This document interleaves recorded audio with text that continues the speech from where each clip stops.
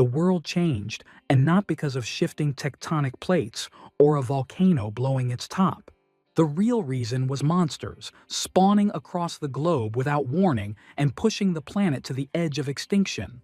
The hero exhales heavily, overwhelmed by how many there are, knowing they all came into existence because of the tower, a mystical structure that granted monsters power and authority, a place humans now call the Devil's Tower. It earned that name because everyone dreamed of conquering it. Inside lies everything one could ever crave.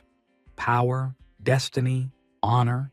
Conquer the tower and you get whatever you desire, as long as you clear every trial crafted just for you. A colossal tower with 999 floors, ruled by gods and demons alike. World leaders tried to shield humanity from it, but no one could stop people from chasing it, just as the gods and demons had warned. Anyone who tried to block others from approaching the tower was punished, and for 5 years now, humanity has been challenging it non-stop. And now, for the first time, humanity stands at the attempt to conquer the 600th floor.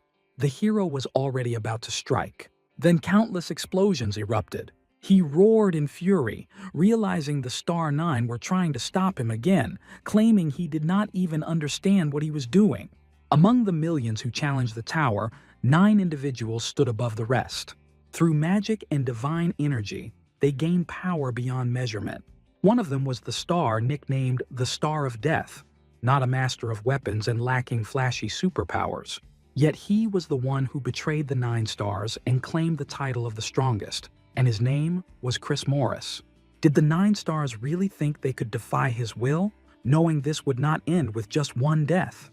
Chris was destruction incarnate, the living embodiment of death. The greatest necromancer, summoning his skeletal army, since people had grown tiresome to him anyway. All Chris wanted was power, using the Star Nine as stepping stones to become supreme. They knew he had betrayed humanity and made a pact with a demon. They had no choice, and their leader declared death upon the traitor. Even though Chris had betrayed the Star Nine by striking after gaining power, he could not defeat all of them alone. The Star Nine attacked together, wiping out every skeleton he had summoned. People believed Chris betrayed humanity for power, but that was only a widespread legend. He never betrayed humanity. In truth, it was Chris who was betrayed by the 9 stars, or rather, by 8 of them. The world was never told, and 9 years have passed since that day. The hero tossed in bed, swearing he would return and deal with the damn 9 stars. He shot upright, realizing it worked. It actually worked. His secret skill was soul transfer. Right before death, it allowed Chris to move his soul into a suitable body. It seemed he had chosen a vessel with similar physical stats, and he was still in South Korea, with his rage toward the 9 stars still burning hot. Everything would have been fine if Chris had gone to the 600th floor alone, but they offered help and then stabbed him in the back. When the hero was defeated, they finally explained the reason for the betrayal. Paladin Cain Pelin and Saint Carmen Pelin stated he could not summon his undead on sacred ground. Though the Star of Death was considered an army in human form, he could not compare to all of them together. Chris had only tried to help. Cain claimed it was nothing personal and that they did not hate him. They simply chose to cut the threat off at the root. Chris screamed, demanding to know whether that bastard Wade Lee was with them. His friend, the combat star Wade Lee of the 9 stars, had chosen not to participate in the purge of the 600th floor. The 9 stars kept it secret, fearing he would side with Chris, so they captured him like cowards. The hero's vision blurred as he lost too much blood. Fine, that was his mistake. But for them, he would only die once. But the 9 should not think this is the end. Chris will rise even stronger. He will get revenge on the traitors, sinking into the darkness they chose for him. The 9 better brace themselves, since Chris has not even turned them into monsters yet. This time he will make sure their souls are erased and never reborn. Suddenly, notifications started lighting up the phone on the bed, catching Chris off guard. Maybe it was because he had not held a phone in ages, but it felt oddly impressive. What truly shocked him was the date, showing the year 2023, meaning 10 years had passed. 10 full years in a single instant. leaving him stunned by the scale of this effect. Chris began wondering if he could even use magic in this new body. He slapped an annoying fly aside and jumped to his feet. He tried to command it to rise, yet nothing happened. Panic crept in as he demanded a response, but the silence remained. Damn it, this body held not a single drop of mana. Did this mean he had to conquer the tower without any abilities at all? Then it hit him. If 10 years had passed, the Star Nine must have climbed far ahead. Online, Chris read that Wade Lee had reached the 800th floor. Seriously, those fools had only advanced 200 floors in 10 years. That made this his opening while they wasted time he could climb fast and strike back. Chris grabbed a hoodie and took off, knowing training outside the tower was pointless. He had to go now, since even if his body was rookie tier, the knowledge of the Star of Death remained intact. He would use every technique and scrap of experience to grow strong as fast as possible. Just wait, Star 9, Chris would come for his revenge. He reached the tower entrance in Seoul, where a massive crowd had already gathered. People buzzed with hype, dreaming of clearing floors and getting rich. A place overflowing with countless stories. The tower stood tall. At last, the hero had returned, and Chris Morris would make sure the world remembered his name. At exactly 1300, the tower gates opened and people rushed in like maniacs. The time for revenge had finally arrived.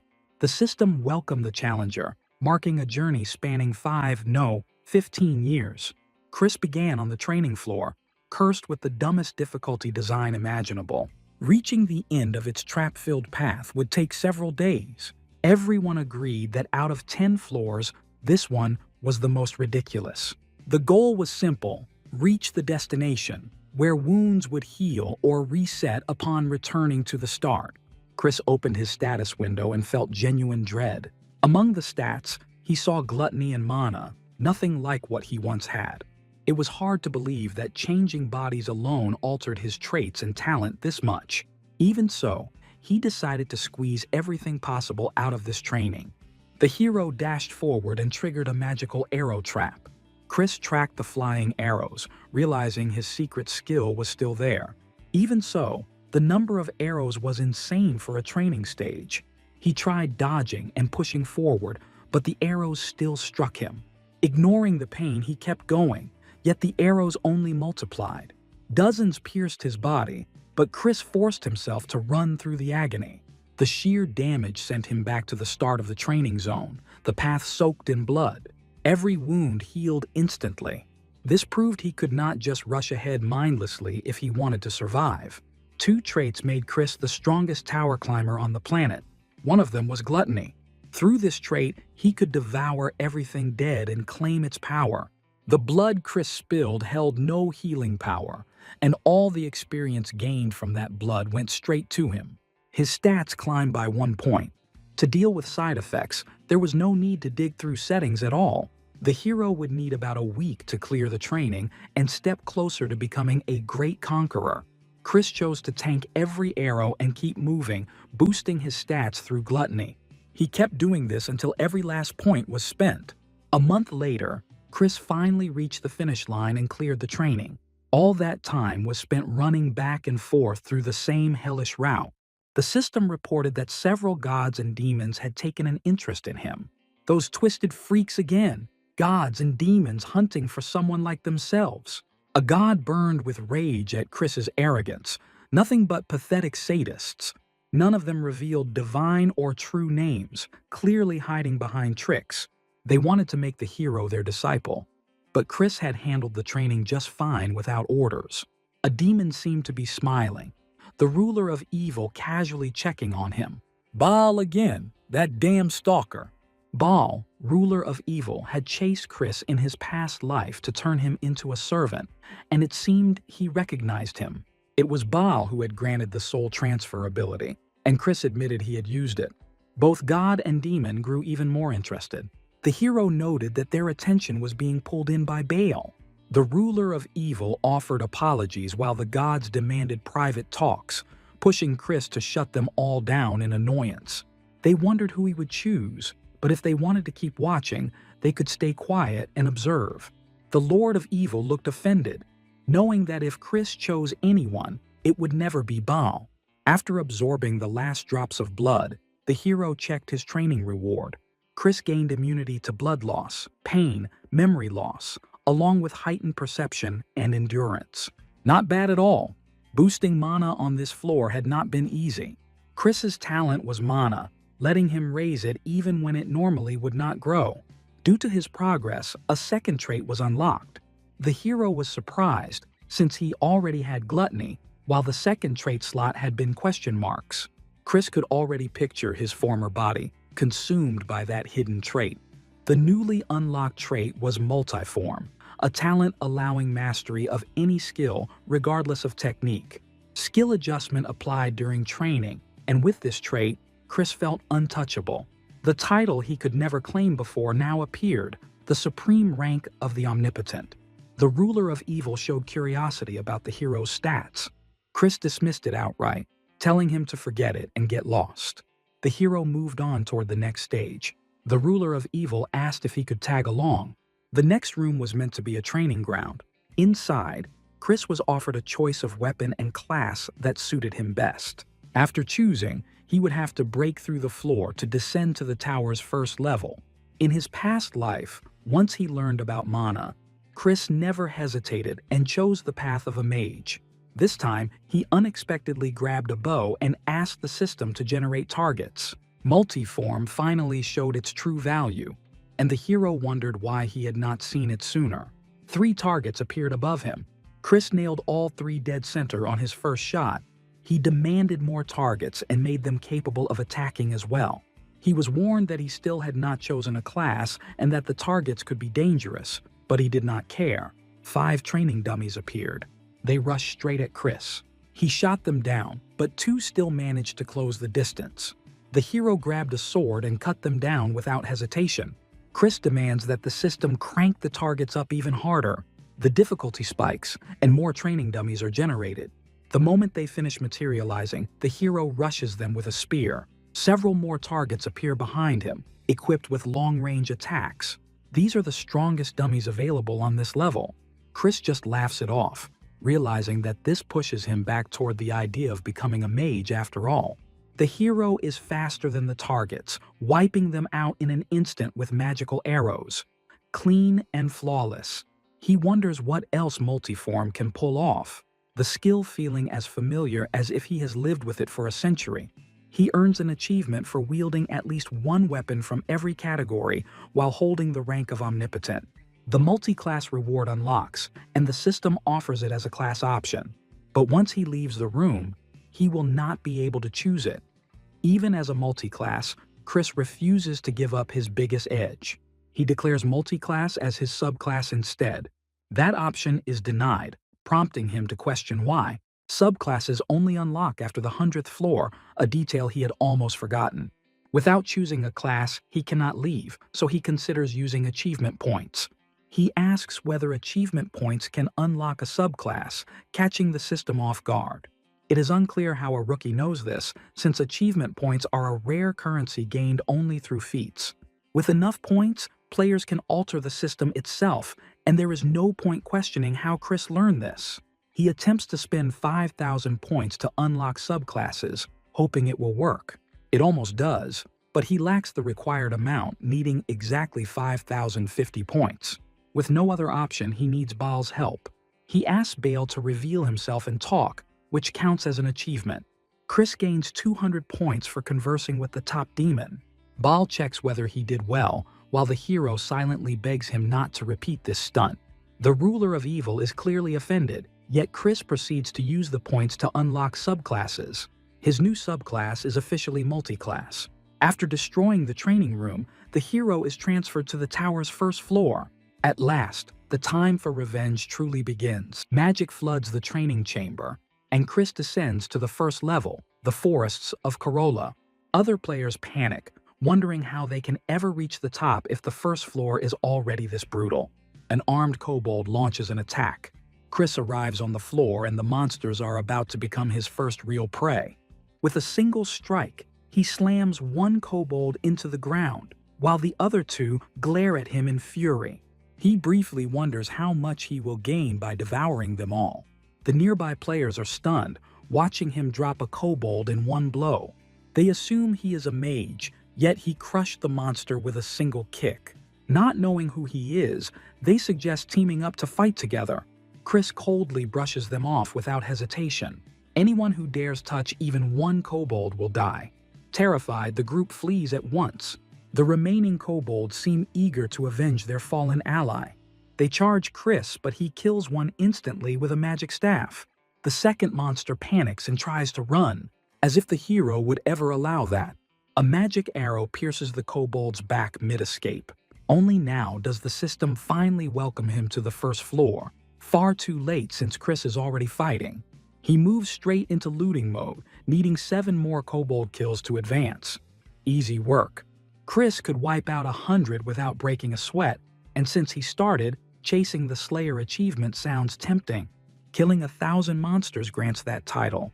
In the past, Chris outpaced everyone to collect every achievement, and now he decides it is time to refuel. Using gluttony, the hero devours the monster corpses without hesitation. Chris sees flashes of the kobold's memories flooding in. He absorbs its strength and gains the ability to understand the kobold language. Chris's stats surge, reaching the level expected around the 10th floor. Then it hits him, class correction. With multi-class active, he gains the perks of every class at once. The kobold's memories intensify, rushing back in fragments. The creature was in a hurry and seething with anger. It had seized a helpless family, knowing it had to move fast or suffer brutal punishment. The preparations ended, and the kobold overlord appeared. Chris feels satisfied. The timing could not be better. The monster lord is a harbinger of a massive beast wave, a perfect chance for achievements and level growth. Normally, facing such a foe would require an entire army. Chris orders the corpses to rise, successfully switching his main class to Necromancer.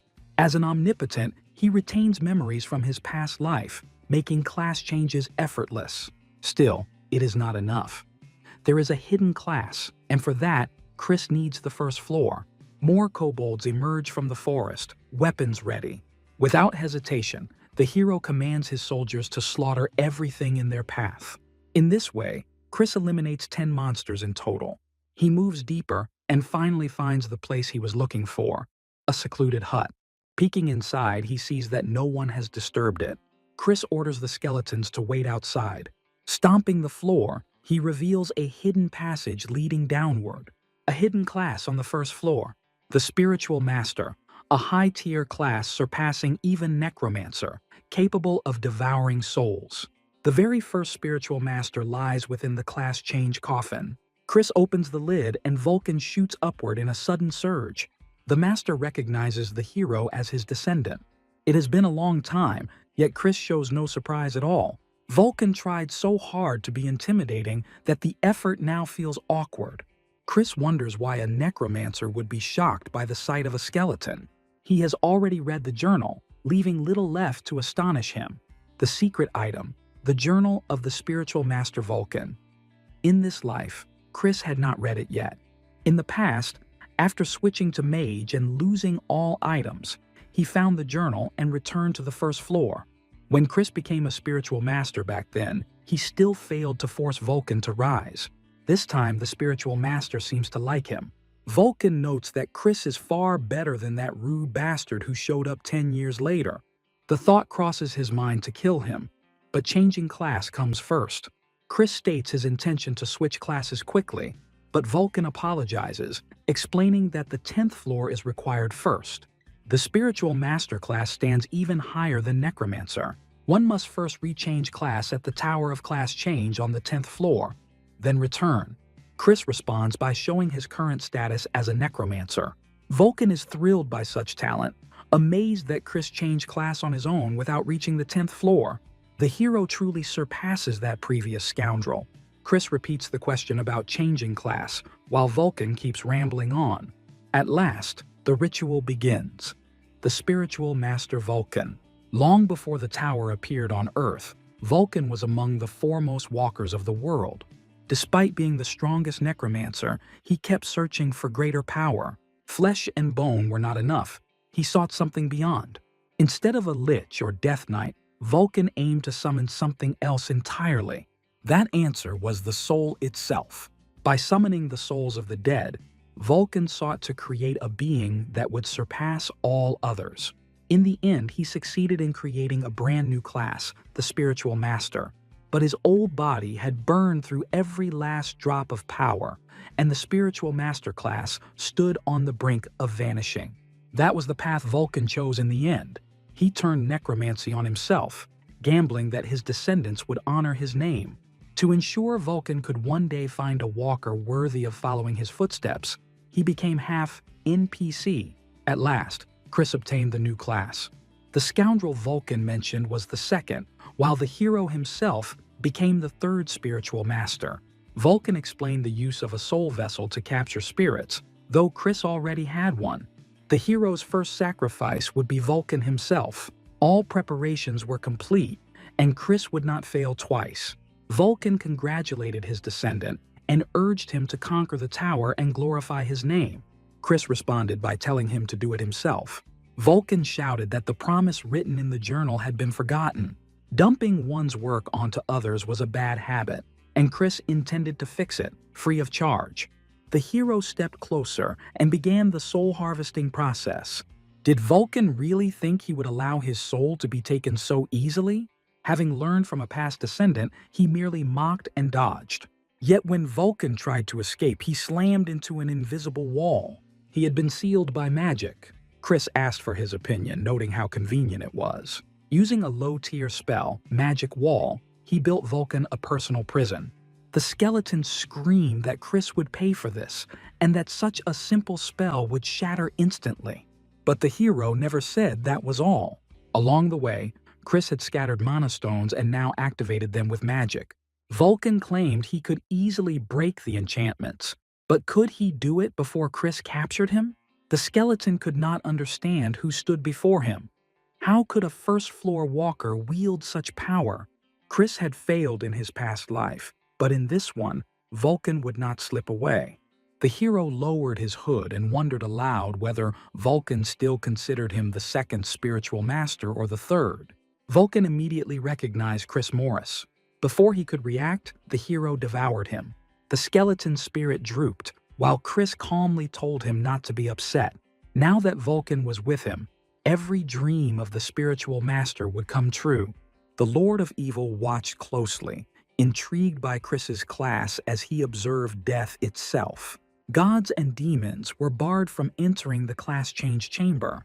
The hero would show them soon enough, so there was no need to interfere. It seemed the army of skeletons was no longer necessary.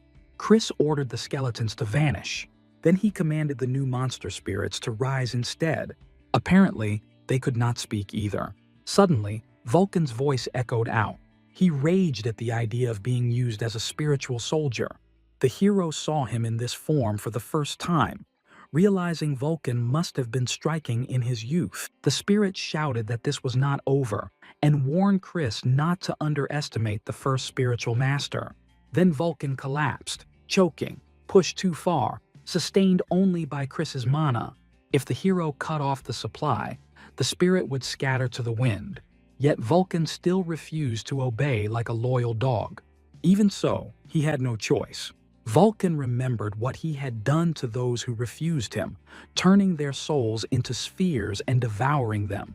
He also remembered Chris's trait and could hardly believe the hero still possessed the insane ability known as gluttony. If Vulcan disobeyed, the hero would simply consume him. In the end, Vulcan asked what Chris planned to do next, though the answer should have been obvious. The hero pointed toward the castle and made it clear that the bastard ruling the kobolds had to be erased. Chris stepped onto the palace grounds, and the guards instantly raised their weapons. The hero's spirits tore through the obstacles before they could even react. Armed monsters were stationed on the rooftops as well. 30 spectral kobold soldiers stood in his way, but they were nowhere near his level anymore. He had no intention of standing around doing nothing and demanded to be led straight to their master. Step by step, Chris closed in on the ruler's lair. The kobold king ordered his servants to prepare offerings at once. The palace guard could not keep up as Chris twisted their necks with his bare hands. He then drew a dagger and pushed deeper into the lair, cutting down monsters as he advanced. A hidden class really changed the game. Chris sensed a thick aura nearby, leaking from the chamber where the kobold ruler waited. The Lord of Evil cheered him on, brandishing blades of light. Chris did not need support from some old creep with hairy legs. Victory was guaranteed either way. The kobold ruler immediately began a sacrifice. Until the demon watching over death was satisfied, the ritual could not stop. The victim was still alive, yet the ruler demanded another. The servants dragged in a young woman. The kobold ruler seized her, examined her, and judged her a better offering than an ordinary human. Suddenly, a shot pierced his hand. At the top of the chamber stood the hero. Chris questioned what kind of sick ritual they thought they were pulling off. In the end, it hardly mattered, because the kobolds were finished anyway. The uninvited guest had arrived. One look at the kobold ruler made it obvious he was king of pure trash. The monster screamed his name, Callum, king of kobolds, demanding respect. That arrogance was a bit much for a first-floor monster, so he was welcome to try forcing it on Chris. The girl had no idea what was happening, but the ruler's attention was fixed on the intruder. Realizing this was her chance, she broke free from the monster's grip and ran. The kobold king begged the demon of death to grant him power. He hurled a corpse bomb after her. The girl sprinted with everything she had, slipped, and fell, refusing to die here. In that instant, Chris shattered every spike with a single punch. He swatted the attack aside and ordered her to forget him and run. Only then did Chris notice her horns and realize she was a goblin. Goblins were powerful beings native to the 100th floor, with no reason to descend lower, especially not a lone one who had not even reached adulthood. Something must have gone wrong on the 100th floor, and Chris needed to save her to learn what happened. The kobold king raged at the audacity of interfering with a sacrifice to the supreme being. Chris told the girl to hide if she wanted to live, because he would not save her twice. The ruler dared him to block the next strike, boasting that a fresh corpse would be stronger. Several bombs flew at Chris at once, but they detonated prematurely. The monster was slow and sloppy with mana control, and Chris smashed him in the face. It was shocking that a first-floor walker could wield such power. Chris taunted the king for hesitating, since they had only just begun. The monster screamed at the demon of death to save him immediately. A river of blood flooded the chamber, forming a massive blood golem. How a kobold king managed to summon such a high-tier creature was a mystery. The golem grabbed Chris and slammed him into the ground. The kobold king burst into proud laughter, convinced this was his ultimate ritual. The hero wondered if the kobold even understood who he was facing right now. Chris decided to introduce him to a different kind of ritual, as spirits caressed the golem and tore it apart from the inside. In a single second, the hero erased that flashy creation. Even true monster lords struggle to create golems so casually. Chris glanced at Boone, the demon watching over death, sensing this was his doing, and Boone silently confirmed it. The Lord of Evil looked on with contempt, while Boone was curious about Chris's limits as a spiritual master. He had summoned the blood golem the moment he saw Chris fighting one of his followers. The kobold king was nothing more than a puppet. His mana drained dry as expected. Boone had planned the golem from the start, and the kobold could not believe it, raging that the demon would avenge him with something worse than death. That sounded perfect since Chris had plenty to say to him. The kobold spirits turned on their former king and began devouring him. Chris lifted him into the air, sealing the fate of Boone's toy. The demon should never have tested the hero, and regret would come later. Chris also made sure Boone would pay for it, while the demon laughed sincerely, clearly enjoying this turn. With a snap of Chris's fingers, the kobold king died. His soul fled the body, desperate to escape. Chris caught it instantly. This was far from over, as soul orb creation was a core necromancer skill. That skill allowed souls to be gathered and turned into elixirs. At last, Chris indulged, devouring the soul of the kobold king.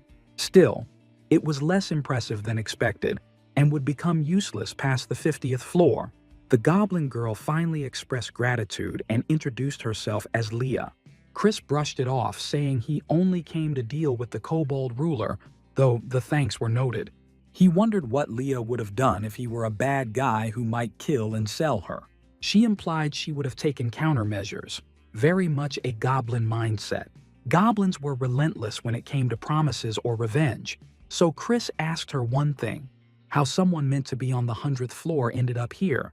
Leah explained that the goblin village had been attacked. Goblins were powerful beings in the tower, not easy opponents even for walkers. That kind of attack hinted at one of the four great beings. Giants ruled raw power, dragons controlled magic, demons mastered dark energy. Angels carried the wings of retribution, keeping the tower in balance. Only one of them, or someone backed by them, could disturb goblins like this. It could even involve the Star Nine, someone tied to that group. Chris felt his anger flare at those bastards again, and Leah checked if he was all right.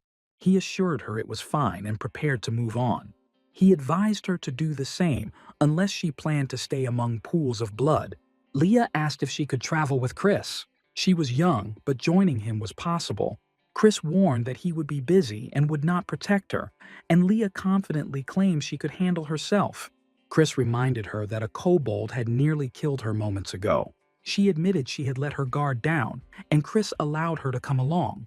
Changing clothes seemed wise, as blood-soaked gear drew too much attention. Right then, an equipment icon appeared above the Kobold King's corpse. Wearing his cloak, they set off and soon encountered a magic circle. Vulcan emerged, reporting that every kobold within the castle had been wiped out. Chris praised the work, while Leah asked who that was, surprising Vulcan that she could see him. Leah explained that some goblins were connected to souls. That revelation marked her as something special among goblins. Chris could use gluttony and devour her abilities, but it was way too early. Training her first made more sense. A system notification suddenly popped up, warning that destroying a monster lord could trigger a wave. Once the quest was accepted, all safe zones on the first floor would be sealed off, and Chris felt hyped by that fact. Vulcan and Leah hoped he was not seriously planning to take that quest. But if the hero had no intention of accepting it, he would not have gone this far in the first place. The Lord of Evil considered the move reckless, while Boone promised Chris a reward if he reached first rank. It almost looked like Boone was fishing for a summoning ritual. Fine. The hero would decide after seeing the reward, while Vulcan could not believe Chris was basically choosing death. Vulcan knew Chris actually wanted his death, since that would finally grant him full freedom. With a chilling grin, the hero made it clear that Vulcan would remain his servant even after death. Chris confidently accepted the quest as kobolds began attacking the village entrance, and every safe zone was locked down. Players panicked, furious that some idiot had triggered a monster wave that could wipe them all out. One guy yelled for everyone who had cleared their tasks to rush to the second floor, but there was no time left, as the monster wave had already begun, and escape was impossible. Dozens of kobolds poured out of the portal. Chris appeared in the sky and made it clear that if anyone touched a single monster, he would wipe them all out himself. The hero walked straight toward the kobold horde, leaving people stunned as they warned him it was suicide. Chris commanded every spirit to rise. A necromancer on the first floor left everyone confused about how he even obtained that class. Chris carefully controlled the spirits as they tore through the kobolds. Leah asked if she could try killing one too. The hero urged her to hurry, doubting his army would leave anything behind. Leah already had an idea and pulled a sword from her sphere. With a single clean swing, she cut down a monster. That was no ordinary blade, and the young goblin handled it with scary finesse. It seemed she had been the real target all along. Suddenly, a guy called out to Chris, demanding to know who he was to start a monster wave. He introduced himself as Liam from the White Swallow Guild. Chris had clearly never heard of it. Liam explained that the famous Holy Land Guild, led by the Pelin siblings, had a subsidiary guild called White Swallow. At the mention of the Pelin siblings, Chris's expression darkened instantly.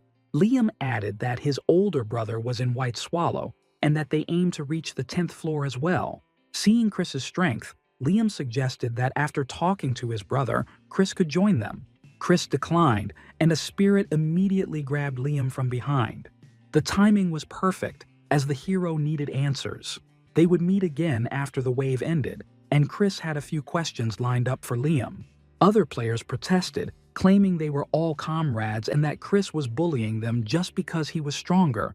The hero wondered why not, since the reason was painfully obvious. Those guys could not strike, kill, or steal anything, which might work on Earth. Inside the tower, strength was everything, and when Liam demanded release, the spirit slammed him to the ground. He needed to listen carefully or die, and Chris spared him only because information was useful. Chris warned Liam to stay far away, since the urge to break him was strong. Liam's friends asked what he would do, shocked that he said nothing back. Liam finally told them to run, knowing they were finished if Chris caught them. At last, Chris and Vulcan joined the fight, leaping straight into the massive kobold swarm. The monsters surrounded them from all sides. Chris took command, holding the front line while Vulcan watched over the field. They summoned an army of skeletons that latched onto kobold throats. Chris ordered Vulcan to turn every monster into a skeleton.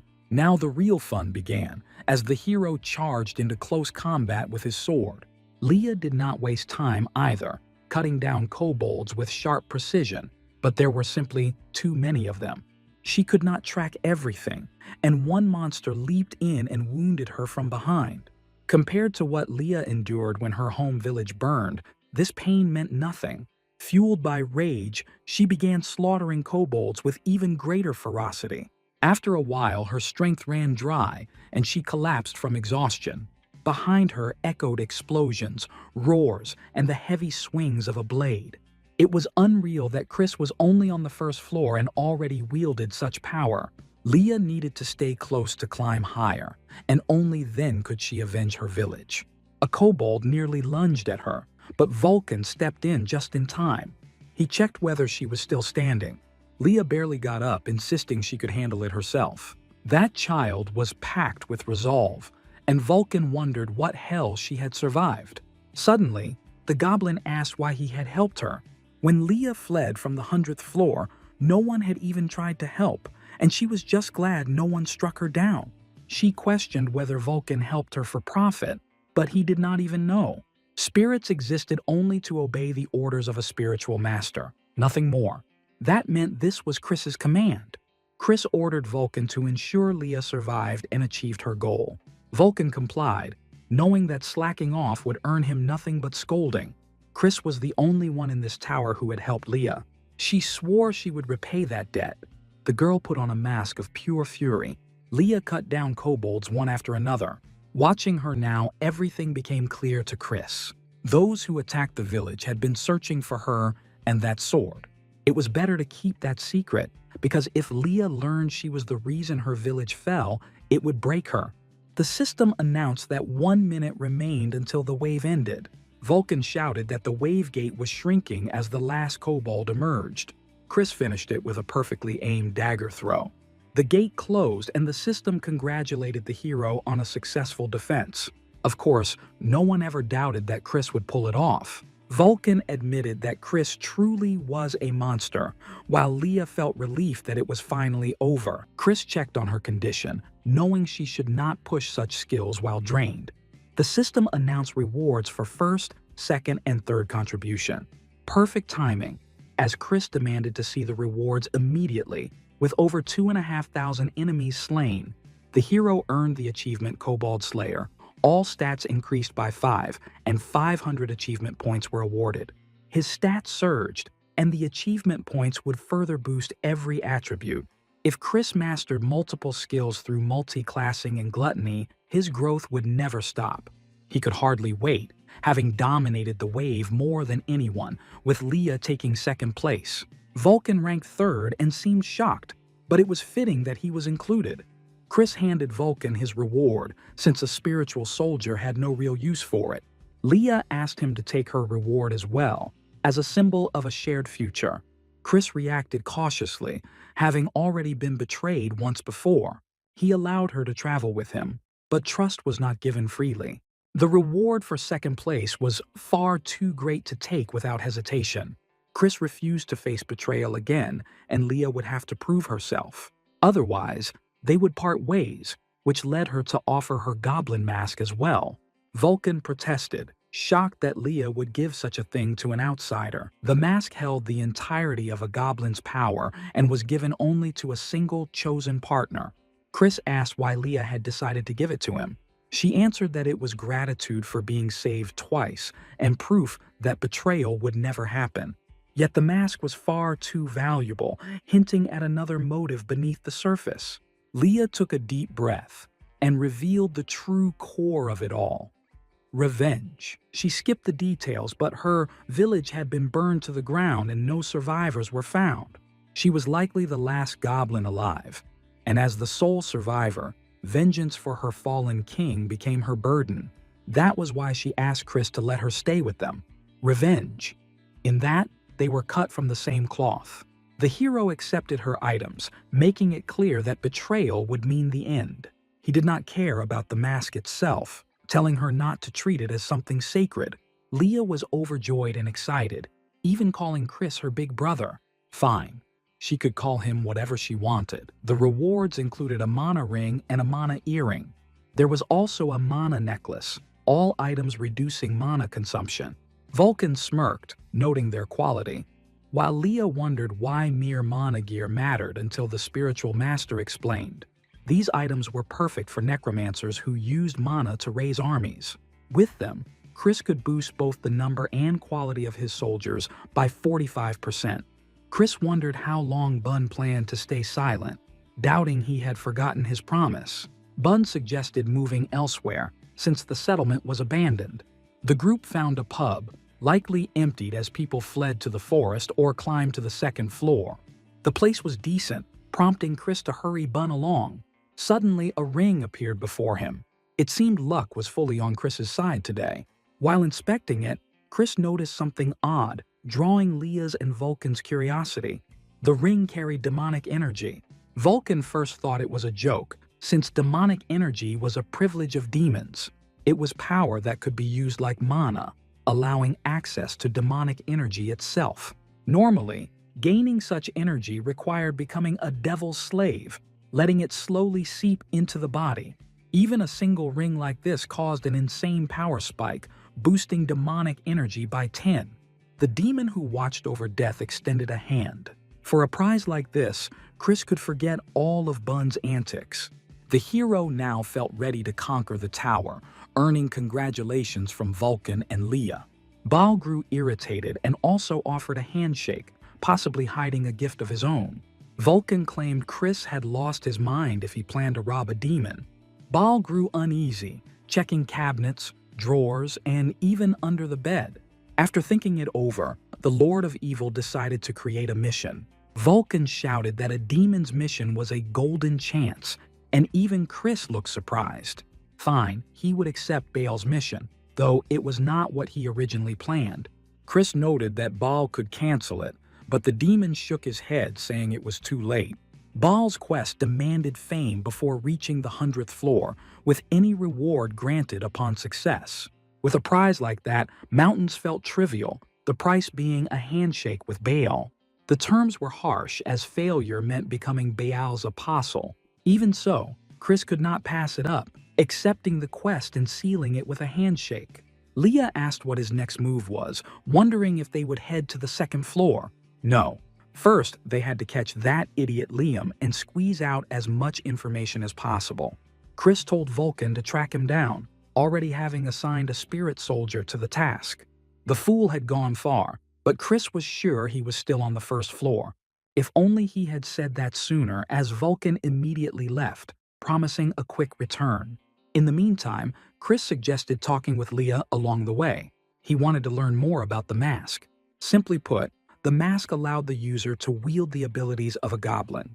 Leah spoke about supernatural powers and spells, and in her case, she could wield more than just raw supernatural force. She also possessed foresight, the ability to glimpse the future, which carried a heavy and somber weight. It would have been perfect if Leah's abilities could truly shine on the battlefield. Chris wondered what she was staring at. It was nothing specific, just something strange about him. People from every corner of the world had traveled insane distances, all of them searching for someone with such abilities, begging elders to pass down the gift of foresight. Many were terrified of what awaited them and tried everything possible to rewrite their fate. Chris reflected on whether running from fate even made sense, since anything troublesome could simply be erased. Leah realized then that her ability suited him perfectly. Her skill was combat foresight, an ability made for war, meaning Leah would be far from dead weight. Suddenly, Chris pulled her into a tight embrace. He was genuinely glad she existed. With the Sword Star, Bow Star, Great Thief, and Divine Spear all aligning. If it came down to an all-out fight, Chris might actually have a real shot at victory. Leah could only manage a shy whisper of thanks. The Lord of Evil snapped a picture while a nine-tailed fox bit her lip. Chris shouted at Baal to stop watching and get lost. He started to apologize, but Leah calmed him down, happy just to be useful. Chris vowed to make the mask prove its worth and help Leah carry out her revenge. Deeply grateful, she hoped everything would work out for them. At last, Vulcan caught Liam and slammed him against a tree. His friends abandoned him and ran, leaving him waiting for Chris. Liam had no idea how hard it was for Vulcan to restrain himself from killing him outright. Chris finally arrived, and Vulcan wondered where he had been since Liam would not calm down and nearly lost his life. So the guy had tried to escape, and Chris drew his sword, driving it into the tree right beside Liam's face. Chris would give the sword back, but the real question was where it would be plunged next. Whether it ended up in Liam's hands or his stomach depended entirely on his answers. The guy spilled everything he knew about the White Swallow Guild. Panicking, Liam confessed it all and was finally released, leaving Vulcan wondering if Chris truly let him go. Chris still intended to crush his guild, but what about those tied to the Holy Kingdom? Countless minor guilds were likely working with them, scattered between the 10th and 200th floors. If Chris planned to wipe them all out, it would be tedious, but Vulcan admitted it could work in their favor. This tied directly to Baal's quest, as destroying guilds under the Palan siblings' influence would help immensely. That would drastically increase the odds of clearing the mission. Chris then asked if it was time to head toward the 10th floor. In the safe zone of the 2nd floor, everyone buzzed about the 3 who survived the wave. A crowd gathered just to get a look at them. Unfortunately for them, Chris's face was hidden behind a mask.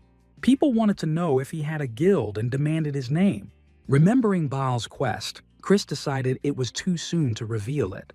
He introduced himself as Ghost Mask, sparking outrage from one man until another stopped him. What if Ghost Mask had committed crimes before entering the tower?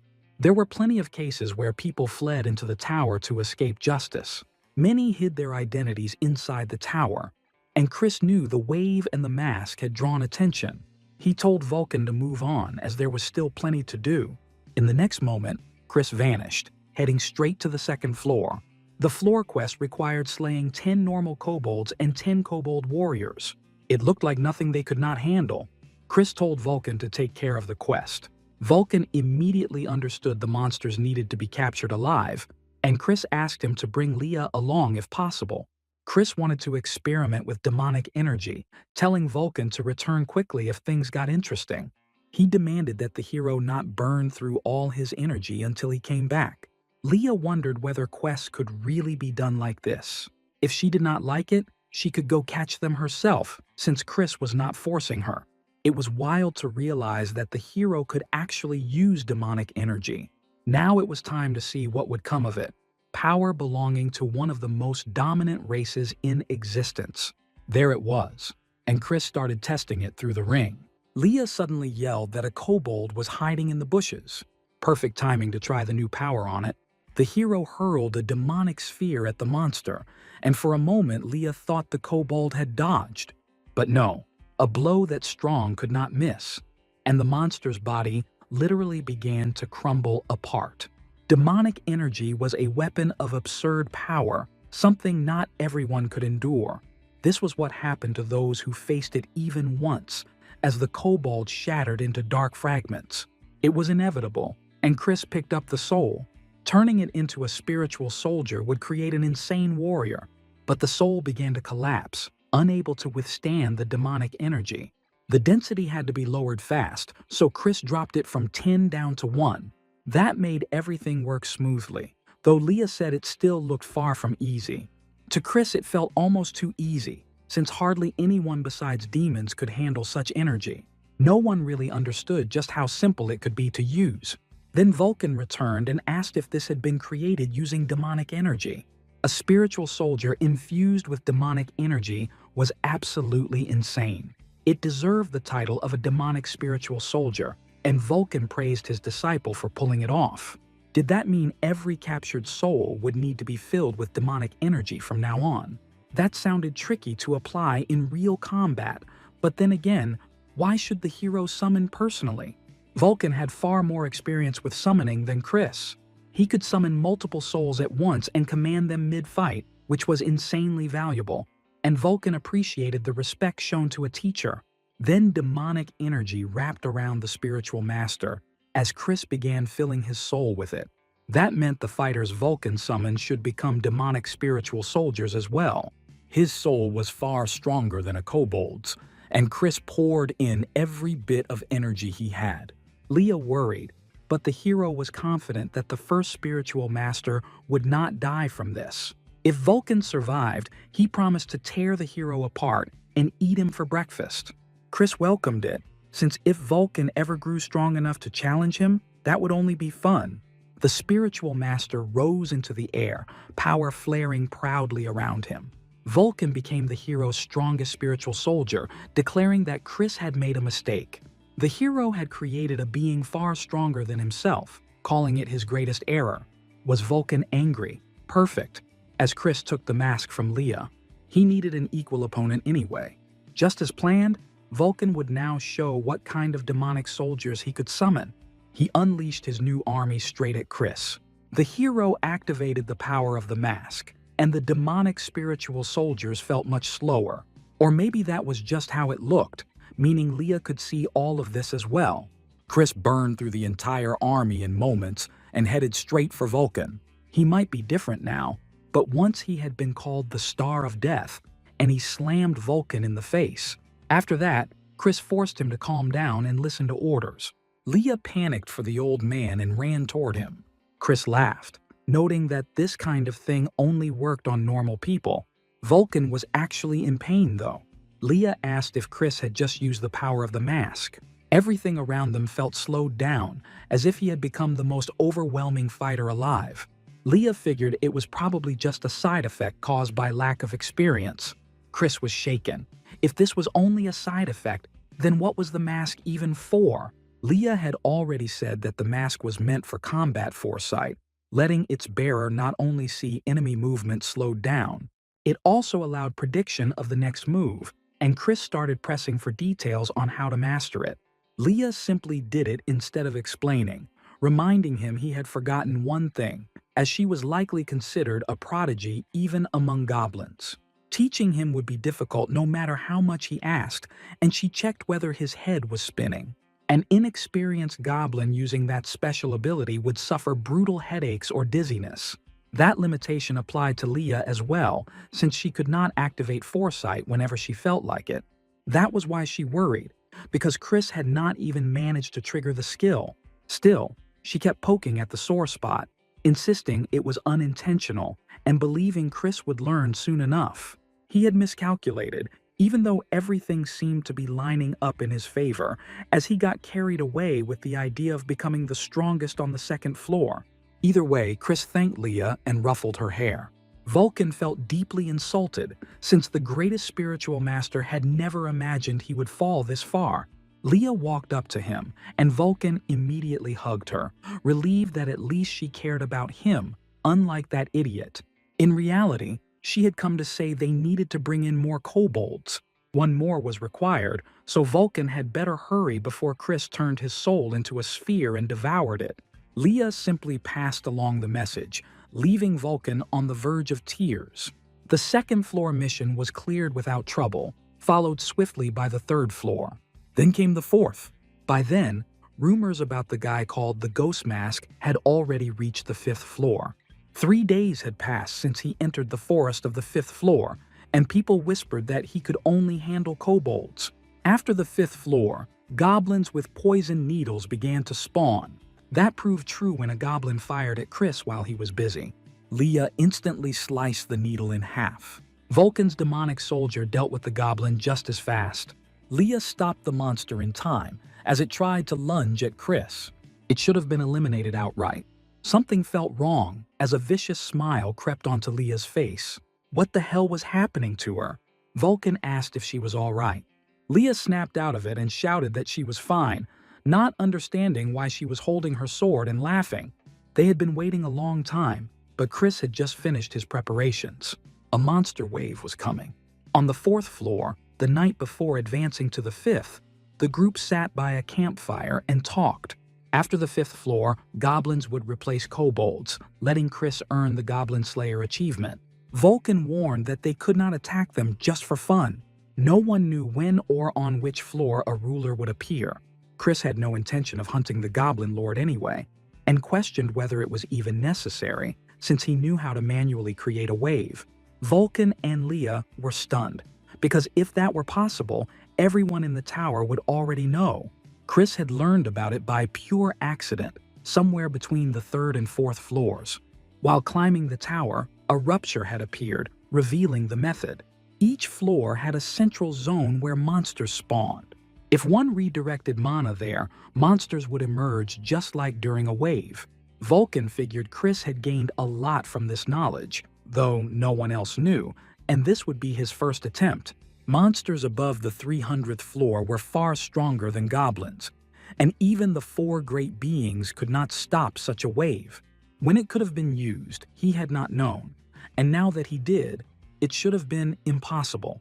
But things were different now, as Chris planned to create as many waves as possible to grow stronger. People felt a quake inside the tower, then gates opened, and no one had ever seen a wave on the 1st floor. A goblin horde burst out toward the crowd. With no warning, people panicked and started running. The goblins answered by firing their poison needles. Not everyone managed to dodge. The paralytic poison locked bodies in place for a while, turning panic into helplessness. A guy rushed to save his friend, but the monsters were closing in at insane speed. He had not even reached the 10th floor and never imagined he would die here. Chris swallowed every monster through his ring in one sweep. He told the guy to carry his fallen friend to a safe zone. The guy instantly recognized the ghost mask and shouted to the others that they were saved. Yeah, Chris saved them, so they would live and spread his name as far as possible. He ordered his demonic soldiers to rise and fight. Vulcan yelled that he was the one who created the soldiers, while Chris kept stealing the spotlight. Chris told him to quit whining and make more soldiers when a sudden explosion echoed. A demonic spiritual soldier was burning. From the crowd emerged a spiritual goblin. It could directly attack the hero's soldiers. If it was not dealt with, the raid would be over. Leah jumped straight off a roof into the goblin swarm. Meanwhile, Chris was draining souls from monsters, surprised at how fire affected souls. Using that technique on goblins was pointless, so he applied it carefully. He spread spiritual fire across all remaining monsters. Chris praised Leah for solid work and urged her to keep going. Still, she wore that unsettling smile again. Suddenly, her sword began to glow, and Chris knew it was special, just not this much. Leah became unrecognizable as armor formed on her body, and her gaze struck fear into anyone nearby. The sword's light filled the sky, and tremors shattered buildings. In an instant, Leah wiped out an entire village. What kind of madness was this? Was this really the sword's power?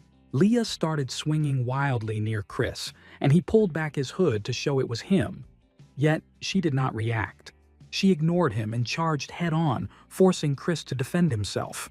She was absurdly strong, soaring into the air and leaving only rubble behind. Vulcan wandered through the dust-filled haze, calling out for Chris and Leah. He managed to reach Chris through telepathy and asked what was happening with Leah. Chris seemed fine, but something was clearly wrong with her, as her strike had nearly blown him away. No matter how it looked, it felt like he was facing the goblin leader herself. As for the wave, most monsters were already dead, and Chris asked Vulcan to handle the rest. He put on the mask, knowing he had to deal with Leah now. Chris dashed toward her, activating combat foresight at the same time. The intuition he forged while climbing 599 floors screamed that this sword was deadly. He would cut it to pieces, since the tower had no eternal friends or enemies, and even Leah's tragic past could not change that. Despite his resolve, doubt crept in as he remembered her calling him Big Brother. He swung his axe, but Leah stopped it with her bare hand. It looked like she was using combat foresight. She laughed and hurled Chris back, and as his blood hit the ground, he ordered the dead to rise. Dozens of skeletal hands burst from the earth. They were the remains of the goblin wave resting beneath the rubble, and Chris commanded them to attack. Spirits grabbed at Leah's limbs, but she shredded them all with a single sword swing. Chris could not even see the soldier's strikes. Was Leah fully using foresight now? She was overwhelmingly strong, and even Chris had to think hard about how to defeat her as a massive shockwave blasted him away. Leah looked completely drained. No, her eyes were bleeding. Something was definitely wrong. If this was the side effect she mentioned, then Chris still had a chance. The key was making sure Leah could not use foresight, but suddenly she leapt onto a rooftop. Chris wondered what she was doing. Was she really not about to attack? Then she finally leapt down, sword aimed straight at him. Chris slid back and ordered the goblins to rise. Their paralytic poison would be lethal even for Leah. Without foresight, there was no way she could dodge at all. Seeing the world in slow motion, she slashed the goblins around her with one sweep.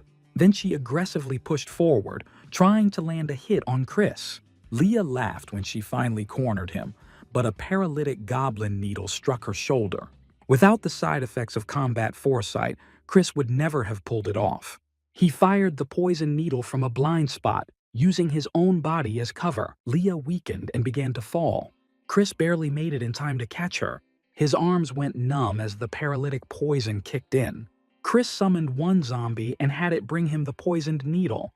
He absorbed its energy and gained resistance to paralytic poison. Yeah, Leah's ability really messed with the nerves.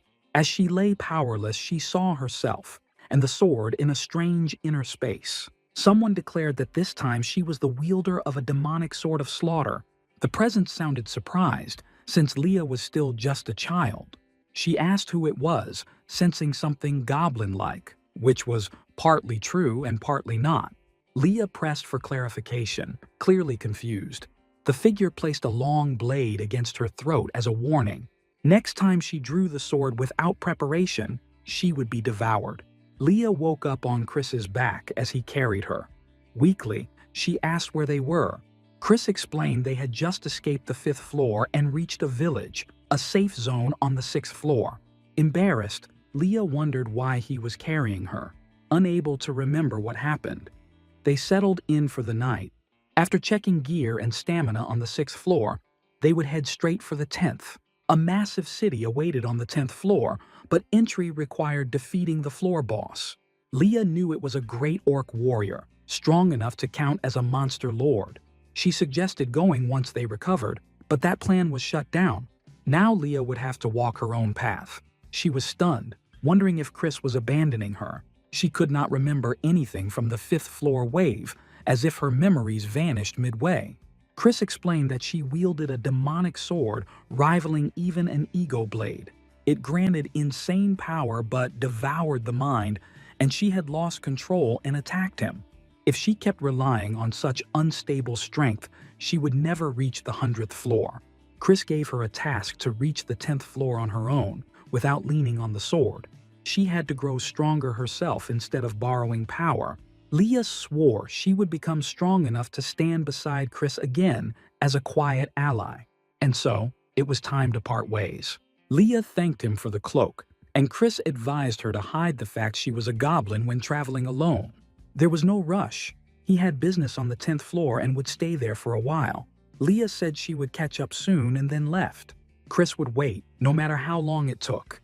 A few days later, the 9th floor was completely cleared. The orcs were just bigger versions of the usual ones, nothing special.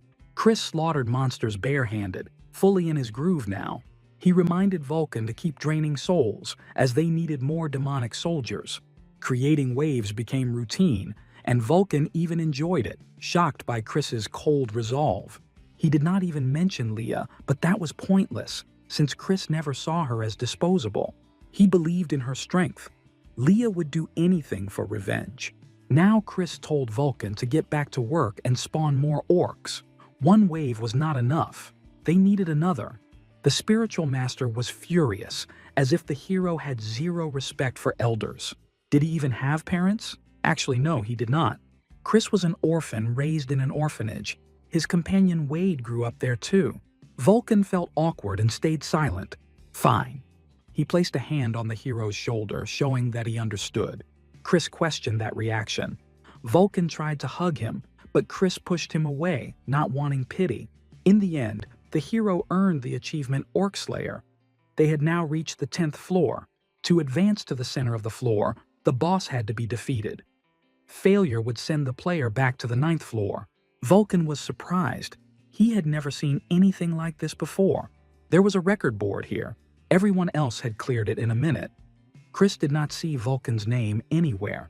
Vulcan complained that the hero's name was missing too, and that half the records belonged to the 4 great beings with absurd abilities. Then Chris wondered why they should not just break the record. Vulcan smirked. That sounded amazing. Preparation for battle began. In 1 minute, the boss fight would start. It looked completely doable. Chris told Vulcan to deploy the demonic soldiers to lock the boss down. The hero began summoning a magical spear, ready to show the power of multi-class. The spell was elemental. The spear gained multiple enchantments: piercing, agility, critical damage, and more. Chris would never forget this moment.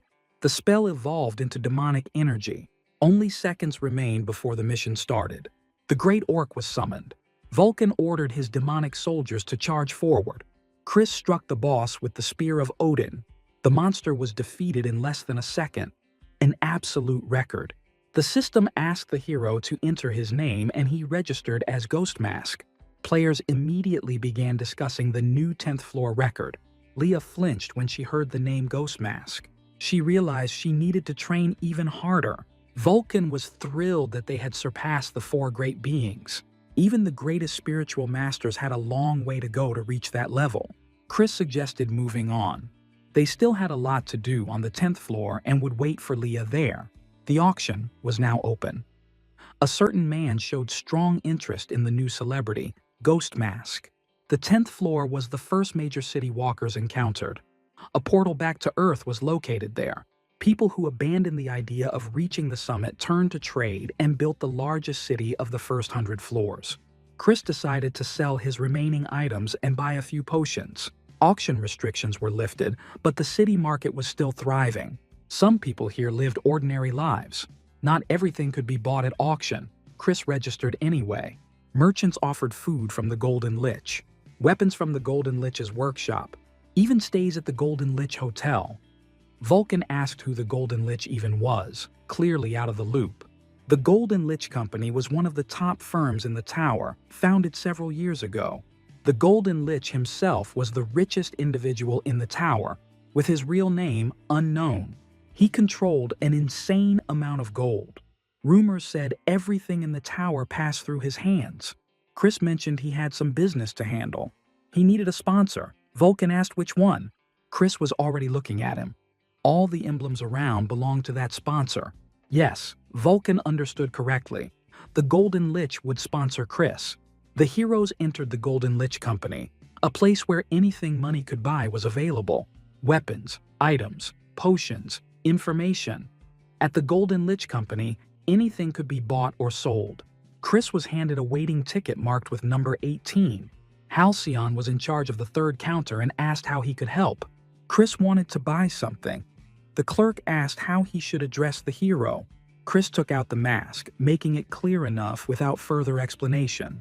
The clerk's face changed instantly, fear washing over him. Chris motioned for him to keep it down. There was a reason he wore it. The hero told Halcyon to count the money. 3,000 gold coins. Everything Chris had earned through the waves. The clerk timidly asked what Ghost Mask planned to buy with that much cash. Chris answered briefly, "A meeting with the Golden Lich." Halcyon decided the guy in front of him had lost his mind. Could it be that Ghost Mask had been a criminal outside the tower? Chris asked what the problem was. Halcyon replied that anything could be bought here. Unfortunately, this particular deal was impossible. There were two reasons. First, Lord Lich was busy. Chris asked about the second reason. It might sound rude, but the money was not enough. 3,000 gold was not a small sum, yet it was not worth the Lord's time. So that route was closed. Halcyon was about to ask Chris to leave the company, but the hero cut him off. Chris asked how much it would cost to meet a manager. Vulcan muttered that Chris was a menace, pressuring some random employee to arrange a meeting with the company head. What had Halcyon even done to deserve this? Chris then asked Vulcan if he had any other ideas to meet the Golden Lich. If there were any, the hero was ready to hear them. Chris and Vulcan walked up to a door and knocked. Chris identified himself as Ghost Mask, and permission was granted. He swung the doors open wide, revealing a man inside. This was the manager of the Golden Lich Company's 10th Division, the Puppeteer, pleased to meet the newcomer. Chris longed to meet Lord Lich, but it seemed he was not here. The Puppeteer expressed regret, as that amount of money would not suffice, but Chris interrupted and suggested another approach. Chris proposed calling the Golden Lich here, confident that once he saw the hero, he would want to sponsor him himself. The Puppeteer was stunned. A rookie daring to propose deals like this was unheard of. He had heard of Ghost Mask, but speaking so casually about the Lord was still unacceptable. With the ability puppet, the Puppeteer could pull strings and control people. He apologized, but Chris would have to leave. Suddenly, the hero grabbed the strings and yanked hard, betting the Puppeteer had no less arrogance himself. The manager was shocked as his skill was nullified, a power effective even against walkers from the 18th floor. Fine then, the Puppeteer decided to show something else. He clasped his hands, and he and Chris were transported into a watery space. The Puppeteer was sure this was new to the hero, yet Chris immediately recognized it as the sphere of mind. An endless sphere separating soul and mind from the body. How did a 10th floor fighter know about the sphere of mind? The Puppeteer realized the boy understood that the laws of reality did not apply here. This was a dimension where combat relied on experience and the strength of the soul. If Chris could defeat him here, the Puppeteer would try to arrange a meeting with the Golden Lich. Strings bound the hero's limbs, but in a place ruled by experience and soul power, the manager was no match for him. The Puppeteer still had not realized that this ability did not work on Chris. The hero tore every string apart. The manager could not understand how Chris even knew about this technique. Chris possessed mental mastery on the level of a fighter beyond the 100th floor, maybe even the 200th. In the end, the Puppeteer acknowledged that they were on equal footing. Suddenly, hundreds of puppets surrounded the hero, an entire army. In this place, experience was everything. All of those puppets had been raised by the Puppeteer through sheer accumulated experience. To break past the 100th floor, he had reshaped them in this exact way. Each one was reinforced by constant mana transfer, layer upon layer. These enhanced puppets were as strong as walkers from the 50th floor. The moment the sphere was entered, the outcome should have been obvious. The Puppeteer unleashed his entire army on Chris, fully convinced this was the end. Injuries inside the sphere of mind do not carry over into the real world, so there was nothing to fear. The Puppeteer was already about to withdraw when an explosion behind him scattered his puppets. That was Lich magic, the signature power of a 100th floor boss. Every single puppet was devoured. This was not as easy as Chris had first assumed. Even within the sphere of mind, turning the dead still required time. It felt as though the puppet army had finally learned what a real army looked like. This was the perfect moment to show it. Chris ordered them all to rise, and this was what a true army meant. The instant they filled the sphere, the victor became obvious once again. The puppets were pathetic, and their defeat was inevitable. A Lich, a Dullahan, and others whose names the Puppeteer did not even recognize appeared. Were these all bosses from the upper floors? The manager panicked, trying to understand who Ghost Mask really was, but the spirits were already closing in to devour him. Suddenly, everything returned to normal. The puppeteer could not tell when they had come back, as he never closed the sphere. There was no way Chris had seized control of the sphere itself, was there? The hero urged the manager to stop panicking and stand up, reminding him of the deal. The puppeteer was obligated to arrange a meeting with the Golden Lich, and Chris handed him a letter. He instructed him to deliver it to the Lord himself, as a loser had no place arguing terms. If the Golden Lich did not respond, then the puppeteer would be unable to help any further. Chris showed no concern, confident that the Lord would respond without question. Once an answer arrived, the puppeteer would inform him immediately. Together with Halcyon, the manager bowed and wished Chris a smooth journey onward. The heroes exited the building. The sun was already setting, and Vulcan suggested finding a place to rest for the night. Chris made it clear they still had plenty to do. Vulcan looked surprised and wondered if there were more stops planned. The hero saw no reason to waste time waiting around for the Golden Lich's reply. Two young women decided to work as guild staff in the White Swallow building while killing time. Everything was happening in the 10th floor lobby, and one of the girls had already reached the 57th floor. The blonde had expected new equipment after beating her personal monthly record.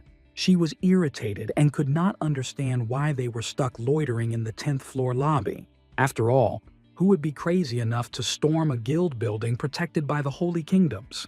Suddenly, the doors burst open and Chris walked in. The girls immediately straightened up and asked what brought him to White Swallow.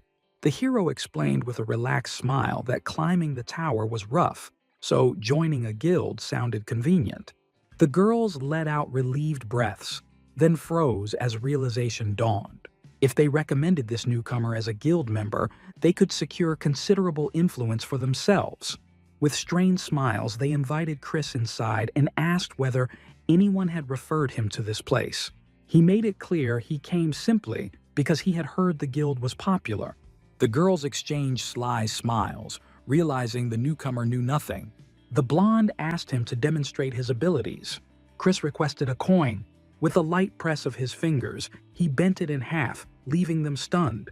He also mentioned that he knew the basics of magic. For example, he could create fire. The girls were visibly shaken, murmuring that he could do quite a lot, and turned away to whisper among themselves. The newcomer's skills were not the main issue. They could take him in, train him, and turn him into a future powerhouse.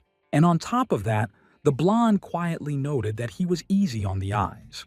All Chris really needed was to buy himself a little time.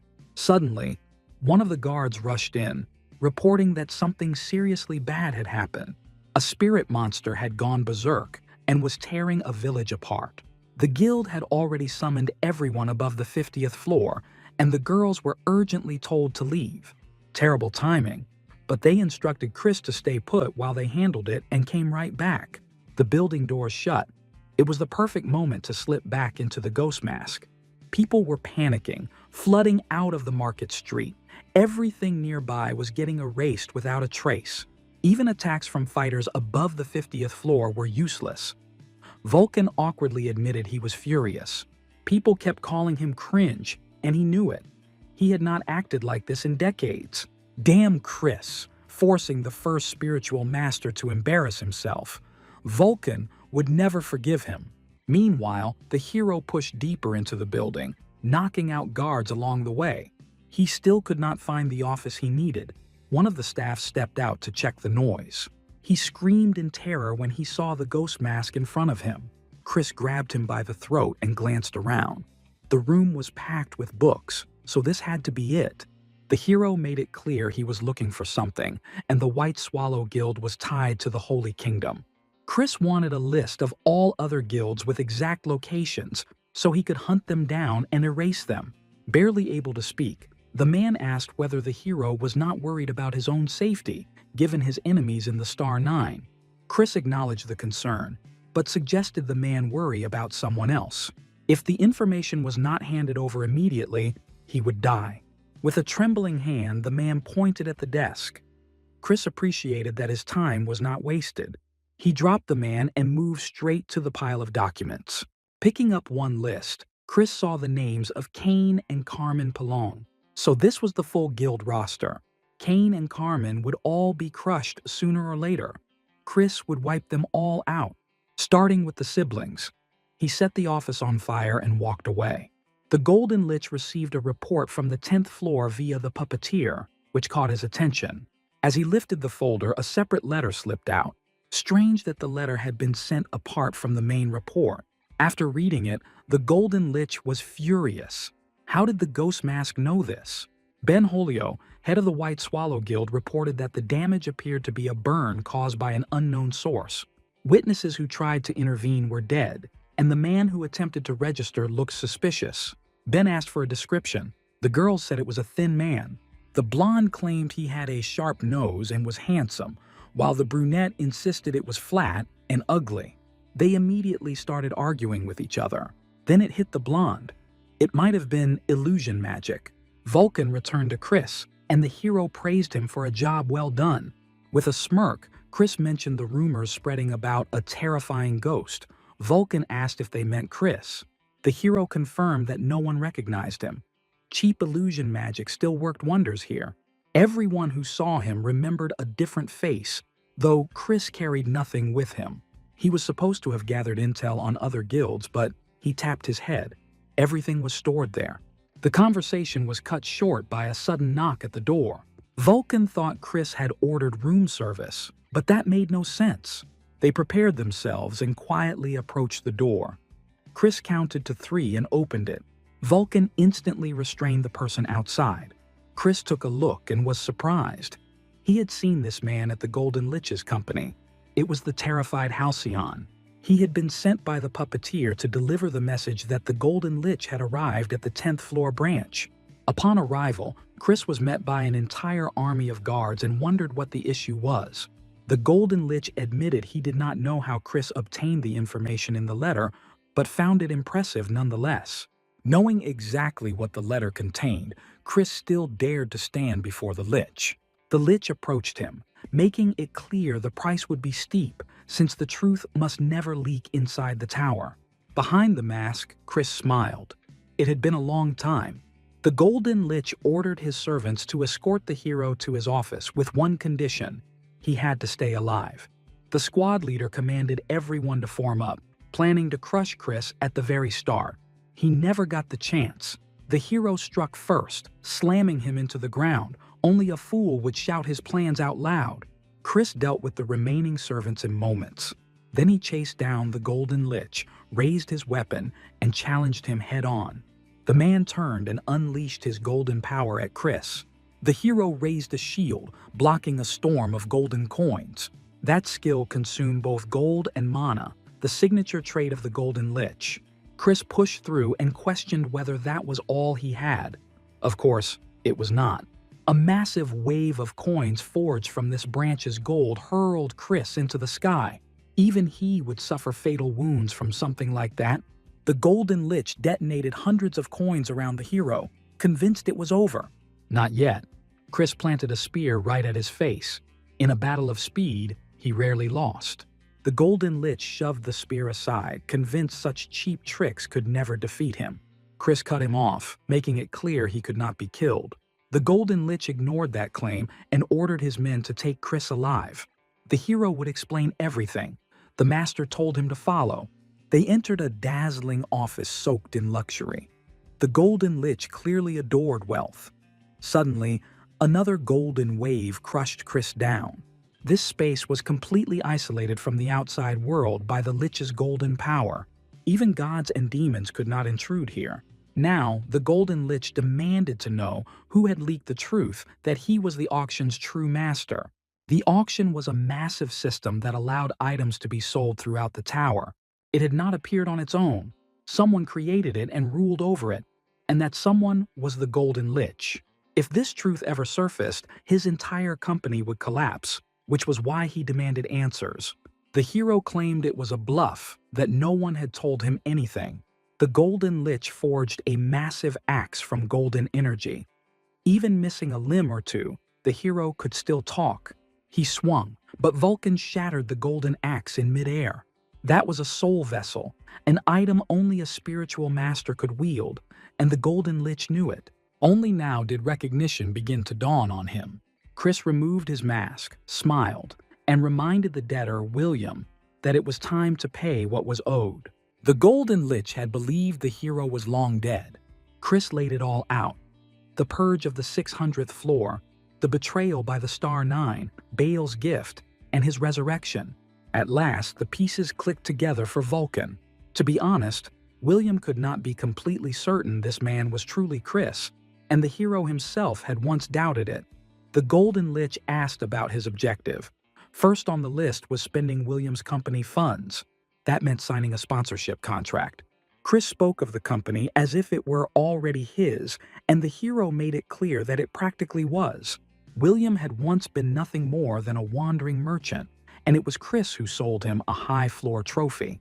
The hero was the true founder of the Golden Lich Company and its largest shareholder. William was stunned by the sheer audacity, yet it felt disturbingly real, as if he truly stood before Chris himself. If this was to be called a contract, then William would also have to give something in return, assuming this man was truly Chris. The hero proposed terms to be finalized after gathering all the necessary information. Fine, William would listen and pay. Chris explained that the Star Nine had deliberately set him up, or someone had manipulated them. Each of them was powerful and unlikely to obey one another without cause. Inside the tower, there were only 4 entities capable of such control, which left William shaken. Chris spoke of the 4 great beings, guardians of their racial supremacy. If another race ever produced a special existence capable of climbing high enough, those beings would lose their dominance. That was why they were obsessed with reaching the very top, or erasing anyone capable of doing so. Those who sided with them would be crowned as rulers of the middle floors. But as Chris pointed out, this was still speculation. For now, no one else besides him had suffered. The hero asked whether William had heard of the Oni village on the 100th floor. Chris knew the only survivor from that place. Her name was Leah, a young member of the Oni tribe. Meanwhile, she trained non-stop, refusing herself even a single moment of rest. Still, it was nowhere near enough to defeat him. Leah kept exceeding the boss time limit and failed again and again to reach the 10th floor. To meet her big brother again, she had to become far stronger than she was now. The very spirit bound to her wondered what Leah kept muttering about, since she could use its power. The girl only wanted to reunite with Chris as fast as possible, trusting that the spirit could wipe out orcs in no time. No, Leah would not rely on the Dragon Slayer's Sword of Massacre. She had promised Chris that much. She had to grow strong on her own and demanded not to be disturbed. William found it strange that, in that massacre, only a young girl and a single sword were spared. A child and a blade. That meant they were the true targets. Chris stated that an entire race had been wiped out for the sake of one girl. They had tried to crush a budding sprout. William realized this could shake the tower to its core. If that was true, then everything was headed for collapse. Chris's goal, however, was revenge. He intended to kill not only the Star Nine, but also the 4 great beings, and even the one who slaughtered the Golden Lich's family. Those words shook William deeply, dragging him back to the memory of standing among his relatives' corpses. He opened a space, and Baal and Kumiho immediately grew curious about the conversation.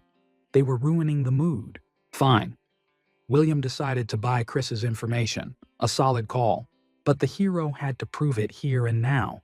The Golden Lich already half believed him. Chris wondered if this was really necessary. William was a merchant. Trust equaled money. Half trust meant no deals at all, annoying as hell. Chris summoned Baal, asking the Lord of Evil to act as his guarantor and offering a handshake. Baal protested that a single handshake was too cheap. 3 handshakes might be worth considering. Fine, Chris agreed to that. Baal assured William that this was exactly the person he thought it was. No doubts needed. The Lord of Evil swore to its truth. The Golden Lich laughed, realizing there was no escape now. He chose to believe the hero. William extended his hand, welcoming the phantom mask. Chris hoped the day would come when they could use real names, and he shook the Golden Lich's hand. The hero made his first request to his sponsor. If money could buy it, William would get it instantly. Chris wanted every weapon that existed in the tower, with extras to spare. William questioned the need, since Chris was a spiritual master.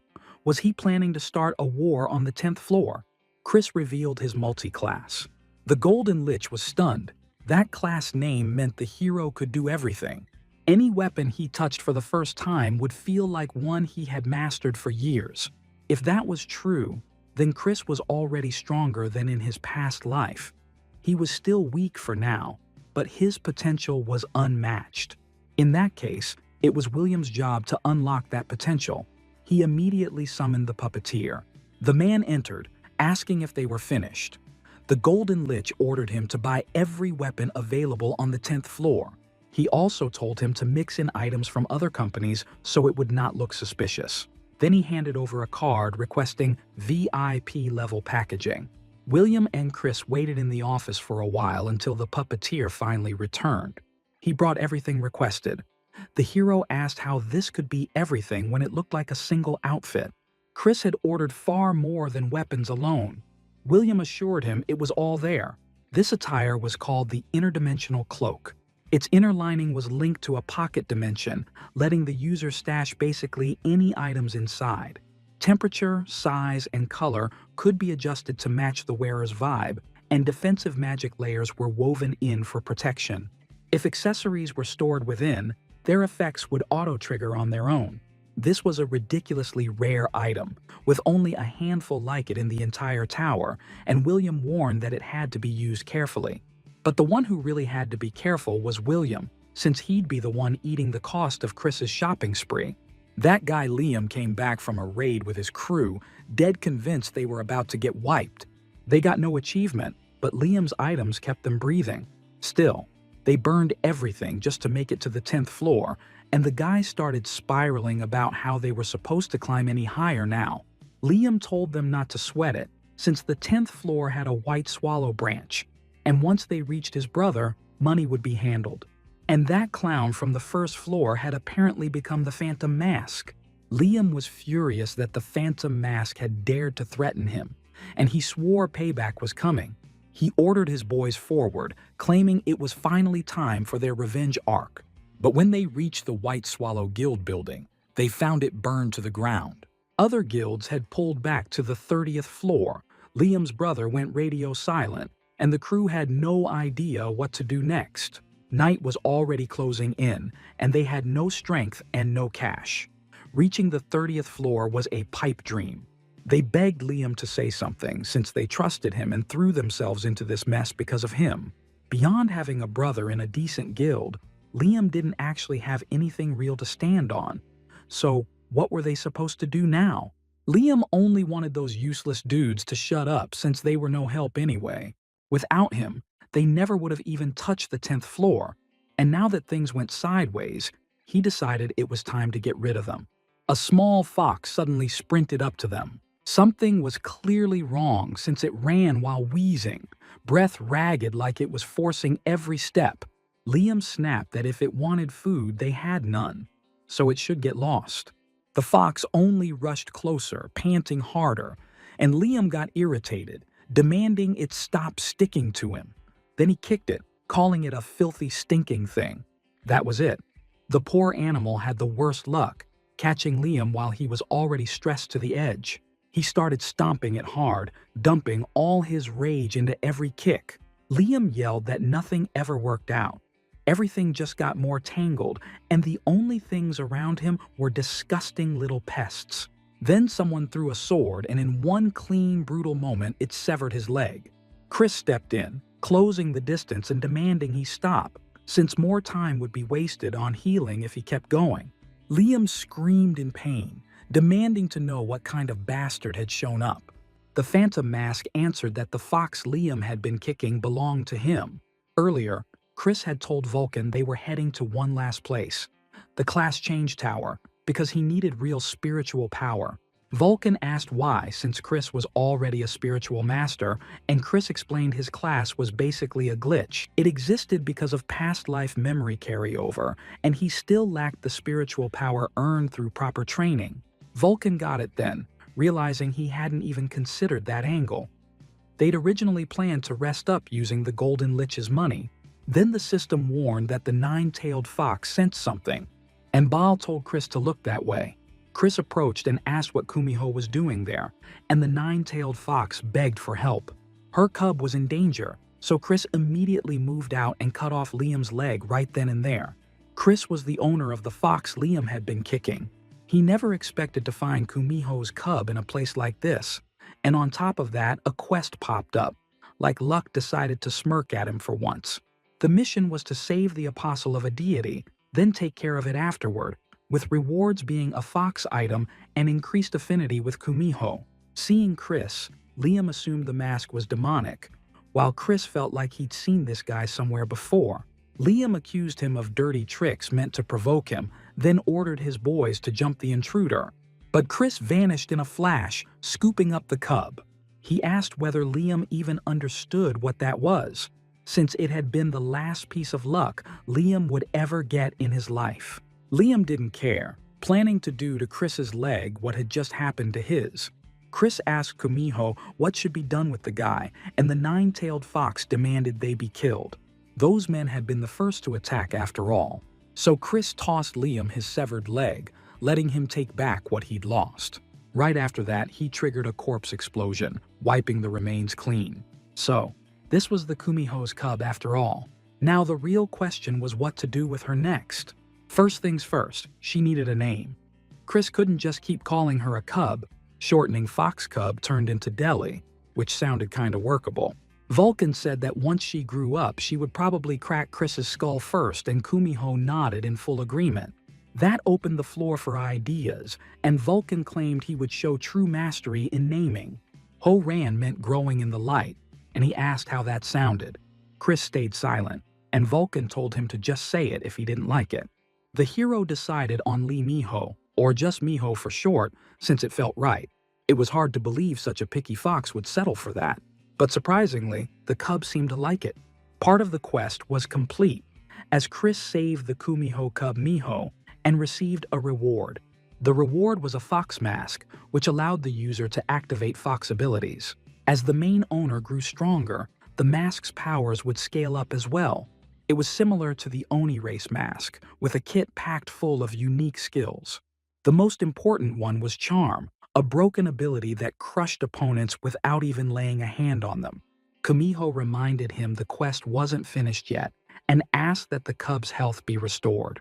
To do that, Miho had to be fed 999 pieces of raw liver, and it had to be fresh.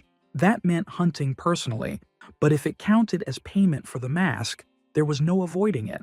On top of that, his affinity with Kumiho would rise, which Chris actually looked forward to. With things settled for now, Vulcan went off for a walk.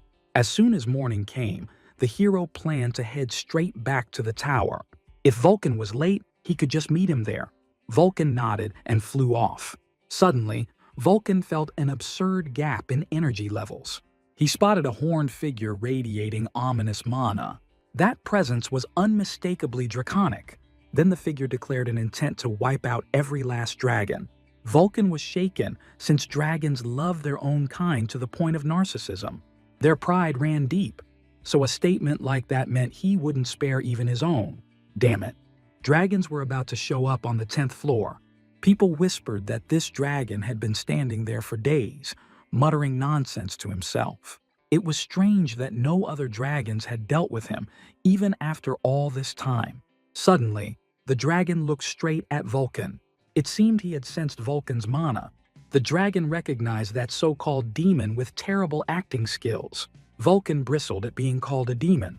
Judging by how little power the guy sensed, his level was pretty low. Vulcan mocked him as a snot-nosed dragon, and the guy snapped instantly.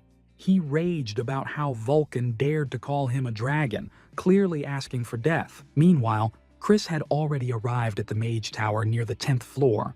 It was odd that Vulcan still hadn't returned, and he wasn't responding at all.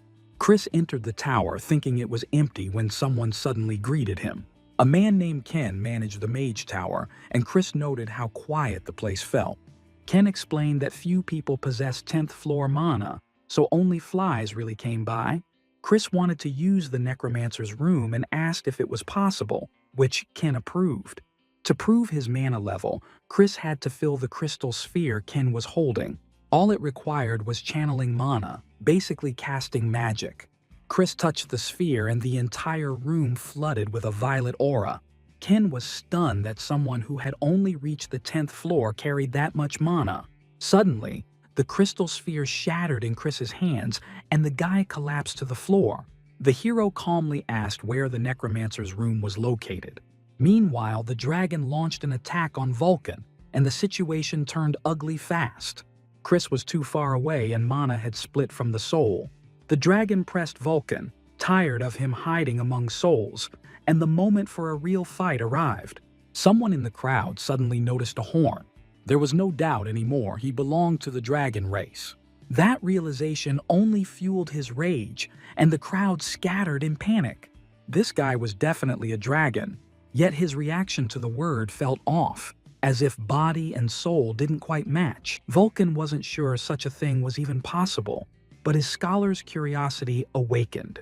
He decided to turn the soul itself into a weapon. Vulcan would personally uncover what was hiding inside this dragon. He struck with a soul laser, cutting straight through. The dragon laughed, realizing Vulcan wasn't just some demon. This was spiritual power, magic fueled by the soul instead of mana, something beyond the dragon's reach. This was Vulcan, a true spiritual master, and the dragon would regret picking this fight. He decided it was time to introduce himself properly. The opponent fought back and introduced himself as Hendrik, a dragon slayer, the one who intended to kill Vulcan. Dragon slayers were warriors forged in wars against dragons, and his soul was insanely strong. Vulcan couldn't understand why such a soul resided in a dragon's body. Hendrik unleashed his signature dragon technique, and Vulcan realized he had underestimated him due to his youth. If the soul inside this body had climbed to the 800th floor, then not even Chris would be able to help. There was no way Hendrik planned to just keep taking hits. Vulcan tried to bind the dragon with a soul link, but it was sliced apart like a full moon cleaving the night. Still, a massive hand formed above Hendrik, summoned by that very soul link. Vulcan barely survived, hanging by a thread. He burned through all the energy and mana he had temporarily received from Chris. Hendrik would likely pause for a moment, and that hesitation was Vulcan's chance to act. The dragon barely managed to repel the assault, and Vulcan stated his name. Hendrik memorized it well, swearing to carve it into him next time. The tower held countless rooms, and Ken explained that the path of magic varied widely, clearly curious about who this hero really was. Chris had only reached the 10th floor, and Ken assumed he couldn't compare, having climbed to the 35th himself. Chris noted that Ken seemed like a solid mage and a decent guide. Ken led him to the necromancer's room. Chemicals, corpses, and shelves of books filled the space, basically a necromancer's dream setup. Ken said to call if anything was needed and left. Chris signaled it was time to begin, and Miho ran ahead before stopping short. Vulcan appeared, and Chris wondered what he had been doing all this time. The spiritual master brushed it off, claiming he had just overdone his morning training. Chris was clearly ready to start, aiming to use spiritual power just like Vulcan. He ordered the warrior spirits to prepare everything, bringing books, drawing a pentagram, and lighting candles. Vulcan picked Miho up and suggested moving farther away. This could be Chris's final command, so everyone needed to listen closely. Vulcan was tasked with guarding Chris's body until he awakened. The spiritual master warned him to be careful, since if he died, Vulcan would claim the body for himself. The spirit summoning began, and the force rushed violently into the hero's body. Miho panicked and cried out, while Vulcan calmed the cub, knowing everything was proceeding as it should. Spiritual power stood at the core of necromancy, the fundamental principle that allowed souls to be burned as mana. The fastest way to awaken that spiritual force was to accept the state of the soul itself. In other words, to die. It seemed Chris had stepped straight into the spiritual realm. Souls screamed for his body, desperate to reclaim flesh and return to life, and that meant it had begun. They chased the bound vessel with raw hunger, hoping for resurrection. Souls clashed with one another over Chris, while old Vulcan was urged to keep walking the path of truth. The hero's body was vulnerable now, so Vulcan ordered the warrior spirits to shield their master from the ghosts. Kobolds grabbed the spirits by their tails as Vulcan opened fire with spiritual lasers. Ken rushed into the room after hearing the chaos and froze in shock at the total mess unfolding. Vulcan realized Ken was in charge here and demanded his help. Miho hid around the corner, then noticed a ghost that had slipped behind Chris's back. It was seconds away from grabbing him, since there was no protection there at all. Vulcan and Ken didn't panic, convinced there was nothing behind Chris. If the hero didn't pull himself together, the body would be taken. Miho sprinted forward and her aura flooded the entire room. The ghost froze in confusion, stunned by the sudden appearance of a fox. Then they locked in place, gushing over how adorable Miho was, especially her fluffy tail. The ghost melted and collapsed, mesmerized by the cute little beast, and even Vulcan's warrior spirits weren't immune. Vulcan was shaken to see Ken fall under it too and told him to snap out of it. This was charm, not simple control. Miho's power enslaved even souls, proof that divine blood carried real weight. Then Nimed appeared, furious at the noise and the upside-down chaos. Vulcan remembered that before his death, Nimed had been incredibly strong. If Nimed tried to possess Chris's body, the danger would be off the charts. Vulcan tried to stop him but collapsed instead. The charm hadn't worn off yet and he couldn't move. Vulcan urged Miho to stop Nimed at all costs. The spirit brushed the furball aside, uninterested in her. Miho leaped at Nimed, pouring everything she had into her charm. But her strength was spent, and this was her absolute limit. Nimed snapped, enraged that a mere animal dared challenge him. Suddenly, something blasted the ghost straight through the arm. Chris thanked Miho, and Nimed's end was sealed. Even hostile spirits could be used as ammunition. Nimed raged at the audacity of a mere human daring to strike him. Chris pierced the ghost clean through with a 10-finger bullet, simple and brutal, condensing power in his fingers and firing it raw. All that remained of the ghost was a hole in the wall, proof the new power worked just fine. The puppeteer stood in total shock, wondering what kind of hellish trial in the Class Change Tower produced this level. Explaining it would take too long, so Chris asked why the manager was here, and the puppeteer said he had something to deliver. Among all the items Chris requested, these were the ones missing from the interdimensional cloak. Deadly enhancement poisons, a fire crystal packed with flame energy, and an ice crystal loaded with frost. The puppeteer had found them faster than Vulcan expected, and Chris asked about the puppet carrying the suitcase. Those puppets were normally used for clearing the 100th floor and above, and the puppeteer confirmed it. Delivering these items marked his final task as manager of the 10th floor. The puppeteer planned to return and climb the tower as a participant. Chris questioned why, and the answer was simple. The manager needed real power. As a merchant, his goal was nothing less than reaching the summit. And according to the Golden Lich, thanks to Chris, the tower itself was on the brink of massive change. In conditions like these, the puppeteer, having cleared 100 floors, would become the ultimate merchant, a trader no one could even touch. Chris smiled at that mindset. Solid attitude. The guy really did resemble the Golden Lich back in his early days. If the puppeteer's abilities proved sufficient, Chris would eventually tell him about the plans he shared with the Lich. The man clearly wanted to hear them and expressed his gratitude. The puppeteer's carriage rolled away from the Class Change Tower grounds. That left Chris to deal with his empty stomach, while Vulcan wondered if he seriously planned to eat all of that. Obviously, there was no other way. The hero's appetite allowed him to absorb the power of items and make it his own. Wasn't Vulcan at least curious what kind of strength those crystals would unlock in Chris? Ken suddenly snapped back to reality and yelled that this place was dangerous. But all he saw nearby was Vulcan, so he asked where the participant and the fox had gone. The spiritual master told him not to worry, they were safe and sound. Or not entirely sound, which only confused Ken even more. Then screams echoed through the area. Flames burst from Chris's mouth as he devoured the crystal. The Kumiho grew anxious for her child. She begged that this horror not be shown to her cub. Chris's spiritual power fused with the fire, granting him resistance to hallucinations. Now only poison resistance remained, and later, after leaving the tower, his stomach throbbed in protest. Vulcan asked why Chris was putting himself through such torture, even drinking poison on top of it. But all of it was necessary.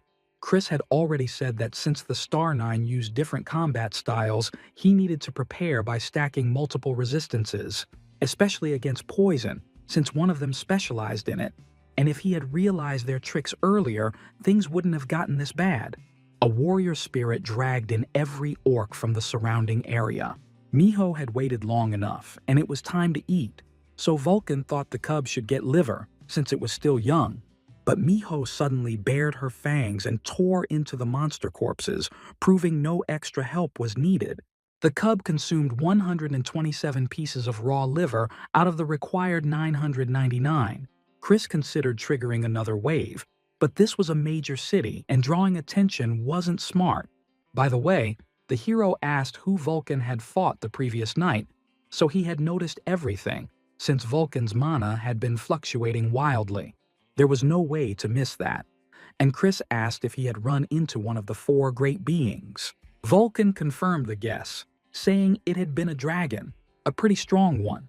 Fortunately, he had managed to suppress it with spiritual power. Chris flew into a rage at the thought that one of the four great beings had been here. Vulcan demanded he calm down and not turn into a demon in the middle of the road.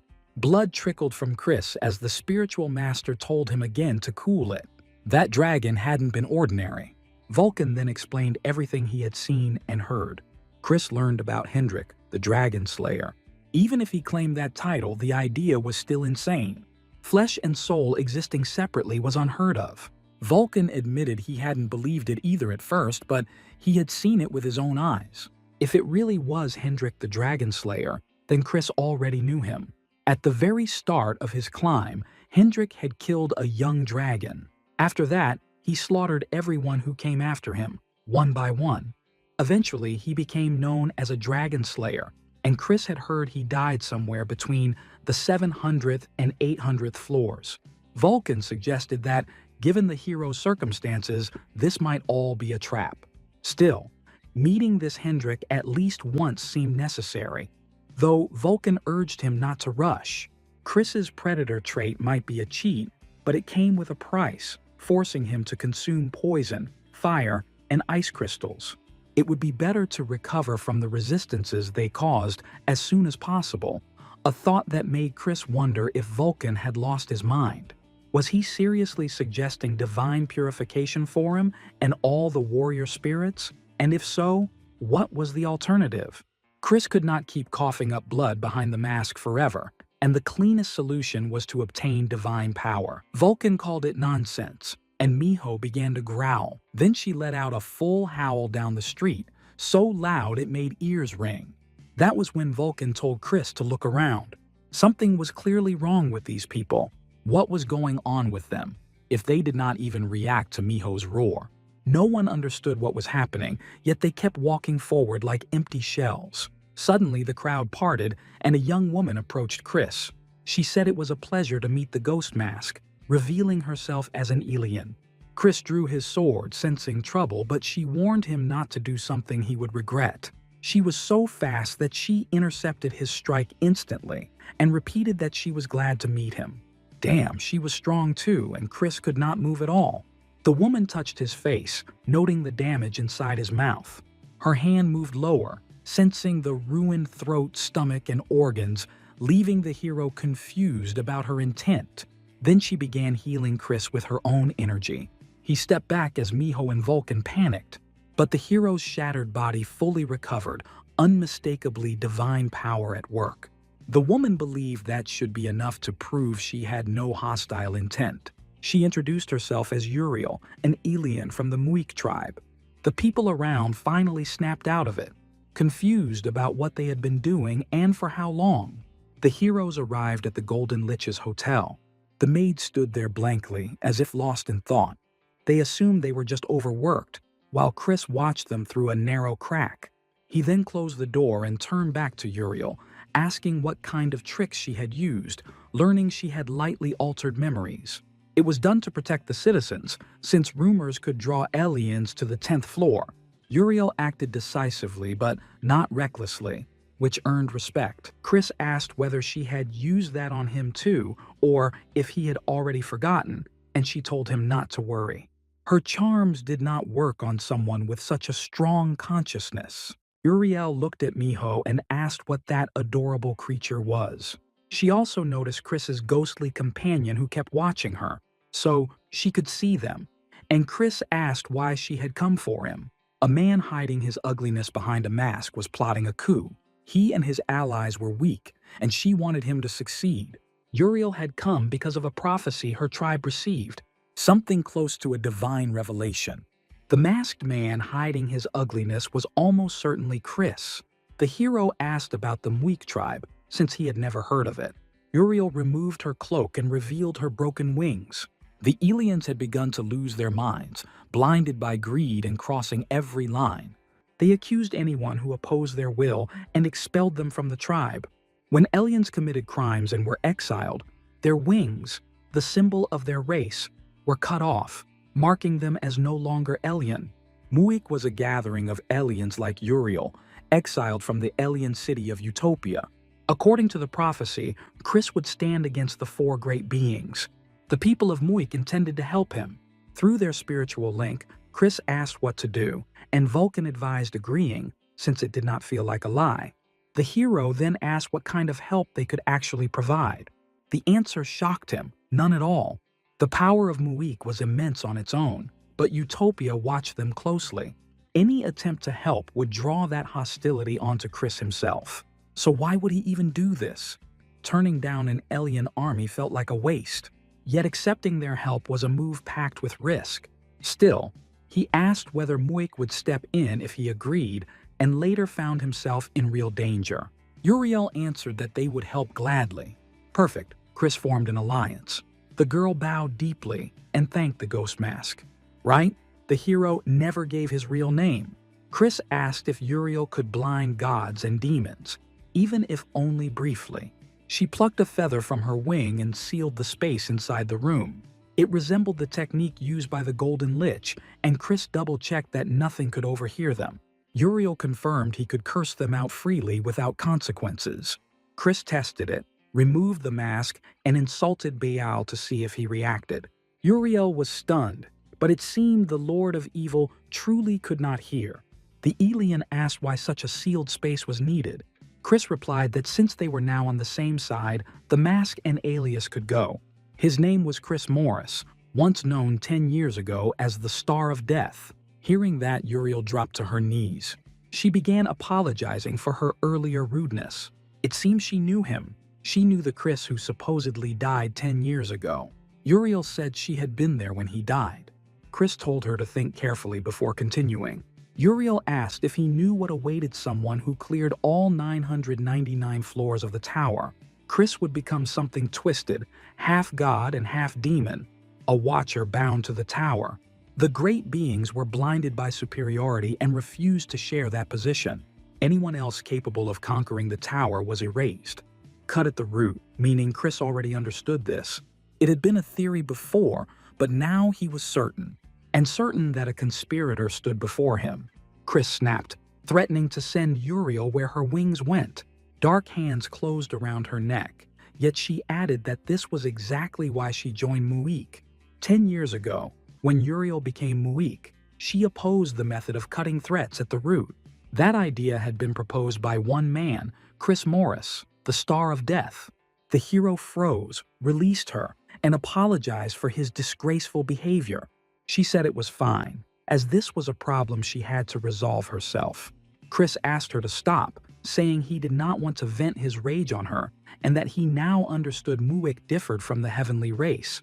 Uriel thanked him for understanding and said there might be others among the great beings like him. If Chris wished to meet them, she would arrange their acceptance. Naturally, every place had different kinds of people, and of course, there were other exiles as well. If swayed to his side, they could become assets in the war against the great beings. Chris asked how he could meet Uriel again, and she said Muik's refuge was on the 191st floor, Dream City. That was lower than he expected, but Uriel explained that higher floors meant stronger influence from the great beings, especially the 200s to 300s, which were his territory, leaving no choice. Chris remembered that those floors belonged to Emperor Tess. If Muik settled there, Tess would likely attack them before any great being did. If Chris did not mind, Uriel said she would get dressed. He asked whether traces would remain if he gave her something. None would, but the heavenly race watched her closely, so she had arrived with nothing. Chris smiled and said that was more than enough. The girl blushed, thinking that was his angle, but the hero meant something else entirely. Chris started explaining that he meant her wings and wanted to take a feather. Uriel agreed without hesitation, since they would grow back anyway. Chris asked awkwardly, having thought they might never regrow. She handed him a whole fistful of feathers and warned that no one must know. The heavenly race could trace the owner of a feather. Chris told her not to worry, since he planned to eat them all. Uriel knew he was that kind of guy, then realized she misunderstood again, but chose to trust him. It was time for her to go, and they would meet again later in Dream City. Chris promised not to disappoint, and Uriel said she would be waiting. The hero immediately prepared to eat the feathers, since delaying was not an option. Divine power of the heavenly race made him wonder if his body could endure it and what strength he would gain. Vulcan told Chris to do whatever he wanted, having given up after the third poison. The spiritual master lifted Miho and said she should not copy her master by eating everything in sight. Chris swallowed a feather and instantly began choking. He found himself in an endless sea of water, drifting in infinite space, likely unconscious. He woke up inside an imagined world. If his body could not accept divine power, then he would have to win a battle. A massive golden waterfall poured into him, the divine power flooding his being. It felt like a colossal mountain, absurdly heavy for a single feather. It was a good thing Chris never fought Uriel. He did not want to imagine what would have happened if she had devoured him whole. Chris noticed the water rising and realized it was a true waterfall. He had to overcome it before the divine torrent swallowed him completely. What to do now was clear, since there was only one way out. Vulcan watched Chris's body as spiritual power activated, yet something felt off. Chris was using his own soul as a component. Miho grew anxious, but Vulcan suggested trusting their master. If Chris started something, then he surely had a plan. Vulcan reminded himself that he was not the only one eager to see the result. He was curious what surprise Chris would unleash this time. Chris tried drinking the golden water through a straw, but that was not it. He attempted to suppress divine power with spiritual force. That power was meant to be absorbed through saturation. Chris thought an act of consumption would work, but it failed. He had to either let divine power overwhelm him or release it entirely. Still, Chris refused to back down. These images were created by his own soul, meaning another approach was needed. The waterfall transformed into a gigantic monster's maw, and now it was real. This was it, as Chris greedily devoured divine power in his new form. It tasted so good that he craved even more. A grin appeared on Chris's face, mirroring Baal's, exactly the outcome the Lord of Evil desired. Baal celebrated the birth of a predatory demon king, recalling William's tale of a greedy dragon. Just as Chris had Baal, that dragon had a god forever scheming and endlessly greedy. It devoured everything in sight and still wanted more, aiming to consume the entire world. A completely insane dragon known as the Greedy Dragon. Its title was Gluttony, and Chris had summoned it within his mind. The hero seemed to awaken, and Miho reacted with joy. Vulcan waited to see if it worked, already prepared to mock him if it failed. Sadly for that idea, it worked perfectly, since this was only the first seed. But it forged organs inside Chris capable of generating divine energy, and the hero wondered whether Vulcan was satisfied. The hero was still just a human, yet now wielded divine power. If anyone from the divine race learned of this, they would instantly want Chris dead, since his existence bruised their pride. He doubted they would stop at a single assassination and would not be surprised if the entire race came crashing down on him. An incredible result, but insanely dangerous, since Chris was not yet strong enough to withstand the assault of 4 sacred beings, especially if his condition remained unstable, and if he were forced into a direct clash with all 4. Days later, on the hunting grounds of the 10th floor, spirit warriors battled the local orcs. Watching from above, Chris noted that it had begun. The hero asked Vulcan how the rookie was holding up. Pretty well, just as expected, functioning as a healer for the undead and ghost warriors. A weak summoner crippled the entire combat engine of a necromancer. Yet judging by the divine power involved, he was aiming for a higher state, leaving no choice but to proceed cautiously. Miho seemed to have eaten everything and looked extremely satisfied. By tomorrow, it would all be over, with Miho needing only about 100 more livers. Chris never thought he would become an orc slayer twice over. He opened his status window and saw that over a few days the seed of divine power had grown, adding 2 points. 3 points would not change much, but they could be decisive in a critical moment. Vulcan asked what the hero planned next, and the answer was clear: a meeting with Hendrik. Vulcan pointed out the exact spot where the dragon had remained all this time, doing nothing as if waiting for someone. Hendrik, the dragon slayer using a dragon shell, was exactly the one Chris wanted to meet. If he was stuck on the 10th floor, there had to be a reason. Perhaps, like Uriel, he was waiting after hearing the voice of a god and a demon. Vulcan said they had arrived, and Hendrik stood right beyond the alley.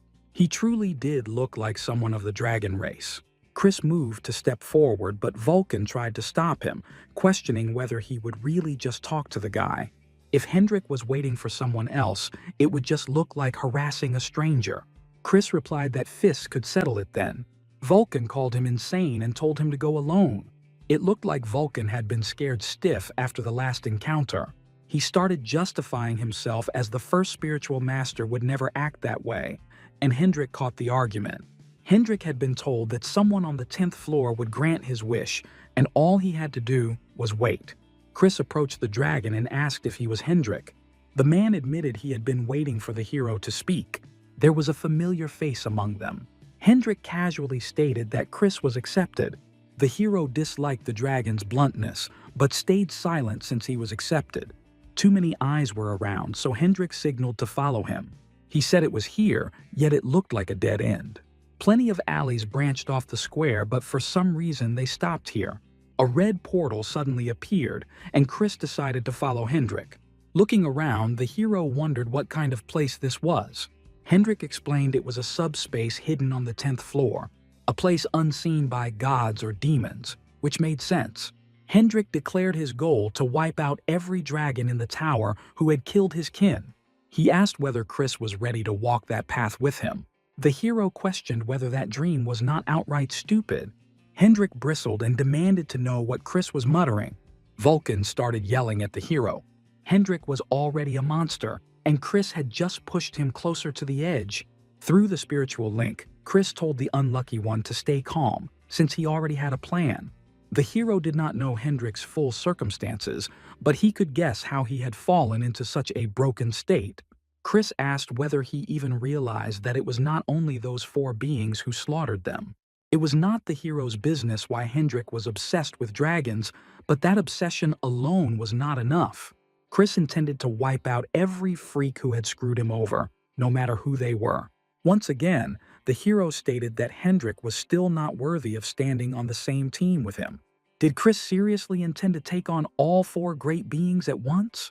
The hero was the same as Hendrik, dead once and brought back.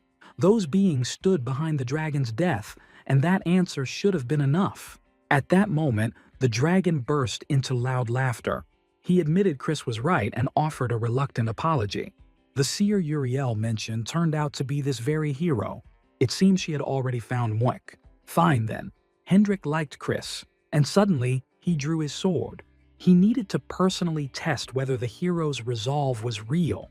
The dragon asked the man walking against fate what his name was. The hero removed his mask and revealed himself as Death Star Chris Morris. Suddenly, some old man started yelling at the damn lizard. They had supposedly reached an agreement, yet chaos was stirring again.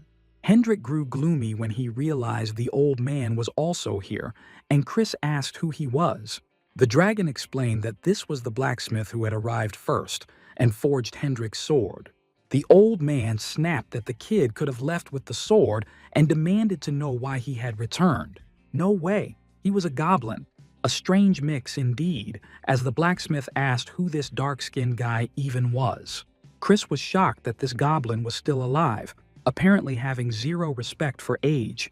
The blacksmith confirmed he was not dead yet and asked whether something bothered the hero. Chris clarified that was not what he meant and asked how the man survived that catastrophe. The blacksmith flew into a rage and swung his hammer, accusing the hero of being the thug who burned down the village. Hendrik stepped in and stopped him. The old man demanded to be released, shouting that this bastard had destroyed the village. The dragon told him to calm down, since Chris had his own story, just like Hendrik. Vulcan asked whether the old man knew a goblin named Leah, and the blacksmith screamed in shock at how they knew her. They moved into the old man's forge, where Chris revealed that Leah was alive. Hendrik was stunned by the coincidence.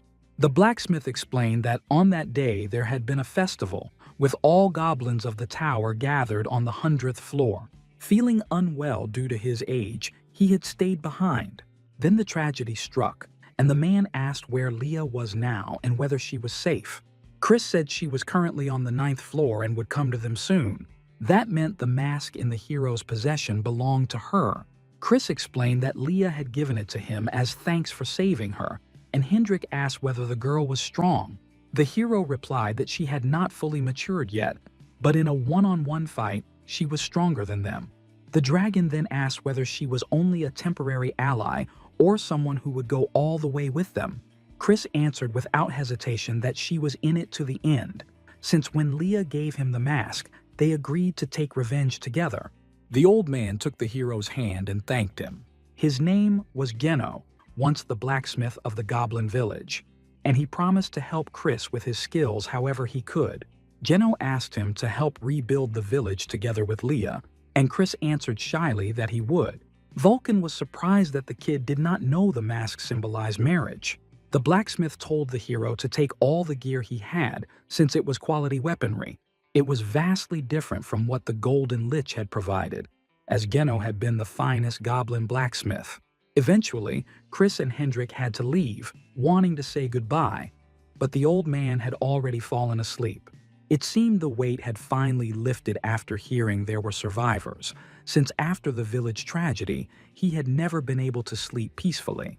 Fine then, they would not disturb him. First, Leah needed to be brought here once Chris met her. Meeting Geno would benefit her as well, a real relief. Suddenly, Vulcan shouted for Chris to be careful, and a massive explosion went off right behind him. Hendrik noted that the hero's reaction speed was solid, reminding him that this was a test to see whether he possessed skills capable of killing Chris. The hero warned Hendrik not to fool himself, since he would be testing the Dragon Slayer as well. Chris's spirit warriors would clash head-on with the dragon's sword techniques. A rain of daggers fell toward Hendrik, but it felt underwhelming. The dragon could not understand how Chris had so easily evaded the sword technique. He instantly realized it was the multi-class factor, grabbed the hero by the arm and hurled him aside. Mage and Necromancer. Chris moved well for such a class, yet Hendrik pointed out a serious flaw. To make it truly effective, the hero would have to awaken the monster of the 10th floor. What Hendrik did not realize was that chains had already bound him from behind. Vulcan calmly asked what about the first spiritual master. Chris activated Gungnir. In a single second, the hero slit the throat of a great orc warrior, unleashing his strongest magical technique. Gungnir was sent flying toward Hendrik. though Vulcan grew uneasy at the pattern on the dragon's sword. Using magic dispersion, the dragon effortlessly shattered the chains. The destructive force of the dragon's strike cleaved Gungnir apart. Vulcan shouted for Chris to be careful, yet the hero was still caught in the blast's epicenter. Hendrik struck again and asked whether this was truly Chris's strongest move. With nothing more to say, the dragon declared the hero finished. Then Chris emerged from the opposite building, bow in hand, holding on to one last trump card. Hendrik mocked that compared to sword techniques, the hero's archery looked downright awful. Still, the arrows, infused with magic, managed to pierce the dragon's body. One decisive blow remained, the finishing strike. When Chris fought alongside Leah, side effects constantly appeared, but this time, it would work. While the hero put on his mask, he missed the moment, and Hendrik unleashed a fiery tornado. This would not be easy. The dragon laughed, admitting Chris was strong, though he had lost the battle in sheer numbers. Yet it was far from over as he craved more. Hendrik charged his sword with blazing dragon energy, daring Chris to come at him. Chris had no room left to dodge. Even if he could predict the dragon's movements, speed alone would not be enough. One clean hit meant the end. In that case, Chris placed his hope in the fox mask. Geno woke up from the thunderous noise, realizing that the insane lizard Hendrik had gone wild again. Suddenly, Miho bolted out of the forge, and the old man tried to chase after him, knowing how dangerous it was. Hendrik vanished for a moment, then struck with his Dragon Slayer sword. He was ready to finish Chris, but the hero dodged. The dragon could not believe it, since such a technique should have been unavoidable. Then Chris appeared on a building wall right behind Hendrik, and the Dragon Slayer understood it was all thanks to the mask. So the hero wanted to play predator. He revealed long claws and leapt at Hendrik. The Dragon Slayer fought back, noting that Chris's movements and strength were nothing like before. All of it came from the fox mask, yet this was no laughing matter, as Chris seized the perfect opening. But the bastard had deliberately given ground just to cast magic. Another explosion erupted around Chris. The final ability came into play, enchantment. Hendrik shattered the pink field instantly, raging that men held no interest for him. A bit of focus was all it took, since such spells broke easily. Still, Hendrik had to freeze for a brief instant, and Chris unleashed his claw blades. Closing in at point-blank range, he abandoned fancy weapons, determined to end it with a single strike. Chris borrowed Wadley's technique, multi-class combat, fox technique, enchantment, raw power reinforcement all stacked together. Spiritual power, demonic power, divine power. The hero unleashed everything he had without holding back. Chris condensed all that force into a single fist and struck Hendrik with Wade's signature piercing blow. The combat aura and the explosion were so insane that Vulcan lost consciousness, unsure how the battle had ended. When his vision cleared, he saw a battered but living Chris still standing firm on his feet. The hero had burned through everything, unable to even move a finger. That blow should have finished Hendrik. The Dragon Slayer, clutching his stomach, acknowledged that Chris had been accepted. Hendrik himself, however, had failed. If Chris had used his final strike, the idiot should have gone down. The dragon never expected to fail the trial, and that alone made him irritate Chris even more. Fine then. Hendrik would make his decision after seeing the hero's final move. Chris had impressed him. The Dragon Slayer would do whatever it took to move forward. The hero was stunned, barely able to think, let alone move. When a blazing dragon loomed over him, Chris decided it did not matter anymore. Hendrik had passed. Vulcan teased the hero, saying he lost too, after boasting about testing the Dragon Slayer himself. Chris snapped back, reminding him he was just a ghost, though Vulcan still felt pain when he moved. The hero looked like a total wreck and clearly needed to stop pushing himself. Vulcan pointed out that meeting Uriel and gaining divine power had saved Chris. Without it, his weak body would have given out long ago. Chris demanded the old man stop nagging him. They would see once he recovered. Vulcan kept laughing and the loser's protest barely registered. Suddenly, Hendrik entered the room, checking on Chris's condition. Vulcan remembered the dragon's threat about cutting him down next time. The spiritual master apologized for what had happened earlier. Hendrik brushed it off. They were in the same boat now, and old grudges were pointless. That was good enough. During battle, Hendrik had seemed just as unhinged as Chris. Outside of combat, though, he was completely different. Vulcan apologized again, noting that Chris looked terrible. Hendrik admitted he had gone too far. Chris, still furious, told both of them to come at him again next time. He would definitely win. Hendrik thought that one day that might actually happen. Chris had called him today because he wanted to hear about the Dragon Slayer's past life and about his death. Hendrik's family and homeland vanished without a trace because of dragons. By sheer luck, he survived. All that remained as he looked upon his fallen kin was hatred toward horns and scales. After that, Hendrik climbed the tower like everyone else. Fortunately, he had talent. It reminded Chris of someone familiar. On the 600th floor, Hendrik killed his first dragon and began his revenge. Astonishingly, he reached the 600th floor quickly, and from then on hunted the 4 great beings. They hunted him in return. That became his daily life as he grew stronger. The stronger he became, the weaker their punishments grew. After the 800th floor, they no longer had a true lair. Punishment was a system designed to prevent participants who reached high floors from monopolizing the tower. All participants faced restrictions on their abilities when their floor level dropped. That was exactly why Chris survived the Golden Lich's blow. Without punishment, he would have died. The hero asked in shock how high Hendrik had climbed. The answer was 900. His journey ended on the 900th floor. Hendrik had crossed every possible line. More and more races began hunting him down. In the end, he could not handle them all and ended up here. The irony was brutal. Among countless races and classes, the one who saved him was a human in a dragon mask. Hendrik's life had been harsh. He wanted to die, yet even that proved difficult. So he chose to accept everything as it was and use his body for revenge. Yeah, that sounded just like him.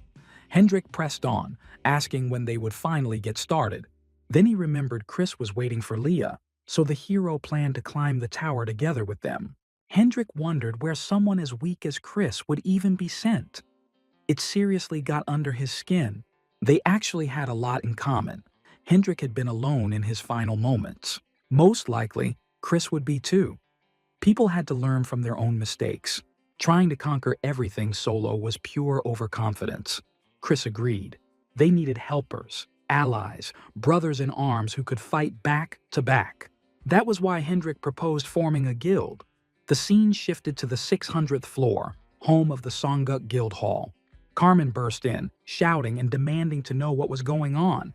Kane explained that news had arrived from the White Swallow Guild branch on the 10th floor. Some maniac had set the place on fire, burned everything to the ground, and did it alone. Carmen was stunned that a single person pulled it off. According to Benvolio's intel, it did not look like the work of a guild or organization. She called it impossible. Even the strongest would face brutal punishment on such a low floor, even her or the Star Nine. After punishment on the 10th floor, taking over a guild hall would be impossible. Kane concluded that the criminal on the 10th floor already possessed absurd power, just like him and Carmen back when they first climbed the tower. For now, it was only a theory. Carmen asked what Kane would do if such a person truly existed. Naturally, he would use the same method as 10 years ago and cut the sprout at the root. Kane would hire a capable hunter, and the problem would disappear. Back to the heroes. Regarding the guild, Chris agreed with Hendrik. There was one catch. The hero was currently completing Baal's quest. He had to become famous across the entire tower before reaching the 100th floor. Chris did not want his reputation buried under Hendrik's name or a guild title. Hendrik paused briefly, then said the answer was simple. Chris would become the guild master. From the start, the Dragon Slayer never sought that role. Or rather, he was never confident enough in himself. A necromancer as exceptional as Chris had the talent to command an army. It annoyed the hero, but he was still weaker than Hendrik. As guild master, he would have to give orders. Chris asked whether Hendrik could obey someone weaker and be fine with it. The Dragon Slayer dropped to one knee, offering his answer without hesitation. Chris could not imagine the humiliation Hendrik had just endured.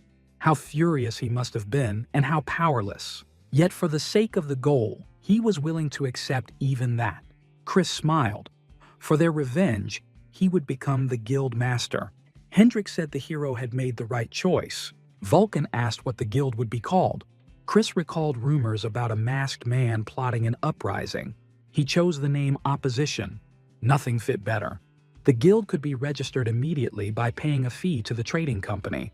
They could also talk to the puppeteer and handle it for free. Chris went to Halcyon.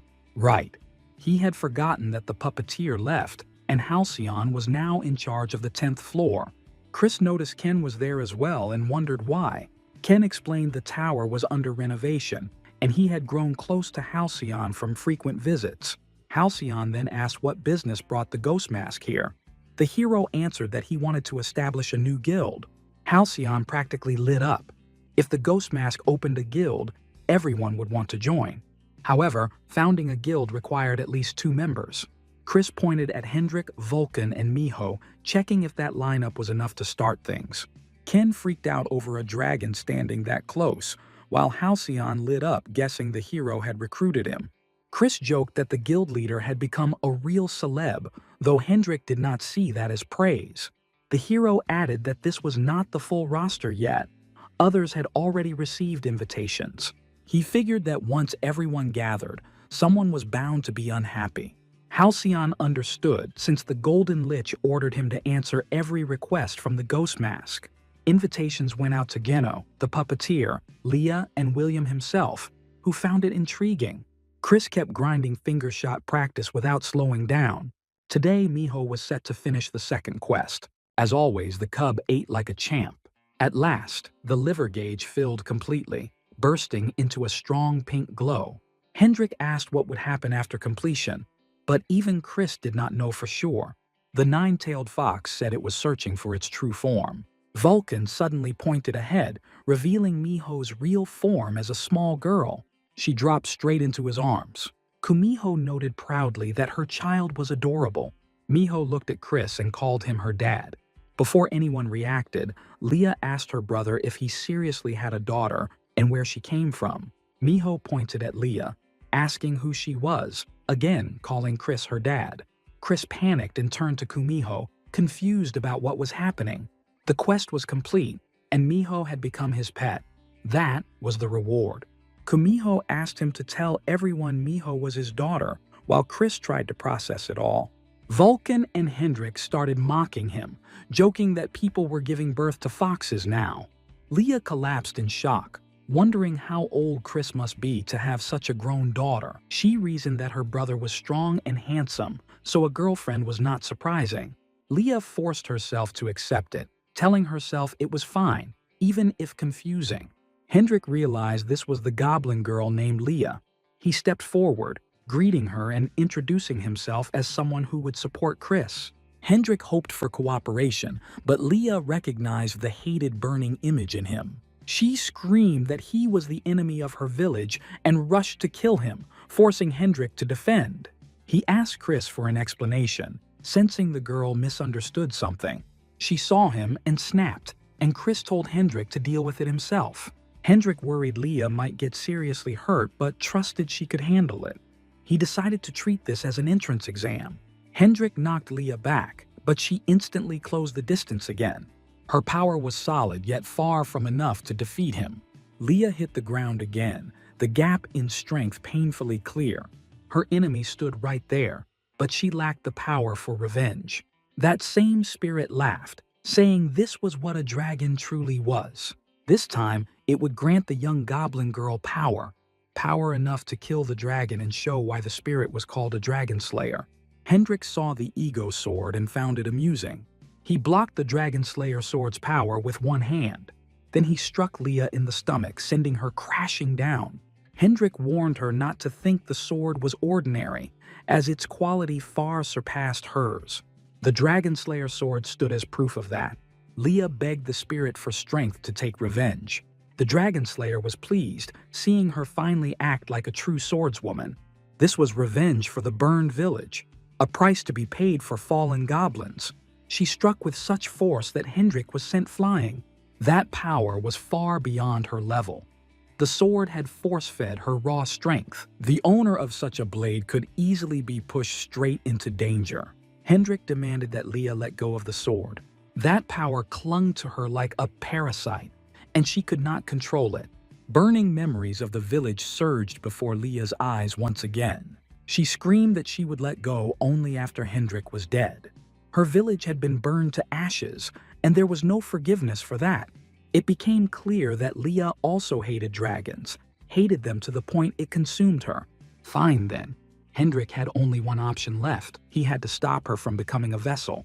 It would hurt like hell, but she would survive. The impact of Hendrik's strike was so violent that she blacked out for a moment. Leah found herself walking through the forest near the goblin village. A ball rolled to her feet. Children ran up asking big sister Leah to toss it back. These were local kids she knew well. She returned the ball and everything seemed normal. Then a little girl asked why only Leah had survived. A burning skeleton grabbed her, begging to be saved, saying they wanted to live too. Dozens of scorched figures piled onto Leah, asking why she alone was alive. She broke down, crying and asking why she was the only survivor. A spirit answered that she was meant to live. Someone destined to wield the Dragon Slayer sword had to survive. Even if all goblins perished, the one who could avenge them was Leah alone. The spirit told her to stand up, reminding her that goblins never forget debts or vengeance. Leah seized the sword and lunged at Hendrik. She was about to pierce his body, but the blade shattered against him. The spirit said this was probably her limit. Leah needed to grow even stronger, strong enough to truly wield it. Until she avenged every goblin, she collapsed onto Hendrik, completely drained. Vulcan and Chris rushed over in panic, fearing someone had died. Hendrik was fine. Leah had lost all her strength before the sword even landed. He said the child needed rest. Leah was carried to a safe place and laid on a bed. She was clearly exhausted, having pushed far past her limits. Using that sword was too much. Once she woke up, she would probably rush Hendrik again.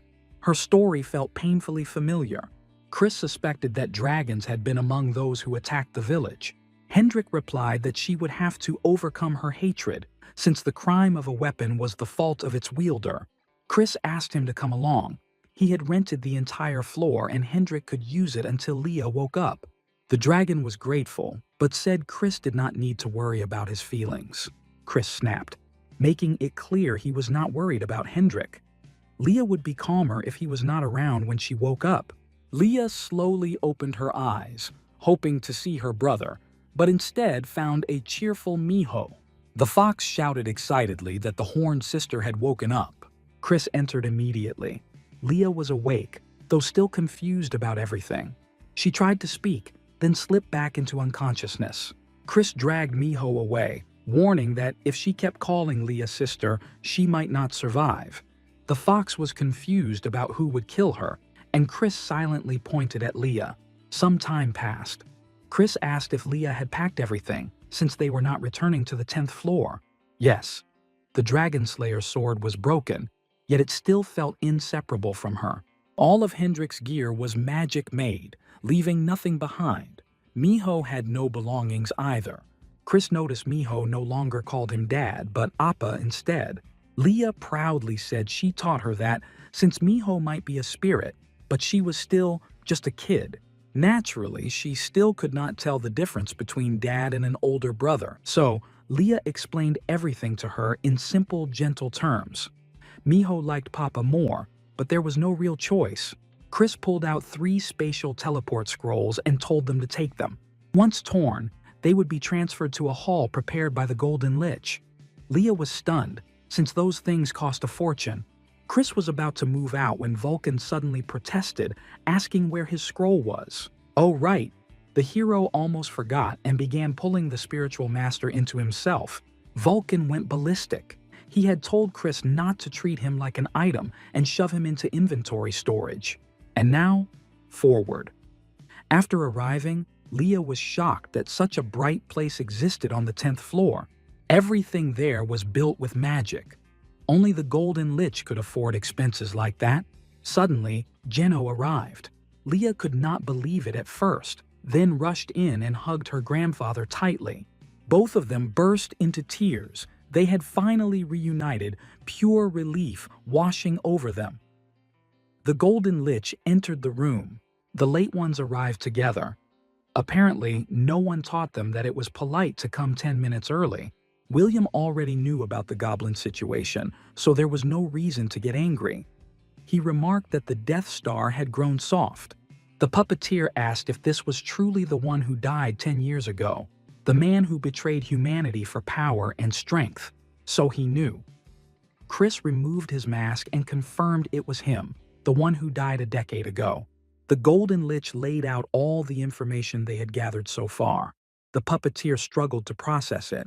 So the four beings had secretly been erasing heroes with potential all this time. Among the victims was the Goblin Village on the 100th floor. The Phantom Mask, meaning Chris and Hendrik, were also victims who had returned from death. Chris nodded. That was why the guild's purpose was revenge. Confrontation. They would flip the entire world of races upside down. Geno knew it.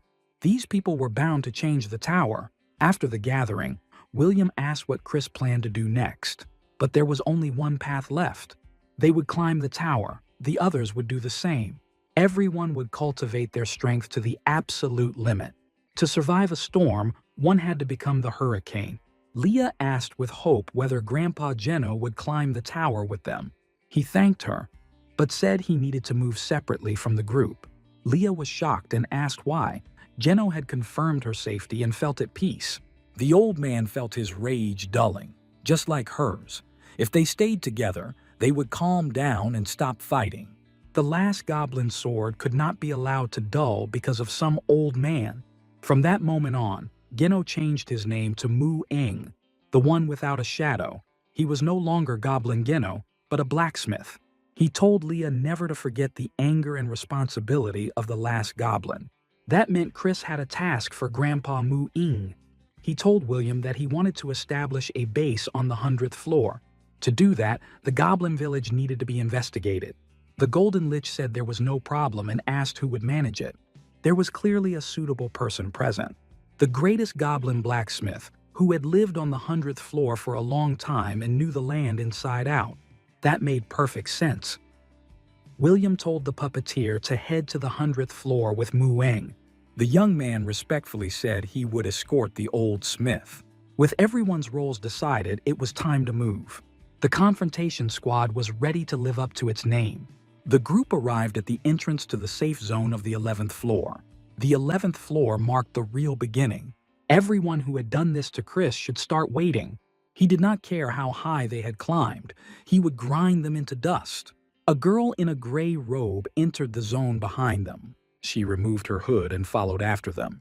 People whispered non-stop about the Phantom Mask reaching the 50th floor.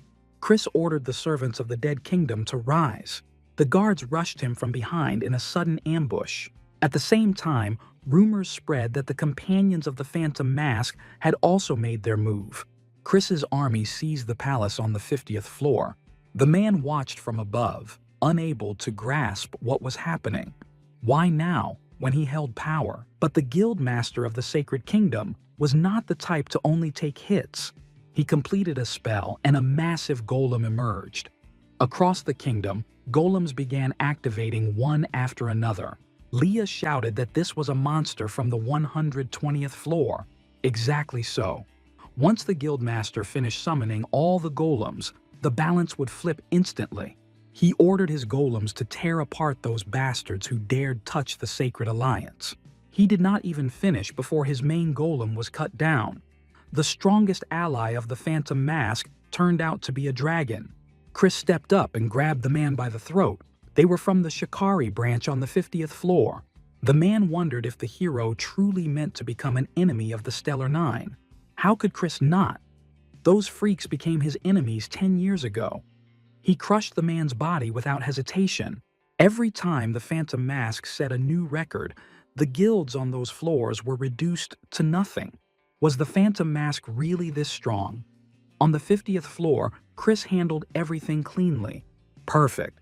The heroes would keep flipping the board and smashing those idiots' plans next. People whispered that the Phantom Mask and his people had attacked the Stellar Nine. Chris checked on Baal's quest. He could see everything up to the 100th floor now, information spilling everywhere. Vulcan said that up to the 40th floor, they had managed to erase traces using magic. Chris was doing this on purpose. He was done hunting for information. Now it was their turn to hunt him. Chris opened his status window. His traits were Predator and Omnipotence. His passives included full-spectrum immunity and endurance. That alone was enough to handle almost anyone. On top of that, he possessed weak but genuine magic power. Even that could become a weapon against someone from higher floors. The only regret was the lack of proper weapons. Hendrik advised him not to get greedy. Chris already had a weapon forged by Mu Ing. Without climbing higher, it would be hard to obtain anything better. Leah wondered how her grandfather was doing. Miho said Leah was upset because of Hendrik. The dragon rolled his eyes. Still, there was no other choice. To get weapons and cheer Leah up, they had to go there. Chris meant the black market on the 51st floor where solid items could be found. Things that were hard to obtain through normal means, sometimes even rare pieces. If Leah liked something at the auction, Chris would buy it. Leah lit up with excitement, and Miho started yelling that she wanted something too. The hype was real. Chris figured he should have done this sooner. Shopping did not sound bad at all. They were about to head for the market when a bomb was thrown at them. The same girl in the cloak aimed a gun straight at Chris. Explosions followed one after another. Small weapon, insane firepower. Without the mask's power, things would have gone south fast. Chris barely dodged a point-blank shot. Hendrik was ready to finish her when she linked with the system. It turned out she was a machine. The girl blocked the strike and flung the dragon away. Leah and Miho snapped in rage that she dared raise a weapon against their brother and attacked from both sides. The girl suddenly launched a lethal drone. After that, she released a barrage of bombs at the heroes. Leah and Miho were stunned by the blasts. The so-called super rookie Phantom Mask and his crew. The girl expected more. This was all they had. Obviously not. Chris and Hendrik had been waiting for the right moment and struck from behind. The girl instantly pressed guns to their heads. Clean move. She feared the ending might be boring. She knocked them away and told them not to overdo it, saying she had something to tell them both. Her name was Shane, a professional bounty hunter. That meant someone had paid for their heads. But they had only reached the 50th floor. Who would even place a hit on them this early? Shane made it clear that introductions were unnecessary. One was the super rookie known as the Phantom Mask, and the other was his weird dragon companion. On top of that, both of them were her prey. Hendrik leveled his sword at Shane, making it clear that if she had last words, now was the time.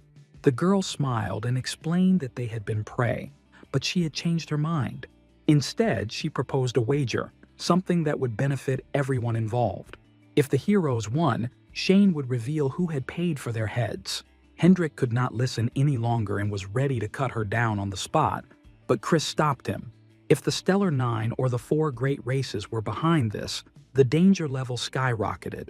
They needed information, so Chris chose to hear Shane out. She checked whether negotiations were over, and the hero asked what kind of wager she had in mind. Shane answered that fighting the strongest was pure thrill for her, and she suggested a battle. Hendrik was stunned. In the end, she just wanted to fight. Still, there was a condition. No matter who won, all three had to survive. The heroes could only get information if Shane stayed alive, and she also had no reason to kill them. A deal based on mutual survival. Something felt off, but intriguing. 2 versus 1. So Shane demanded that the Phantom Mask not use summons. Chris agreed. Once he caught her, he could figure out what she was really after. Hendrik added that they could slice her up as much as they wanted, as long as she stayed alive. Fine by her. Shane initiated the fight, activating autopilot mode in her helmet. Target locked. Fire open.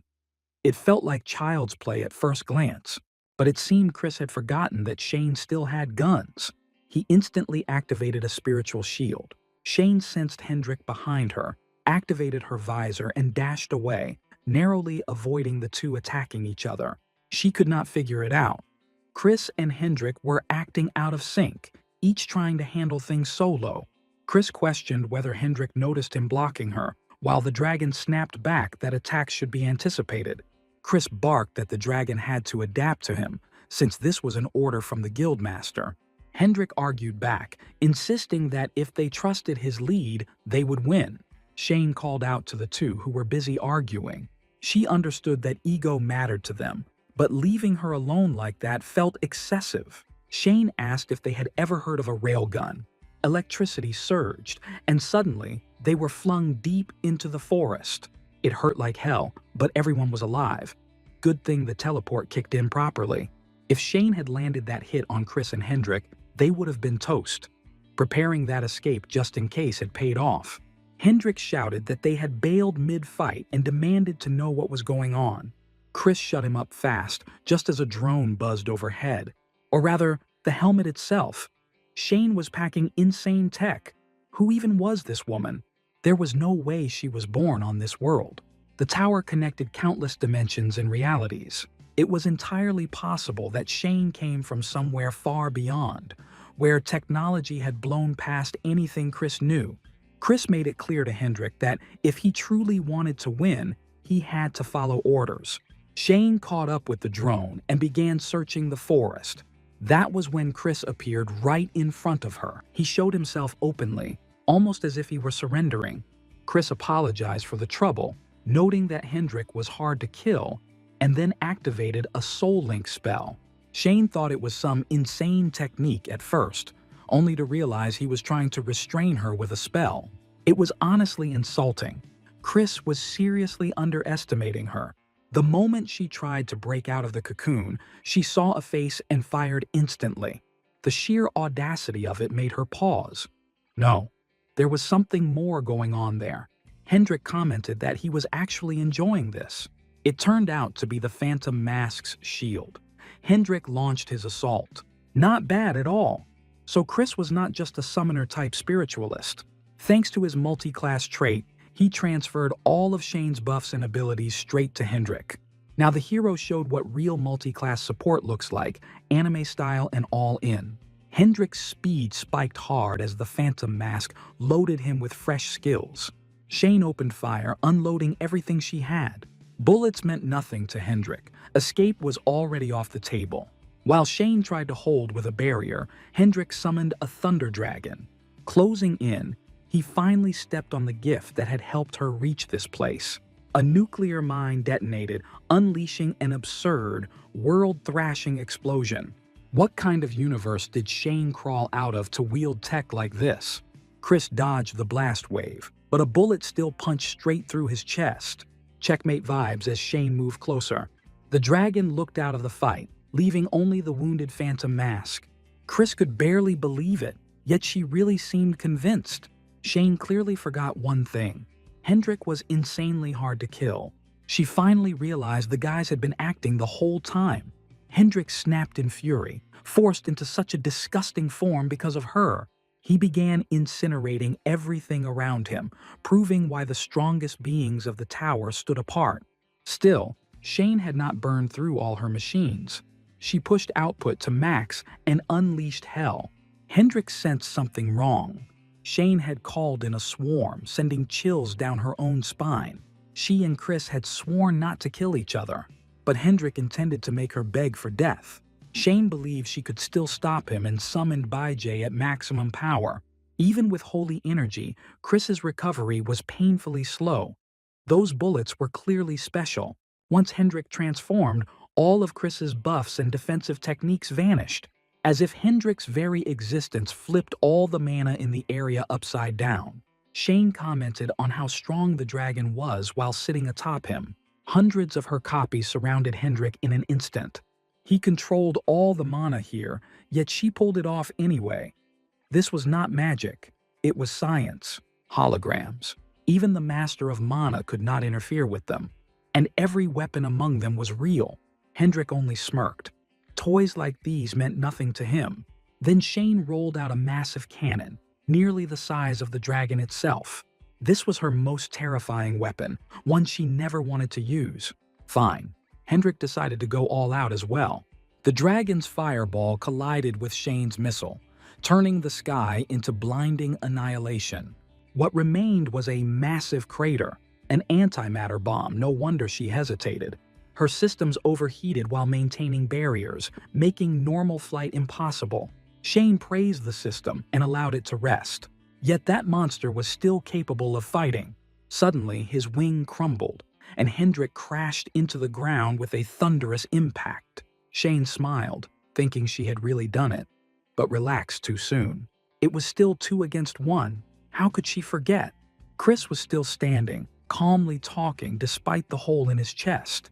Shane dismissed it, claiming that the pretty face behind the mask meant nothing. Her weapons were enough for him alone. He should just accept defeat. Chris disagreed. Victory would be decided only after the fight, and at that moment he devoured dragon scales. The heroes needed the information Shane possessed. Chris had to get it, no matter the cost. That sensation surged through him, the raw power of a dragon. Now it made sense why dragons were called the masters of mana. Chris felt borderline omnipotent. He summoned Gungnir upon Shane and immediately triggered chaotic barrage mode. She could not grasp what was happening because this was unmistakably dragon magic. At first, Shane assumed the phantom mask was also from the dragon race. That was not the case. He had devoured Hendrik's scale, and his energy signature warped afterward. The realization hit hard. Chris could actually wield the power of items he consumed.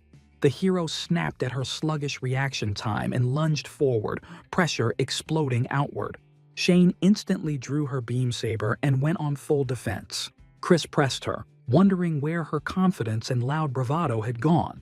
The legendary hunter persona cracked, and Shane burned with rage at that jerk from the 50th floor. Fine. If he wanted it that bad, she would end him. She activated the railgun chimera. Chris only laughed, fully ready to see who really stood on top. Shock washed over Shane when she realized he could even unleash dragon breath. Her body could not endure that force, and she collapsed to the ground, completely drained. Chris immediately began coughing as Hendrik's scale forced its way back out of his throat. Fully assimilating dragon power was still impossible for now. That experiment would have to wait. Meanwhile, the forest had been almost completely erased. The aftermath was brutal. After some time, Shane slowly regained consciousness, every inch of her body screaming in pain. She finally woke up, just as Hendrik was debating whether to wake her himself. Shane was stunned that he recovered before she did, likely another perk of being a dragon. Seeing a massive black-violet dome above, she wondered where she was. It turned out to be a barrier. Both Hendrik and Shane had been unconscious while everything around them lay in ruins. Chris clearly had not left the mess unchecked. Shane admitted defeat in her own way, realizing she had overestimated herself. After all, there was little she could do against a monster wielding power on the level of 4 great beings. Shane had underestimated them. Hendrik questioned why she even proposed such a gamble in the first place. The answer was simple. It had been the perfect chance to fight a dragon, and she could not let that pass. The heroes were speechless. All that chaos for such a reason. Still, this was a dragon born from the 0 floor. Naturally, Shane wanted to know who among them was stronger, and Hendrik had no real rebuttal. Chris urged her to object if she could, because maintaining this barrier had consumed all the magic he had stockpiled. Since Shane had come around, it was time for her to honor the deal. The key question remained. Who had placed the bounty on their heads? She started with a hint. It was not just one individual hunting them. The bounty came from a guild alliance. Hendrik wondered what kind of alliance that even was. Shane explained through the logic of punishments. Those who reached the highest floors could not directly interfere with lower ones. Instead, they backed guilds on the lower floors, pulling them into their influence. Those guilds then absorbed even lower floor guilds, spreading control downward. This chain reaction strengthened their power step by step. That structure was the guild alliance. Hendrik noted that only a few such groups existed in the tower, making them traceable. Chris interrupted, stating that digging was unnecessary. There was only one figure who ruled through methods like this: the Songguk Guild Alliance, led by Kane Pellin of the Star Nine. Shane confirmed his deduction. Kane had already gathered the entire Star Nine. Donas Tylog, their swordsman, understood why the summons had gone out. Rumors said the Sacred Sana Guild was struggling lately. Merlin, the great mage, realized the discussion revolved around the Phantom Mask, who had reached the 50th floor. Dan Joan, the Poison King, was irritated that supposed weaklings had surpassed them. Carmen stepped forward, checking whether everything had been said. Donas bristled, drawing his sword, sensing provocation. Kane calmly questioned whether the next strike would truly avoid Sana Guild. Donas fell silent. To Kane, the Phantom Mask had been a sprout daring to threaten them. Now, however, Kane viewed him as a gathering of sprouts. Donas wanted to know how Kane planned to deal with that. Did this mean they had to act personally? Kane rejected that idea, noting that direct action would trigger severe penalties. Naturally, hiring someone was the only move left. He had already decided who would be sent. Shane noted that it was still the 300th floor, yet the gap in power felt enormous. After all, kings were kings for a reason, their levels on a completely different scale. The mission had failed, and worse, information had leaked. After the encounter with Shane, the traces of the Phantom Mask's companions grew extremely faint. She was fed to a massive cobra named Camille, turned into nothing more than a meal. In her sleep, someone kept calling Leah for help, the plea repeating again and again. She jolted awake on a rooftop, immediately meeting Chris. Leah asked where that woman and Hendrik were. The hero explained that they had gone to gather information. Strange entities were now hunting them. Just as Shane warned, surveillance had already begun. Since Leah was safe, it was time to move. Curious, she asked where they were going, clearly having forgotten. Their next destination was the black market on the 51st floor. While strolling through the fair, Miho asked if she could sample some of the food. Chris allowed it since the black market had not opened yet. Leah was lost in thought, still trying to understand the meaning of that dream. Chris noticed and asked what was wrong, offering food. Leah apologized, admitting she was distracted. Miho suddenly rushed over with sparkling eyes, arms piled high with treats, eagerly offering them to Leah. Leah accepted with a smile, but Chris clearly sensed something was off. Evening fell. Before returning to the black market, disguises were needed. Leah stood out too much. Chris dressed her in a cute dress with a matching hat. Miho would stay in her fox form. The group arrived at the black market entrance. Guests passed security and streamed inside. Chris stepped forward and presented a black card, a pass granting access to any black market. The guard hesitated. Such a card could only be obtained with a powerful sponsor backing it. Chris asked if there was a problem, and the guard quickly denied any issues. He escorted them to the VIP section. Whispers spread through the crowd that this man was the Phantom Mask, and he even brought a girl along. The guard led them to a private balcony, explaining that bids were placed using a button in front of them. Chris nodded and instructed him not to enter unless summoned. Spotlights swept the stage as the host opened the auction. Today, the heroes secured Norwich, an item for summoning animals, purchased for 350,000 gold. There were surprisingly few quality items despite the massive crowd, making Chris uneasy. Too many people had gathered on such a low floor, signaling that something huge was coming. The host announced the next item. Suddenly, Leah leapt from the balcony straight toward the stage. With every step closer, the cries for help grew louder in her ears, driving her forward. Someone blocked her path, restraining her. She demanded he move, but he refused. An unpleasant man sneered, asking how she dared covet something he had already claimed. Chris ordered the man to back off, questioning who he thought he was touching. Both the bodyguard and the orc immediately recognized the Phantom Mask. Chris checked on Leah, asking if she was all right. She explained that a voice was coming from the item. The host tried to smooth things over, calling it a minor disturbance caused by heated competition.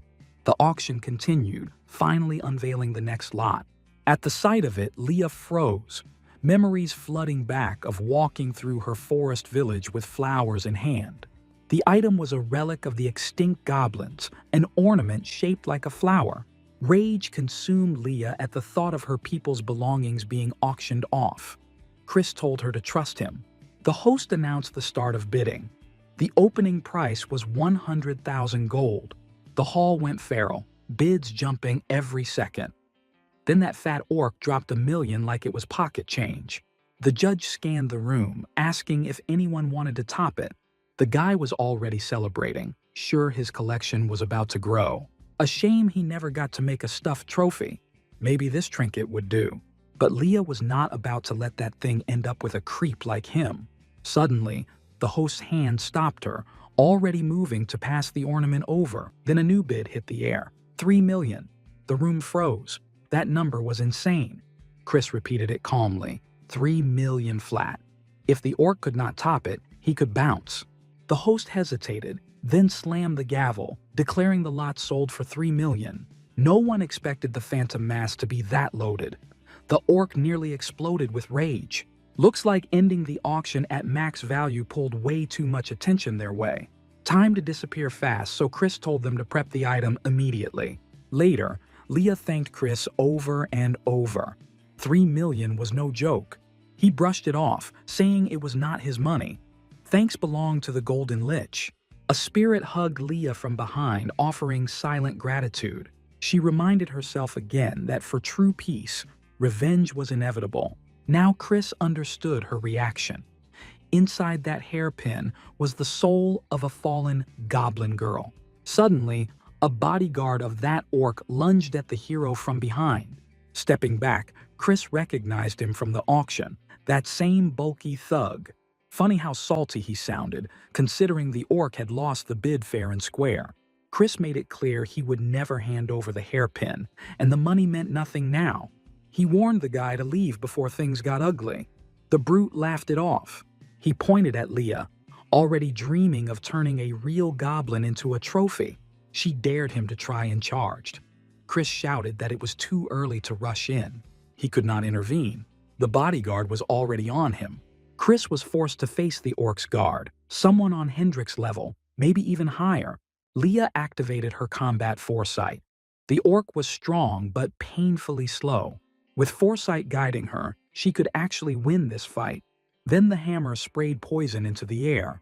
Leah clamped her hand over her nose and held her breath. The moment her focus slipped, the brute slammed her to the ground. He bragged that anyone who reached the 50th floor always carried an ace, preferably 2. This one was a special toxin, refined to paralyze goblins. For a while, she could not move a finger. Leah refused to give in, declaring that some paralysis would not end her. She was the last goblin, and she would avenge them all. The orc did not care about her story. This was not her end, just a new beginning after he shut her up. He raised a dagger, imagining Leah joining his collection and calling it an honor. In a flash, Chris severed his arm. The orc stared in shock, curious how the phantom mask moved freely inside the poison cloud. Too bad for him, the toxin did nothing to Chris. The brute was too ugly for a trophy anyway. That left only one option, killing him. Chris warned him not to fake it. He had only lost one arm so far. The second one was next. The bodyguard lunged in again, trying to interfere. Fast move. 1 second later, and Chris would have been in trouble. Something blocked the strike, magic. Chris answered with non-stop 5-finger fire. Sword and magic, both at elite level. The guard guessed Chris carried a hidden class. That raw power felt like facing a veteran from the upper floors. The bodyguard told the orc the situation had flipped and ordered him to run and hide. The orc screamed that a living goblin was right there. How could he leave? The guard pressed a blade to his neck, reminding him of their contract. He would protect him. But the orc was forbidden from interfering in the fight. The guard ordered the orc to vanish, and the brute bolted without looking back. Failing to snatch the goblin, he aimed for the hairpin at least, ripping it from Miho's grasp. Leah instantly gave chase, locked in and ready to finish it this time. The guard was stunned that the goblin was already moving. Either the gas wore off fast, or her will crushed it. Still, he would not let her catch his master. That was when Chris stepped in and cut him off. Where did the bodyguard think he was going? A fight started meant a fight finished. Buildings shattered as repeated sword clashes ripped the street apart. Seeing that power, Chris judged that someone like this did not belong in a back alley pit. The guard fired back that this pit was exactly where monsters like the Phantom Mask showed up. Chris pressed him, calling him a rat too scared to climb higher. The insult hit hard, and the guard blasted Chris away. But his footwork slipped, and Chris carved into his body with a clean sword strike. Bleeding out, the man remembered reaching the 431st floor where he saw the tower's true face. Scams, lies, betrayal, the absolute lowest form of humanity. Betrayed by comrades, he lost his eyes there. And now, Chris dared call it a hole. The blind man roared that at least down here no one hid their nature. He slammed the ground after Chris dodged again. Chris answered that he too had been betrayed and killed once, so he understood that pain. Something snapped in the blind man's mind, his psyche already worn thin. Chris declared that real strength meant climbing to the very top, and then punishing every betrayer. With that, he landed the decisive blow. He cornered the man completely. Chris would not run like he did, because his path demanded crushing everyone who betrayed him. Meanwhile, the orc kept fleeing, swearing to turn both the Phantom Mask and the goblin into trophies. A busy street was close. Blend into the crowd, and he would vanish forever. He was almost there when Leah sliced him down with her blade. His collection days ended right there. Turning back, Leah froze as a golden card slipped from his jacket. The guard asked Chris why he was spared. Chris answered that the man still had unfinished business. The scum who destroyed his eyes still walked free, and they all needed to be crushed. The guard swore he would hunt Chris down after his revenge was done. Chris smiled, already looking forward to that day. Later, Vulcan mocked Chris for sparing an enemy at the finish line, calling it sympathy from one Avenger to another. Chris told the old spirit to shut it. Leah soon caught up to Chris, alive and unharmed. She reported that the fat bastard was dealt with. Then she showed the golden card found among his things, just like Chris's. It was linked to the auction but useless as currency. Items like this were passes, granting access to a higher-tier auction. This time, Chris might score something truly rare. Leah started apologizing, blaming herself for dragging everyone into danger. Chris patted her head, brushing it off as nothing serious. He understood exactly what that hairpin meant to her. Still, he reminded her that revenge sometimes demanded a cold heart. At the entrance, Chris presented the secret passage card to the guard. That card triggered a special event tied to it. The crowd thinned fast, as few people held secret passage access. The host announced the final lot of the night. He asked if everyone was ready for the main course, as the real prize was about to appear. The crowd buzzed with anticipation, starved for something this wild. Every bidder was locked in, dead set on claiming the lot. The auction floor stirred, tension rippling through the room as nerves kicked in across the board.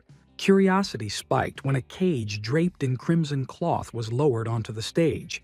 Chris guessed it had to be either a sacred beast or some lost relic. The host announced that this was a special treat for the guests, the final course of the night. Chris froze when he realized what these lunatics were actually selling. Inside the cage stood an enslaved dark elf, captured in secret, wrapped in a heavy, ominous aura. Chris knew there was no way this elf girl ended up here under decent circumstances. Stranger still, beneath the dark aura, he sensed pure mana at the level of a high elf. Dark elf ancestors were twisted by demonic influence, while pure mana was the hallmark of their absolute opposite, the high elves. Their auras should never coexist, yet Vulcan noted that if someone had forcibly corrupted a high elf using demonic power, it could happen. High elves were notoriously resistant to corruption, meaning only the four great beings could pull something like this off. Could this be their work? The bidding exploded instantly, starting at 1.5 million. Suddenly, an Elian named Hamiel, rank Nita, appeared in the hall and calmly offered 5 million gold. The dark elf screamed in fury, outraged that Hamiel dared to bid anyone but her. The captive vowed that the moment she escaped, Hamiel would be the first to die. Hamiel dismissed the rage, urging the so-called princess to think clearly. Better to be her pet than a toy for corrupt old monsters. The host announced the final call, raising the price to 5,500,000. Tears streamed down the elf's face as despair closed in. Then someone casually stacked another 4.5 million on top. 10 million gold. Hamiel demanded to know who dared throw around numbers like that. Chris stepped onto the balcony, mocking her sharp math skills for a brainless pigeon. The hall erupted, witnessing the highest bid ever placed on the 51st floor. Hamiel recognized the phantom mask and panicked. How dare he reach for what she claimed as hers? She tried to crush his will with her power, forcing him to back down. Chris raised his hands, amused, as if questioning whether that kind of move was even allowed. Hamiel urged him to stop drawing attention, convinced he could never pay such a sum. The host looked the most miserable, stuck in the middle of this chaos. Hamiel sighed and raised the price again to 11 million. Chris instantly countered with 20 million. Vulcan and Leah were stunned, convinced he had lost his mind. Chris made it clear that if Hamiel could not keep up, she should walk away. She never imagined he would truly drop that much gold on a single elf.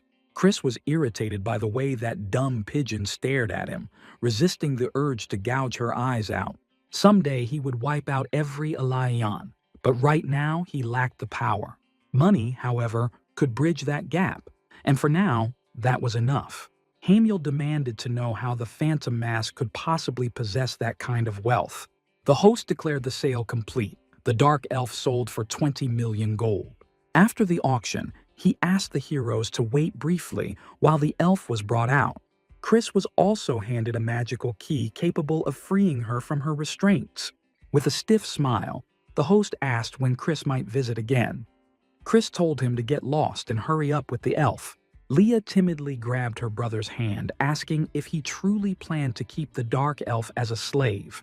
Chris bristled at the idea, clearly not insane enough to own slaves. Vulcan then asked what that made him, since as a soul he could not even throw a punch. Damn it. One word from Chris and 10 problems followed. Chris asked Leah if she really thought he was that kind of person. No, it was just that the elf looked stunning, though Leah would never say it out loud. Hamiel caught up to them before they left, relieved they were still there, and introduced herself. Chris immediately warned her to forget about reclaiming the lot, as someone else had already paid with their life for trying. Hamiel quickly denied any such intent, apologizing as she explained she simply wanted to know why Chris bought her. Why was she apologizing and asking questions, as if everyone was supposed to be polite to someone like her? Hamiel sighed, knowing there was nothing to be done. She wished she could get to know the Phantom Mask better, but she had already reported him to those above. Chris imagined slicing Hamiel's head off right there, yet he could not kill her now. He could unleash all his power and erase that pigeon despite the punishment. But that would draw even stronger monsters to hunt him down. If Chris did not grow stronger, he would never face them head-on. For now, patience mattered. Hamiel casually mentioned that the hairpin was beautiful, a shame it would never be seen again. She whispered to Leah how unfortunate it was that everything had burned. So that pigeon beast was never after the lot. Her real goal was provoking Leah. It did not matter. Leah knew she had to stay cold and steady now. Hamiel felt it in her bones that they would meet again soon. She would be waiting on the 100th floor. Chris tried to chase her down for more information, but she vanished in an instant. Fine then. Whatever that Elian was plotting, she could wait. He would come for her soul. Outside the 51st floor, Vulcan ordered all spirit warriors to stall the enemies and keep them away from their master. No one was allowed to overhear this conversation. The elf finally asked what Chris planned to do with her. He told her not to be afraid. If he had bad intentions, he would not have brought children along. The elf laughed, claiming they were all the same anyway. Adults or children made no difference. Believe it or not was her choice. First, Chris asked her name. She was Elione von Yggdrasil, and Chris's eyes widened. That was the royal surname tied to the sacred elf tree Yggdrasil, meaning this girl came from an elven royal family. Dozens of fighters were already heading into the forest for a true royal elf. Such high elves could mature fully, and if she turned dark, she would gain fashionable demonic power. And Hamiel came to mind. It felt like she and Elione shared something in common. Elione fit the role of a rebel perfectly. She searched for a way to escape, but the shackles suppressed her power. Even if she removed them, she would not be able to use her strength right away. She had to wait for Chris to act. Then the cage suddenly opened. Chris told her to stand, saying he needed to ask her something. She tried to bolt but collapsed instantly. Elves excelled at mana control and spirit summoning, not raw strength. Chris had bought Elione for 20 million gold. She asked what he was planning. After all, this place was perfect. No one would ever know what happened to a defenseless elf here. She asked if Chris planned to satisfy his lust with her like the other bidders. Leah snapped, offended that Elione would say such things in front of a child, and covered Miho's ears. Her brother was not like that. King Miho declared that a true hero should have at least one concubine. Absolute madness, completely off the mark. Suddenly, an explosion echoed in the distance, and Chris ordered Vulcan to report. Bandits were chasing spirits, hunting for the rich man who robbed the auction. It seemed the hero's location had leaked, and a massive crowd was closing in. Chris suspected this might be Hamiel's doing. He told Miho and Leah to assist Vulcan and block anyone from approaching. Leah asked one more time if it really was not like that. Chris lost his temper and repeated that it was not. He asked Elione if she felt like talking now. She quietly asked if Chris had something to drink. Thanks to Miho and Leah, Vulcan managed to buy time. He cast a mass arrest spell, Soul Thorn. Elione sobered up and noted that Chris's companions were quite strong, meaning he himself must be far stronger. But if he had such power, why did he simply let that winged woman go at the auction when he could have killed her? Hamiel had been weakened by punishment, and Chris answered that right now brute force would achieve nothing. So he really does suppress his emotions for a higher goal. He and Elione were nothing alike. The elven girl asked whether Chris had ever cut open the belly of his own kin. Once her father screamed for her to press harder and carve out his heart. After that, he praised his daughter. That technique could only be passed on through death. The man pulled the fruit of Yggdrasil from his own body and entrusted their future to her. Then her brother Elid chased after Elione, shouting that their father had been gravely wounded. He was a traitor who sold his own people to the sacred beings. Elid was about to catch her when her father screamed for Elione to eat the fruit immediately, and then an arrow pierced his throat. The fruit shattered, and the one who did it was Hamiel. She infused Elione with demonic energy. The Elian had long pondered. What kind of punishment best suited a noble elven princess who refused to side with them? Hamiel wielded extremely pure demonic energy borrowed from a friend, enough to crush a high elf in a single blow.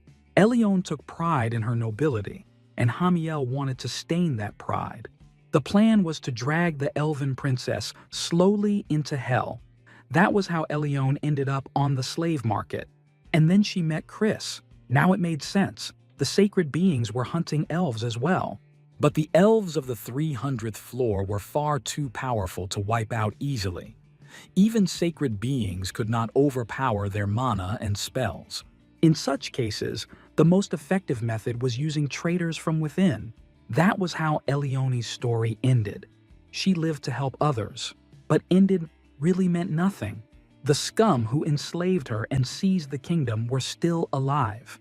Chris said that until someone died, nothing was truly over. He invited the princess to join confrontation and promised to help her crush her enemies. Leah was already exhausted from the fight. She kept worrying whether that dark elf would steal her brother's heart. That would not do. She had to go there right now. Just then, a red orc swung at Leah. Maybe it had come running at the noise. Chris ended it instantly. He checked if Leah was okay, but she only cared about where the dark elf was. If she meant Elione, then she had already left. Chris removed Elion's shackles and suggested she kill her brothers and sisters. He reminded her how they had treated her. She had every right to take revenge, and Elione should do it properly, paying them back several times over. Chris intended to do the same.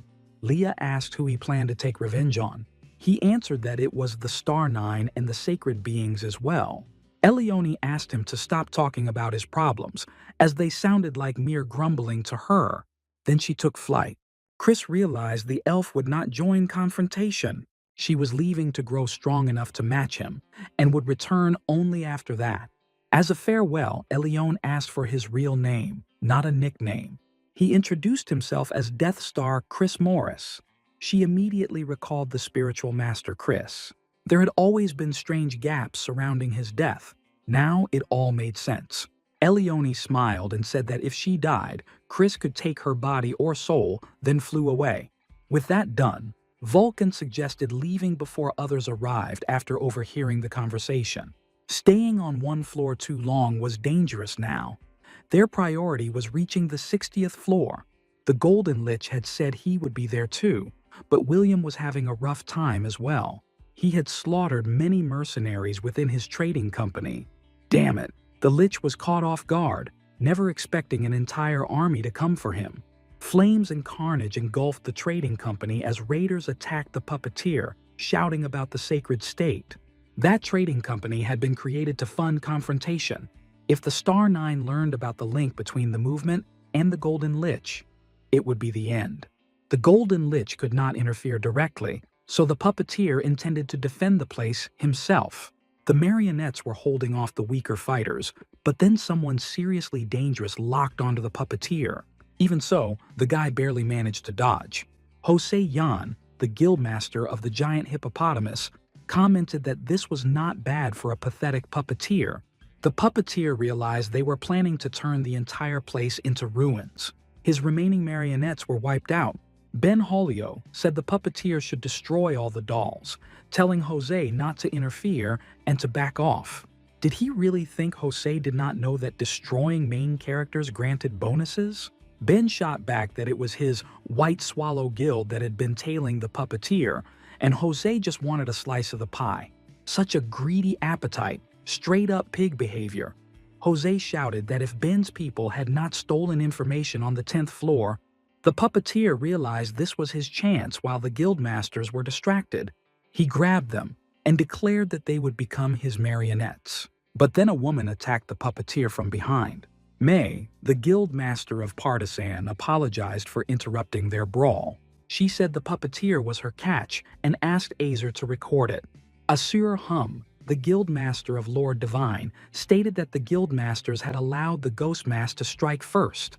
Now they had to bear responsibility for defiling the honor of the sacred state, barging in here and disgracing themselves. Ben replied that they were not obligated to listen to Asur's lectures, and that May thought she could flex just because she was strong. Was she a representative of Cain?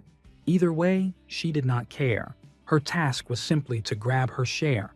The puppeteer would not allow her to break through this place. Even if it cost him his life, he activated the puppeteer technique on himself. May and Jose were shocked, having thought the puppeteer was already finished. The Golden Lich was his goal, his dream, his ideal. The guildmasters would not take a single step from here. The puppeteer turned himself into a marionette, wielding power beyond normal limits. Ben Holio shouted for everyone to dodge, but something seemed to interfere with the puppeteer's attack. Then a massive serpent loomed overhead, struck him, and an explosion followed. The Death King Basil and the Demon King Tian arrived too late. Ben Holio shouted that these were those who had reached the 300th floor, questioning what they were doing here. Isur replied that they were mercenaries assigned to participate in the plan and entrusted with running the operation. Ben Holio could not accept this, and Jose raged that they were supposed to obey mercenaries. Asur answered that this was Lord Cain's order, unless the guild masters wanted to oppose the Star Nine. Ben told him to do whatever he wanted, as he, Jose, and May were leaving, having wasted enough time. Suddenly, the white serpent bit off Ben's leg. Not only were they incompetent, they also dared to defy the orders of the Star Nine. Asur said that people like them were unnecessary to the sacred state. This was Lord Cain's will, and Ben's body ignited instantly. Tiyun said that while alive, the guildmasters had been disloyal soldiers, but now everything would change. He ordered the dead guildmasters to rise and fight to the very end for the guild.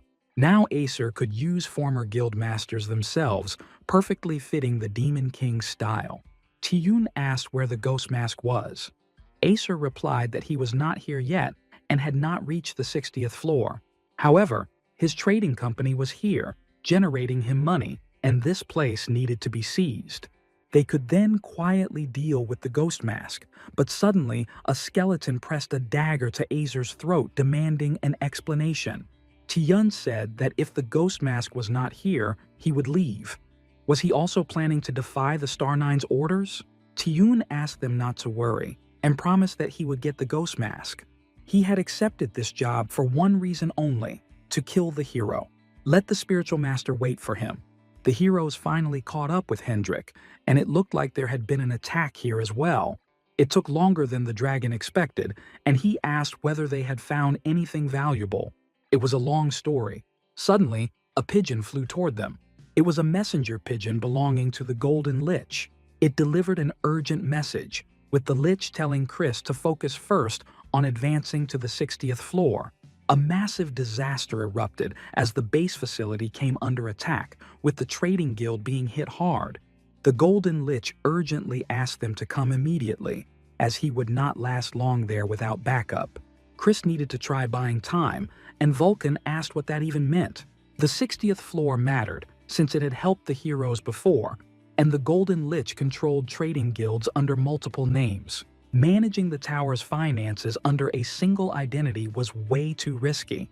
Damn it, it looked like someone had sniffed something out, but Hendrik had said the Golden Lich was one of the strongest who ever reached the 300th floor. Even if a flashy army showed up, how could it possibly deal with him? Yet Hendrik himself had heard everything. If William could interfere personally, he would never have opened guilds under fake names. The moment the Golden Lich stepped into the fight, everyone would realize his trading guild and confrontation were linked. Then it would not stop at one attack, as the Sacred Guild would grind him into dust. The heroes locked in their objective, heading for the 60th floor to deal with the affiliated guild's gang. Vulcan ordered everyone to regroup. As they were about to teleport to the next floor, suddenly, someone launched an attack on them. Basil and Tiyun offered an apology, but declared the heroes could not proceed to the 60th floor. The serpent released its venom, and Chris ordered everyone to dodge.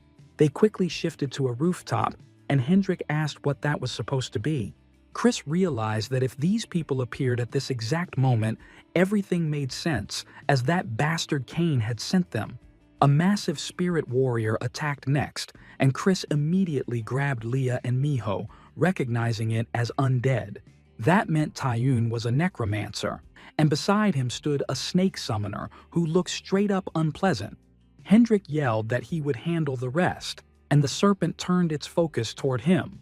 Basil noticed Hendrik was from the dragon race and offered to take him as a pet. Basil even believed he could place him in the highest position. It was tempting to imagine how brightly that dragon scale would shine. Hendrik rejected the disgusting offer outright and charged again. Meanwhile, Tiyun told Chris that the dragon would not be able to help him. Judging by the pressure, this man was from the 300th floor and even stronger than Shane. Fine, it was time to see what a necromancer could really do. Chris told Leah and Miho to assist Hendrik, then head to the 60th floor once things were settled. Tiyun would be handled by the hero himself. The necromancer wanted exactly that, and the spirits on both sides clashed violently. Normally, necromancers would fold just from Tiyun's skeleton warriors, so the rumors about the ghost mask were clearly not lies. That meant his class was a spiritual master, and Chris demanded to know what came next. Tiyun answered that the title was far too lofty for Chris, and demanded he surrender his power. And if Chris refused, then Tiyun could go screw himself. In that case, Tiyun planned to take it by force. Leah and Miho rushed toward Hendrik, but the ground shattered and an enormous maw snapped shut around them. Tune declared that if Chris did not comply, his companions would die painfully. Chris told the bastard to shut up and undo it immediately. Raiders clashed with the Golden Lich's guards, and one fighter thought a stone had been thrown at him. It turned out to be gold, an insane stroke of luck in the middle of chaos. Then dozens of explosions erupted, forcing the fighters to retreat. The vanguard continued to be blocked using the same tactics, and Acer believed breaking into the building was impossible. Maybe the trading company housed an unbelievably powerful mage. Then William unleashed his Golden Knight, blowing the raiders apart. That tactic would not last long either, as he would soon be exposed, so time was running out. Chris charged straight at the massive monster, demanding the girls be released. Tiyun would not let him leave so easily and locked down the hero's movements. Introducing Demon King Tiyun, who intended to strip Chris of his spiritual master power and become the successor to the Death Star. A successor to the hero, as Miho regained consciousness inside the maw.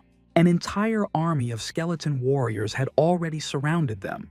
The monster started sinking deeper and deeper into the ground. It clearly looked like it was trying to escape while swallowing the girls whole. Hendrik was about to strike, but the serpent's jaws blocked his path. That alone was not a big deal, and he began locking it down. But then another snake crawled out of the same mouth.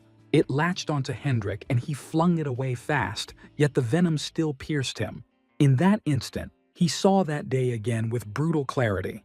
The day his homeland was terrorized by dragons, the source of his rage. Someone reacted with surprise that Hendrik hated dragons at all. Basil found it bizarre that a dragon could despise dragons. That meant Basil could see everything. But how was that possible? The answer became clear at once, as it was the power of the snake that bit him. That creature amplified the opponent's darkest memories and transmitted them straight to Basil. Yet Basil could not grasp how anyone could hate such beautiful beings, especially when Hendrik himself could become a dragon, which Basil considered magnificent. Hendrik clenched his sword tightly, knowing Basil understood absolutely nothing. Those were enemies who destroyed his homeland, his rage born from failing to avenge them and being reborn in an enemy's body. Basil had no right to speak if he could not understand that. Basil questioned what the problem even was, while Hendrik burned with anger over something Basil called trivial. Basil truly did not get it, since becoming a dragon should have been payment enough for everything. Hendrik could not even imagine how many Basil had slaughtered just to gather those snakes, all for the sake of twisted beauty. To Basil, that kind of sacrifice was dirt cheap, and he casually remembered to introduce himself. He was Basil, the king of death, and he adored everything covered in scales. If Hendrik joined his side, Basil promised he would learn to love his true form. In response, Hendrik decided to introduce himself as well. He was Hendrik the Dragon Slayer, sworn to wipe out everything with scales. Basil concluded that meant they would have to fight, so this was where Hendrik's foul mouth would lead him. Hendrik carved through the snakes without much effort, but they kept coming, with no end in sight. Basil could throw as many as he wanted, because a snake like him was not enough to defeat Hendrik. Then the largest cobra of them all emerged, revealing the others had only been bait. The massive serpent coiled around Hendrik and constricted him. Staying like that meant certain death, so he tried to escape by activating teleportation. Basil pressed a hand against his face, signaling that he had him now. Basil claimed Hendrik had been careless and was still too weak to fight him. Basil activated the Serpent Bearer trait to claim the dragon as his own. Everything was set, and Hendrik was supposed to become his slave. There was only one way to break Basil's control, to fully turn into a dragon and eliminate Camille. Basil knew Hendrik could not do that. The hatred inside him toward dragons ran far too deep. Even Hendrik himself was no exception, and Basil believed he still had not accepted his draconic essence. Since Hendrik did not want to become an enemy again, Basil expected him to obediently become a pet. Suddenly, Hendrik heard Chris's voice from the battle with Shane, questioning that twisted logic. Hendrik did not want to become an enemy, so letting his power rot made no sense. Chris had once asked who Hendrik really was, and the answer had been the Dragon Slayer. But that was not the whole truth, as they were fighters who had reached the 50th floor. If they unleashed everything they had, even someone from the 300th floor could be brought down. Chris had said they were still weak, which meant using every possible method without hesitation. In that moment, Hendrik transformed into a dragon again, shocking Basil beyond belief. Hendrik knew he was still weak, and that was exactly why, against stronger foes, he had to fight with everything he had. He would wipe out Basil by any means necessary. Even so, his eyes lingered on the shine of Basil's flawless scales. Hendrik was perfection itself, and Basil would do anything to claim him. Meanwhile, June was slowly starting to lose ground against Chris. Worse, that lunatic had completely copied the Death Star combat style, the technique from Chris's past life. Chris had to free those trapped and then rush to the Golden Lich. No, those thoughts only disrupted the fight. Beating Chun would settle everything. The hero questioned whether Chun had learned that combat style from Death Star Chris Morris. Exactly so, just like the hero himself. Then Chun could not win, because Chris surpassed the Death Star. Chun bristled at that claim, but the hero vanished in the next instant. He reappeared by diving straight into a mass of enemy skeleton warriors. Chris fused divine power, demonic power, and the summoning of holy demons. Chun was stunned, as two incompatible forces merged within one body. No one had ever reached such a feat, and Chris's name was etched into the tower's records. The tower had never seen a being wield both divine and demonic forces at once. How was one supposed to defeat the Death Star when the enemy commanded a stronger army? Yet Chris had to crush him no matter what, just like he had done before. Using a special method, the hero would destroy the beast and then fight the master directly. Only the target changed while the structure stayed the same, a method Chris disliked but trusted. The hero pressed again, since June had called himself the Death Star's successor. With equal rank, the Death Star's abilities could be roughly understood. Chris recalled how he himself once froze before divine power and then died. June summoned his strongest spirits and demanded the Death Star not be defiled. If this ended here, it would be pathetic, so Chris charged forward with his new power. Before divine and demonic force combined, the beast could do nothing as the hero aimed to cleave its core. Chris struck, yet something blocked him, and Chun remained unharmed. Why was that when divine power was poured into the blow? Just as Chris had said, the Death Star had died that way, and June had prepared for such an attack. For every insult, Chris would pay with his life right here. Chun's spirits activated layered defensive magic. Divine and demonic powers were sealed, and those monsters joined in. The undead were brutally strong, especially the fallen guild masters, making simple strikes useless. That meant divine and demonic power had to be used simultaneously. A warning appeared, stating those forces opposed each other and could not be used together. Chris dismissed the system outright, deciding this was the only way. The system still resisted merging them. Fine then, Chris ordered a spirit to devour the conflict, since both powers were his regardless. He commanded both forces and the warrior spirit to become one, crushing the undead. Chun could not comprehend it, as that defense was meant to repel the power of 4 sacred beings. That meant Chris wielded strength far beyond them. It was neither divine nor demonic, and the system issued congratulations. Chris unlocked a unique skill called Unified Origin, fusing divine and demonic power into explosive force. That suited him just fine, while June ordered the spirits of Jose and Benvolio to shield him. It no longer mattered as Chris lunged straight at Chun, unleashing an unavoidable blast. Once subdued, Chris pressed his blade to Chun's throat. The hero wanted to know why Chun obsessed over the Death Star. As he claimed, it was because the Death Star suited the tower's master, and June had once been a helpless boy. Chris reminded him that the Death Star betrayed humanity and died, questioning that blind devotion. June raged that the Death Star had been trapped by the scum of the Stellar Nine. The hero was completely shaken, wondering how that guy even knew this. It was the truth about his death. Had Chun really decided to expose it? He could not believe the phantom mask acted like it did not matter. In his hands was a spiritual master tied to the Stellar Nine. And yet, there was no curiosity about that death. He had been the greatest necromancer, and the Stellar Nine, including the Pelona siblings, killed him in a lethal clash. June raged that it had all been a trap and that Chris Morris was innocent. The hero lied, claiming ignorance, saying the Death Star could have played the fool hungry for power. And now it made sense. There were still those in the tower who believed in and remembered the hero. And Chun insisted the Phantom Mask had no right to mock Chris. He acknowledged the Phantom Mask's talent, but never as the successor of the Dead Star. Chris Morris was more than a benefactor to Chun, holding power far brighter than the Stellar Nine. Chun took boundless pride in him. He intended to defeat the Phantom Mask and fully inherit the name of the Death Star. So this was what it felt like when a successor appeared, and it was perfect. That guy had to be claimed. The hero urged Chun to show what he was capable of. The King of Death saw that the Phantom Mask was not fully formed yet, but already walking the path of a spiritual master. He was nearing Chun's level, and someone who dared insult the Death Star would never be allowed to take that class. Chun summoned hundreds of night wraiths. Vulcan burst out instantly, blocking them with soul lasers, since these were not warrior spirits but second-rate ghosts. Even so, they strongly resembled the warriors Vulcan had created in the very beginning.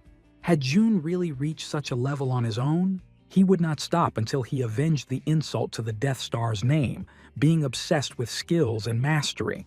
If Chris had not reincarnated, Jun might truly have become the next Death Star. Then the hero answered properly, leaving the ghost to Vulcan. He lunged at Jun and commanded a skeleton warrior to rise. Chris waited for the moment of distraction, but when he struck, Jun still managed to block it.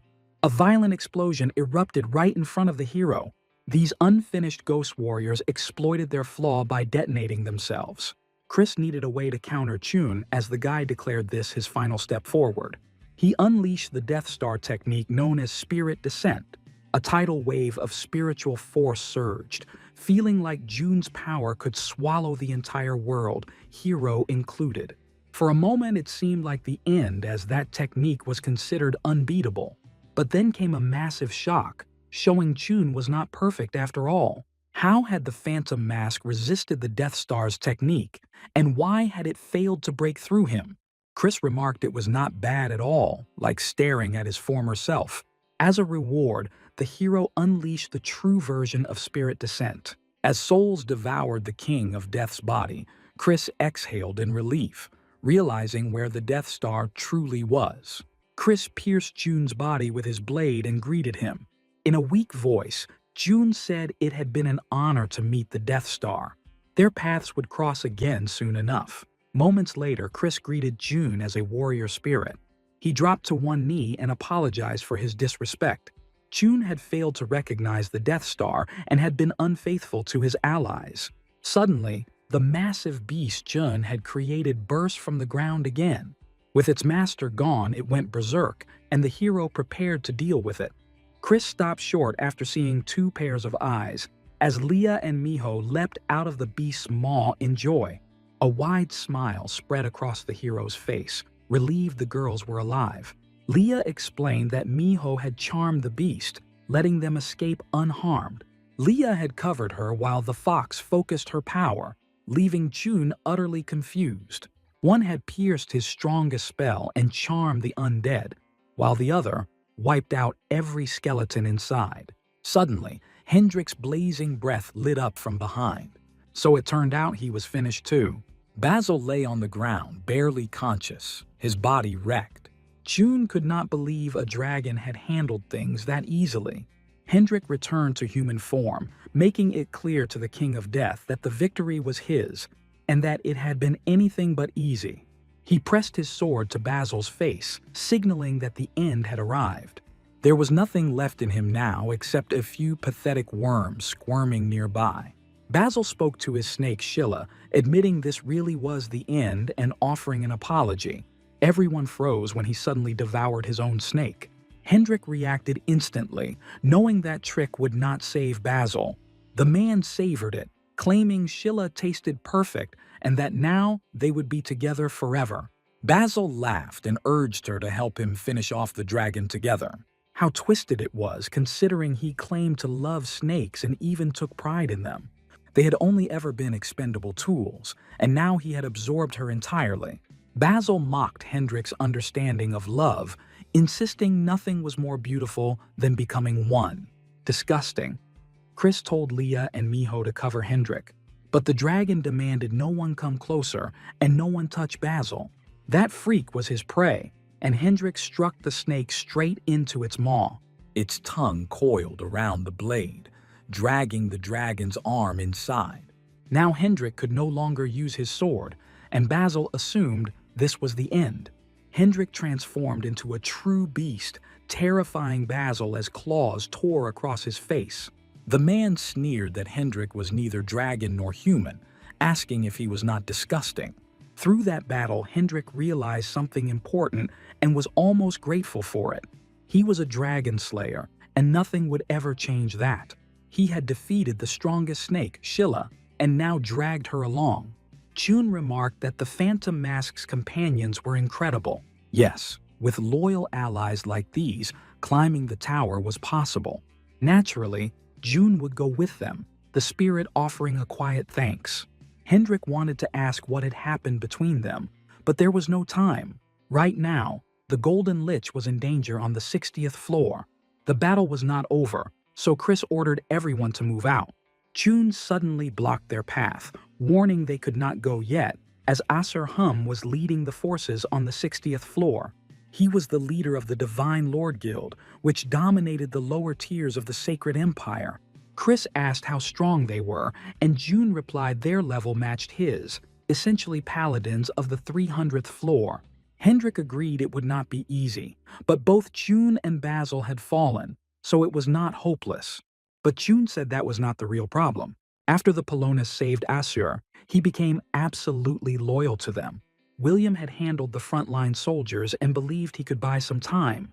As payment for absolute loyalty, Asur alone among the guild leaders received something special, namely divine power from a divine race. The Golden Lich panicked as Asur revived fallen warriors. That meant Asur Hum could rival the heavenly race in power, and right now, he had ordered a full assault. Leah insisted that was impossible, while Chris asked what they were supposed to do.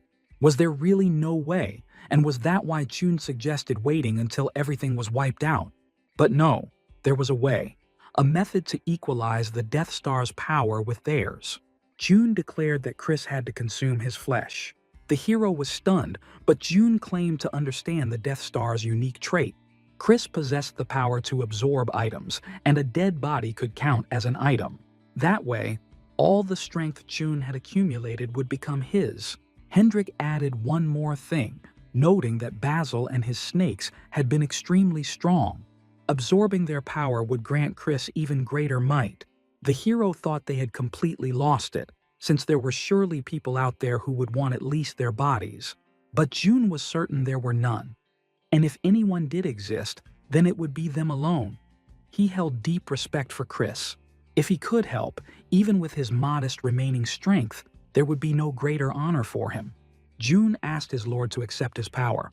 Chris agreed with quiet sorrow, deciding to become the continuation of their strength. The hero immediately began absorbing the two corpses. Meanwhile, enemy soldiers were already breaching the building alongside mages. Damn, they were reviving everything at once.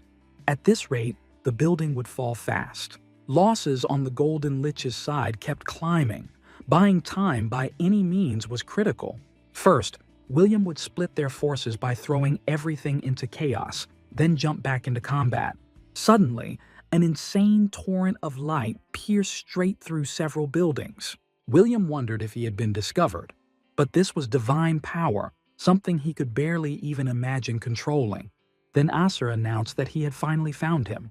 The guild leader hovered directly in front of William, at last identifying the mysterious merchant backing the Phantom Mask. Asur had come to punish the Golden Lich and the Phantom Mask. William noted that this man did not resemble a sacred star at all. Down below, there were surely those waiting to profit from the chaos. Lord Cain had given Acer two orders. The first was to punish the useless guild leaders. The second was to eliminate the Phantom Mask and everyone aiding him. Acer insisted that Lord Cain's command was absolute, equal to divine will, leaving no room for other considerations.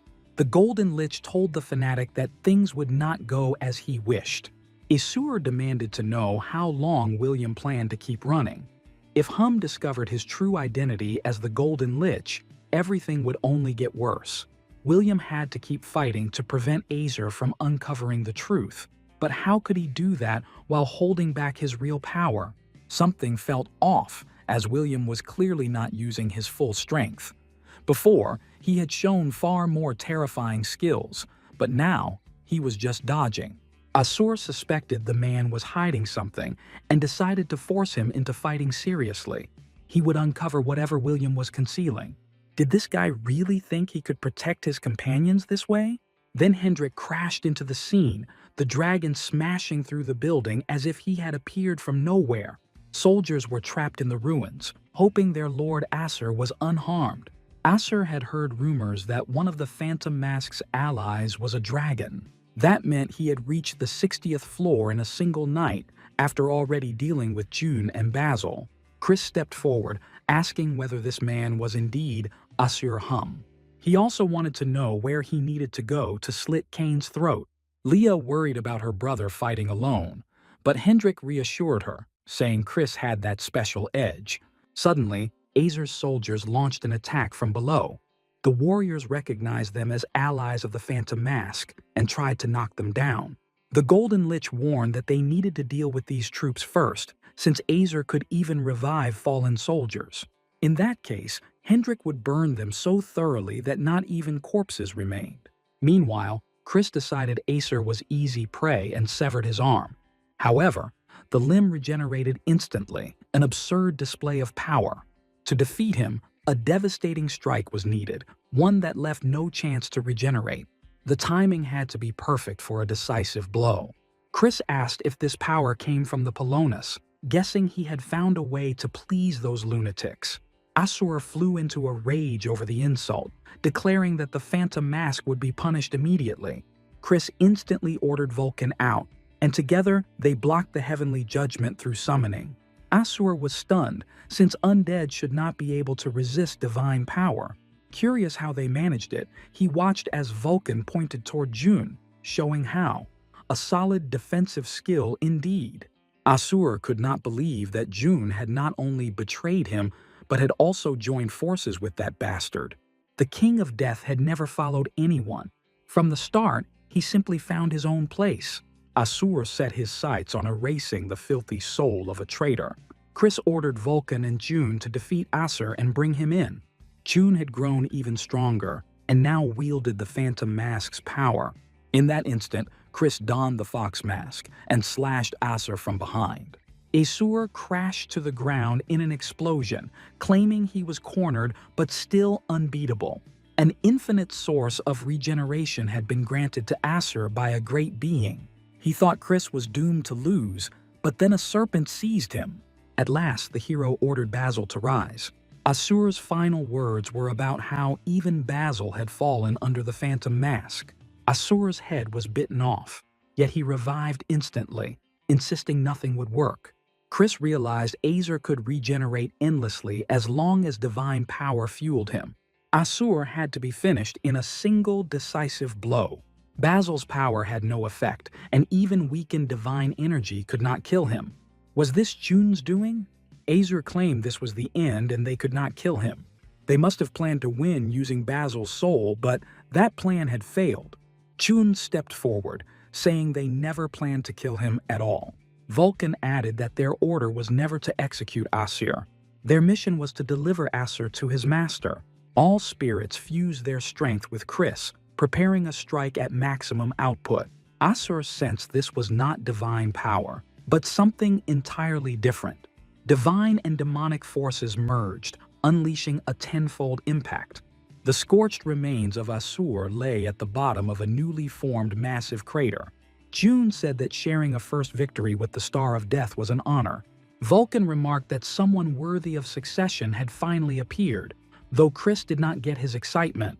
Hendrik called out, reporting that everything below was under control. He added that reviving this ash would require summoning a god or demon. The heroes had stopped them and gathered the sprouts. Chris called it their first true victory. Until now, enemies could claim the Phantom Mask struck by surprise. But today, the fight was real, since the enemy attacked first. Once this news spread, people would start thinking differently, that even the heavens could be flipped upside down. Chris hinted that the Golden Lich should handle that, which was why he was brought here.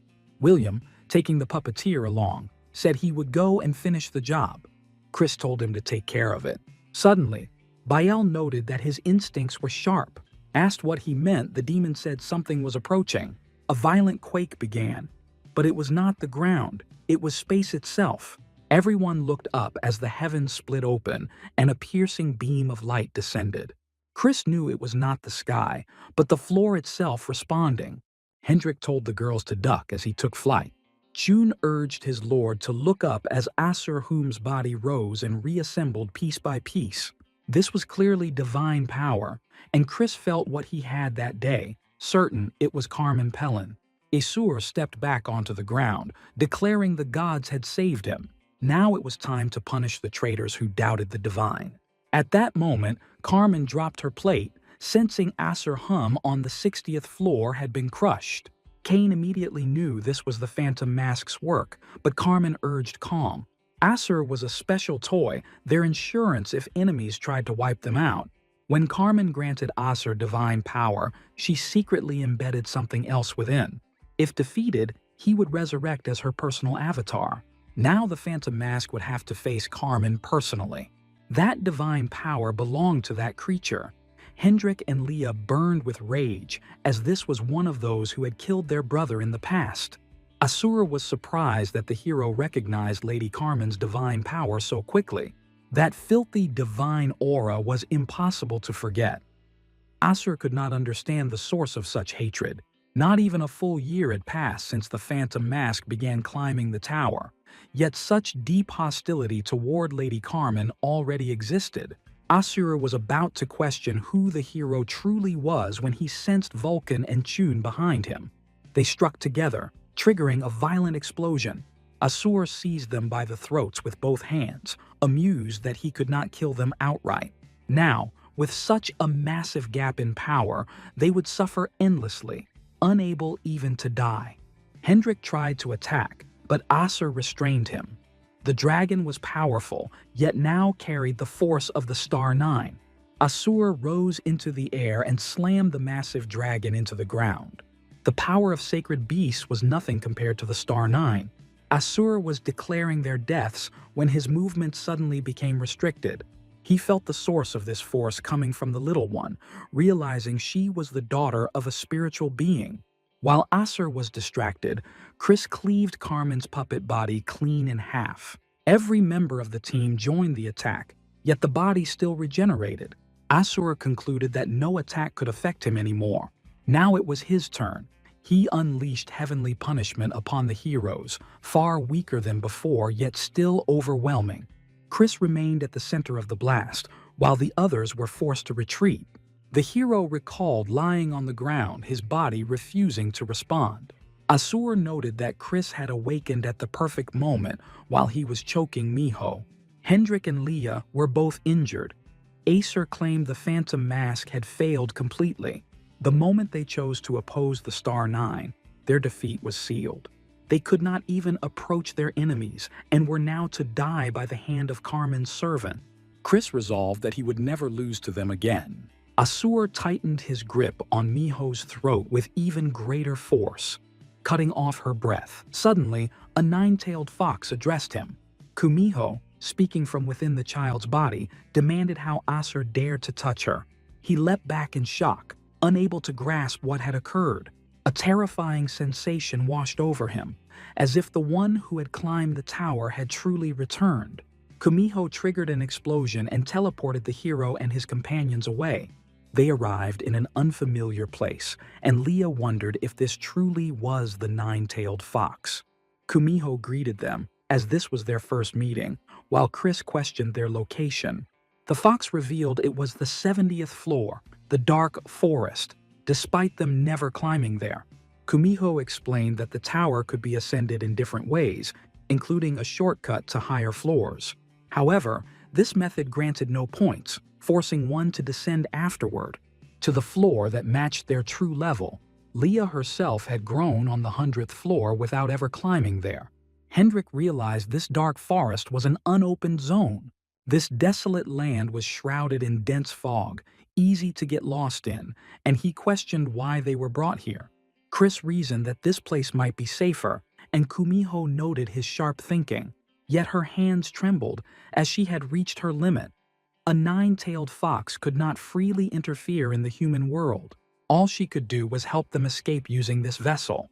Kumiho warned that this was only temporary, and those enemies would return to kill them. At their current pace of growth, they could not defeat them yet and had to become stronger. Chris asked what she proposed and where this path to power truly was. Kumiho apologized, saying there was no more time and that the rest should be heard from him. She promised they would meet again and vanished, returning Miho to her original state. Chris tried to follow and question her, but failed. Miho collapsed into Leah's arms, leaving the mystery of who he was. Suddenly, two arrows shot toward Chris. A bow-wielding girl confronted them, demanding to know who they were and who dared trespass into the dark forest. She ordered them to leave immediately, then froze mid-motion as if struck by a sudden realization. Chris made it clear that leaving was not an option, since they had something important to find here, and began summoning Vulcan and June. The girl slowly removed her mask, never expecting that their paths would cross again. The heroes were stunned. It turned out to be Elione. She apologized, admitting that she still reacted sharply to outsiders, though that detail hardly mattered now. Chris wondered whether Elione had already gathered her army. She answered that calling it an army was still too early. For now, it was only several dozen dark elves stationed to guard the forest, nothing more. Yet there was hope. She pointed toward the dark Yggdrasil, a new world tree that fed the elves with power. Hendrik and Leah could not take their eyes off it. Elione explained that it was still insignificant, since the true Yggdrasil was far more immense. Now it was the heroes' turn to explain how things had spiraled this far and why they had ended up here. Chris suggested moving to a more secluded place to talk. Hendrik explained that a sacred star, one of the Star Nine, had intervened, along with a servant who had accepted her power. With Kumiho's help, the group had arrived here, guided by her words that something in this place could help them stand against their enemies. Elione asked whether that meant the so-called power itself. Leah admitted it sounded bold, but she asked Elione for help, wondering if the elf could fight alongside them. Chris stood deep in thought on the porch, realizing how powerless he had been against Carmen. Without Kumiho, he would have died there, and Asur's words about the Phantom Mask's plan failing echoed endlessly in his mind. Damn it, Chris needed a far greater power. Suddenly, a voice remarked that it sensed an unfamiliar energy. It wondered whether the hero had been sent by Baal and Kumiho. Chris had no idea who it was, yet found the familiarity strange for a first encounter. The tree sounded offended, as if they had met many times before, making such words hurtful. The source of the voice revealed itself as the dark Yggdrasil. It was the very power the heroes had been searching for. With the total war of the Star Nine looming, Elione agreed that they naturally had to stand together. The Dark Elves would fight on the side of the opposition, and Leah lit up with excitement. Hendrik, ever the skeptic, questioned whether they could truly handle it, since the danger was undeniable. That was true, but it was all thanks to Chris. Their target of vengeance was the same, leaving Elione with no reason to stay on the sidelines. Leah gave her thanks, certain her brother would be glad to hear it. Still, Elione wondered where he himself was now. The tree expressed gratitude that Chris had come so quickly, since hesitation after such words was impossible. Chris asked why the dark Yggdrasil had called for him. The tree answered that it had developed a certain interest. Chris laughed to himself, noting that most beings who took interest in him were far from normal. Baal reassured him that there was no need to fear the dark Yggdrasil, as it stood on the hero's side. Suddenly, the tree presented Chris with the fruit of the dark Yggdrasil. It intended to give the fruit to him. A fruit of the world tree was normally reserved for high elf royalty, but this was the dark Yggdrasil, and considering the changes dark elves underwent due to demonic energy, this fruit was essentially a demonic crystal. By consuming it, Chris could gain immense demonic power.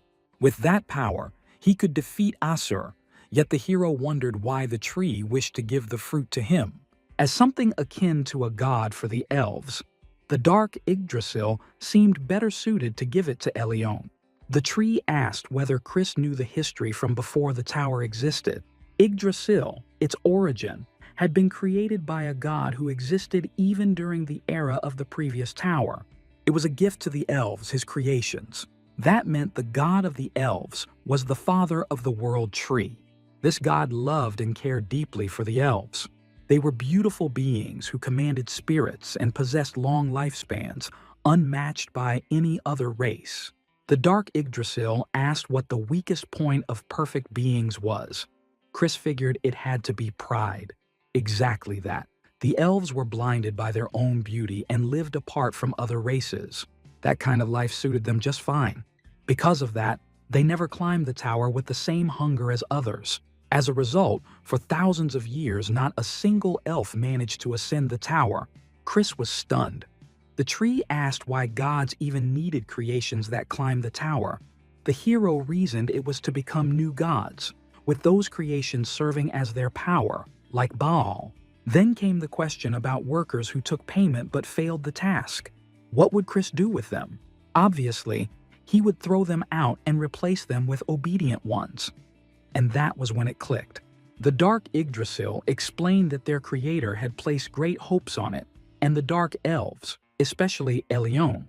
But now, the elves had grown corrupt, allying with other races and threatening the tower's order. At the center of it all stood the Star Nine, the powerful warriors Chris longed to take revenge on. Sadly, Elyon had not become strong enough to receive the dark Yggdrasil's power, so that power was offered to Chris instead. The father of the world tree proposed a pact. The condition was to unite the dark elves, and the reward was the fruit. Chris had no reason to refuse and took the fruit. The system warned that it contained intense demonic energy and demanded caution. Swallowing it unprepared would cause the demonic power to tear Chris apart from the inside. The father of the world tree said he would help. That explained everything. Branches filled with demonic energy wrapped around the hero. They would partially suppress the power's backlash. Chris summoned Vulcan and Chun. He would pour out every ounce of strength he had to accept the fruit's energy. Their task was to protect their master until he fully absorbed the power or died trying. With everything set, Chris began the absorption. Meanwhile, the others rushed out of the cabin after him. Hendrik pointed into the distance. Demonic energy was gathering there, something that had not been present before. Leah realized that energy was connected to her brother. Suddenly, an explosion erupted behind them. Asur, having slaughtered several dark elves, demanded how the hero dared evade the judgment of a sacred star. He had finally found the rebels' hiding place and was determined to finish this. One dark elf survived thanks to the magic power within him. He asked how Asur had arrived so quickly. Hum replied that the eyes of the Star Nine were everywhere. It was faster to start in areas where they had the fewest eyes watching. Asur told the elf that if he wanted to live, he should summon the phantom mask and beg for help. Asur began choking the elf when a dragon's head loomed over them. Asur was blasted back and quickly scanned the surroundings. Hendrik took the elf from his grasp. Azer questioned why Hendrik and Leah were even here. It was almost laughable. They should have brought the phantom mask, or at least that relic. Since the previous incident, Miho still had not regained consciousness. It was likely the after effect of Kumiho's power. She could not help them any further. Hendrik was not certain, But the demonic energy above the world tree was probably Chris's doing. It looked like he had absorbed something insane once again. That left Hendrik with one option. He had to buy time until Chris returned. He tossed the elf to Leah, told her to take him, and ordered her to get out. She did not want to leave, believing they should stay together until her brother came back. Hendrik shouted that her strength would not be enough and yelled again for her to run. It seemed the Phantom Mask was plotting something once more. If Acer killed them and Chris did not appear, no one would stop him. Asur advanced. Leah grabbed the elf under her arm and ran. Acer did not like that and aimed for her, but suddenly someone shot his hand. Elion swooped in, demanding how he dared lay hands on her people. The Star Nine had declared war on the Dark Elves. The arrows carried demonic energy, different from the kind used by the Phantom Mask. She interfered with Asur's recovery. Demonic and divine forces were opposites, and constant hits could destabilize him. In that case, he chose to deal with Elione first. Asur moved insanely fast, beyond her reaction speed. Hendrik stepped in and blocked Azur's arm with his sword. Right here, Hendrik decided he would stop Azur himself. Hendrik unleashed the power of the dragon race, releasing dragon breath. Asur's hand chased Eliona, and the dragon urged her to escape immediately. In the next instant, Asur's hand grabbed her face and slammed her into the ground. He was a representative of those beings and had already warned that Elione would die first. At that moment, her fate was sealed. She had defied the will of the gods. Asur suddenly sensed an overwhelming surge of energy. So, this was where the Phantom Mask had been hiding. Hendrik rushed Acer to stop him from striking Chris and challenged him directly. If Asur tried to interfere with the guild head, Hendrik would have to take his life first. Asur was almost moved by such loyalty and allowed Hendrik to try stopping him. He blocked the heavenly punishment strike. The dragon was not as weak as expected. With a bit more growth, Hendrik could have become a real threat. Asur burned a hole through the dragon's body. Hendrik questioned whether he was done talking. If so, he could attack. Hendrik was still standing, driven by fierce pride. Asur guessed Hendrik endured only thanks to dragon blood flowing within him. Wasting so much power on this enemy became the root of Asur's setback. Hendrik warned him to watch himself, or there would be no escape later. The spirit of the Dragon Slayer's sword unleashed countless strikes on Asur. Impossible. Leah's attack speed surpassed Acer's regeneration. This was the goblin's legacy. The spirit once told Leah she could only buy time. She could briefly surpass him, but it would not last. His regeneration was too much. Without someone supplying divine power from above, victory was impossible, even if the masked one returned. Leah knew this. The spirit urged her to flee now. She was the last of her kind. Dying before revenge would mean everything was wasted. Leah recalled how Chris saved her from the kobolds, and how others always protected her. She had received help countless times and never repaid it. She trusted her brother to find a way. Believing in him, she chose to buy as much time as possible. Hendrik struggled to gather strength, forced to watch for now. Leah was incredible, yet blood streamed from her eyes. She was at her limit. The goblin girl fought to gain a few more moments, guarding the place until her brother returned. The instant Leah slowed, Asur grabbed her arm. He hurled her away, smashing her into the ground. Cain and Carmen had been right. If these kids kept growing, they would only hinder the Star Nine.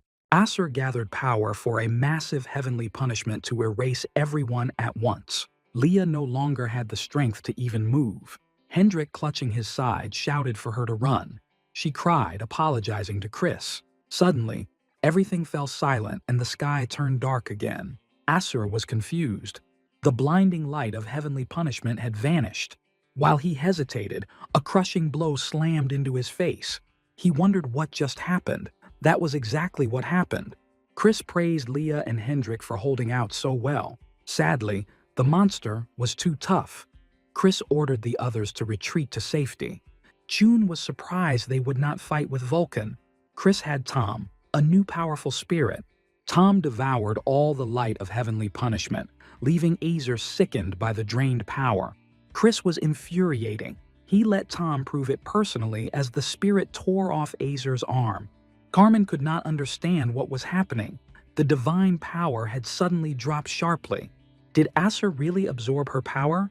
And where did that insane amount of magical energy even come from? Asur claimed nothing would work. Even if Chris was torn apart, he would still survive. Tom kept biting off pieces of Asur, one chunk at a time. The hero knew the beast would revive again. Each time, Carmen would feed him divine power.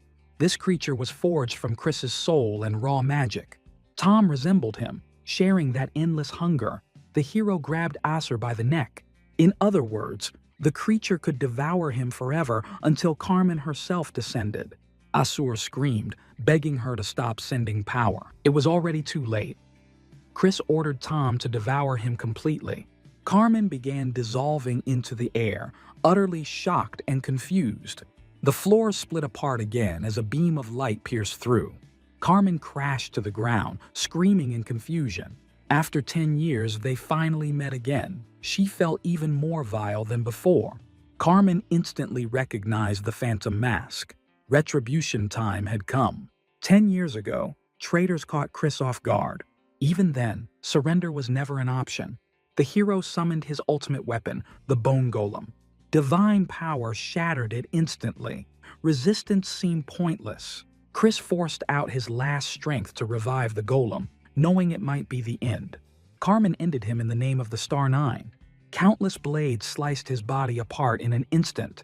Now, at last, the moment of revenge had arrived. Carmen realized this was the dark forest on the 70th floor. How was she dragged here? She was right. It should have been impossible. While absorbing the dark Yggdrasil fruit, Chris focused only on killing her. Even surpassing Asur offered no guarantee of victory. As long as Carmen supplied power, Asur would revive endlessly. She was untouchable. Chris needed to sever the bond between master and follower. Then he remembered similar beings on his side. Power transfer beyond the tower was rare. The most common method was through a follower. If Miho used that path, it became her hidden trump card. Carmen realized Chris used Azur to force a summoning and draw her out.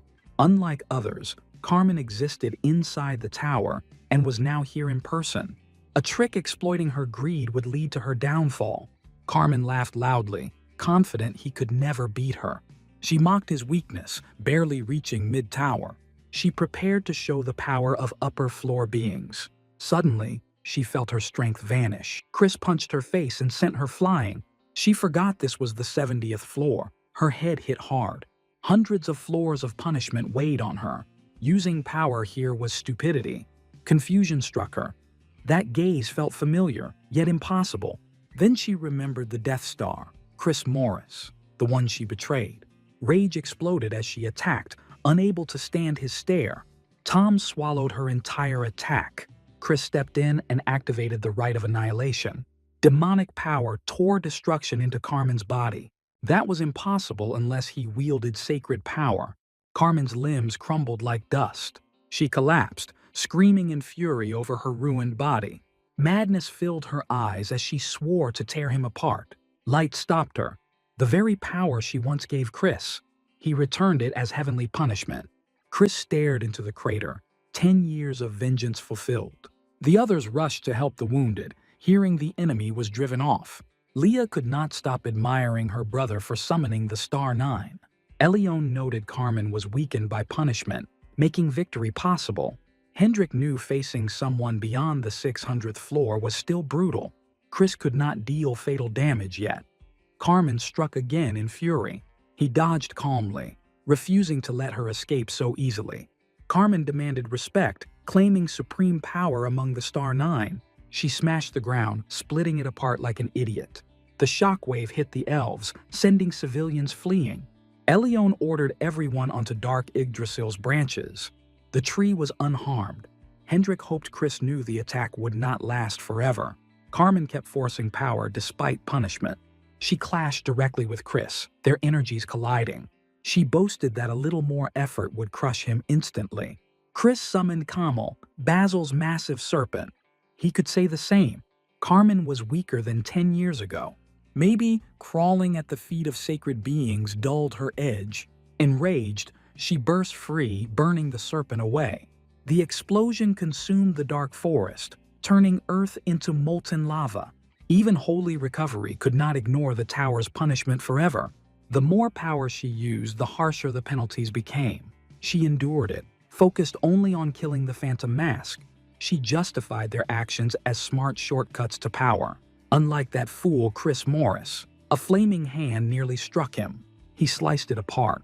Carmen was rushing, acting out of character. Then she stopped attacking. Something felt wrong. Carmen lunged suddenly and grabbed his face. She ripped off the mask to see his face and froze in shock. The truth hit her. The Phantom Mask was truly Chris Morris.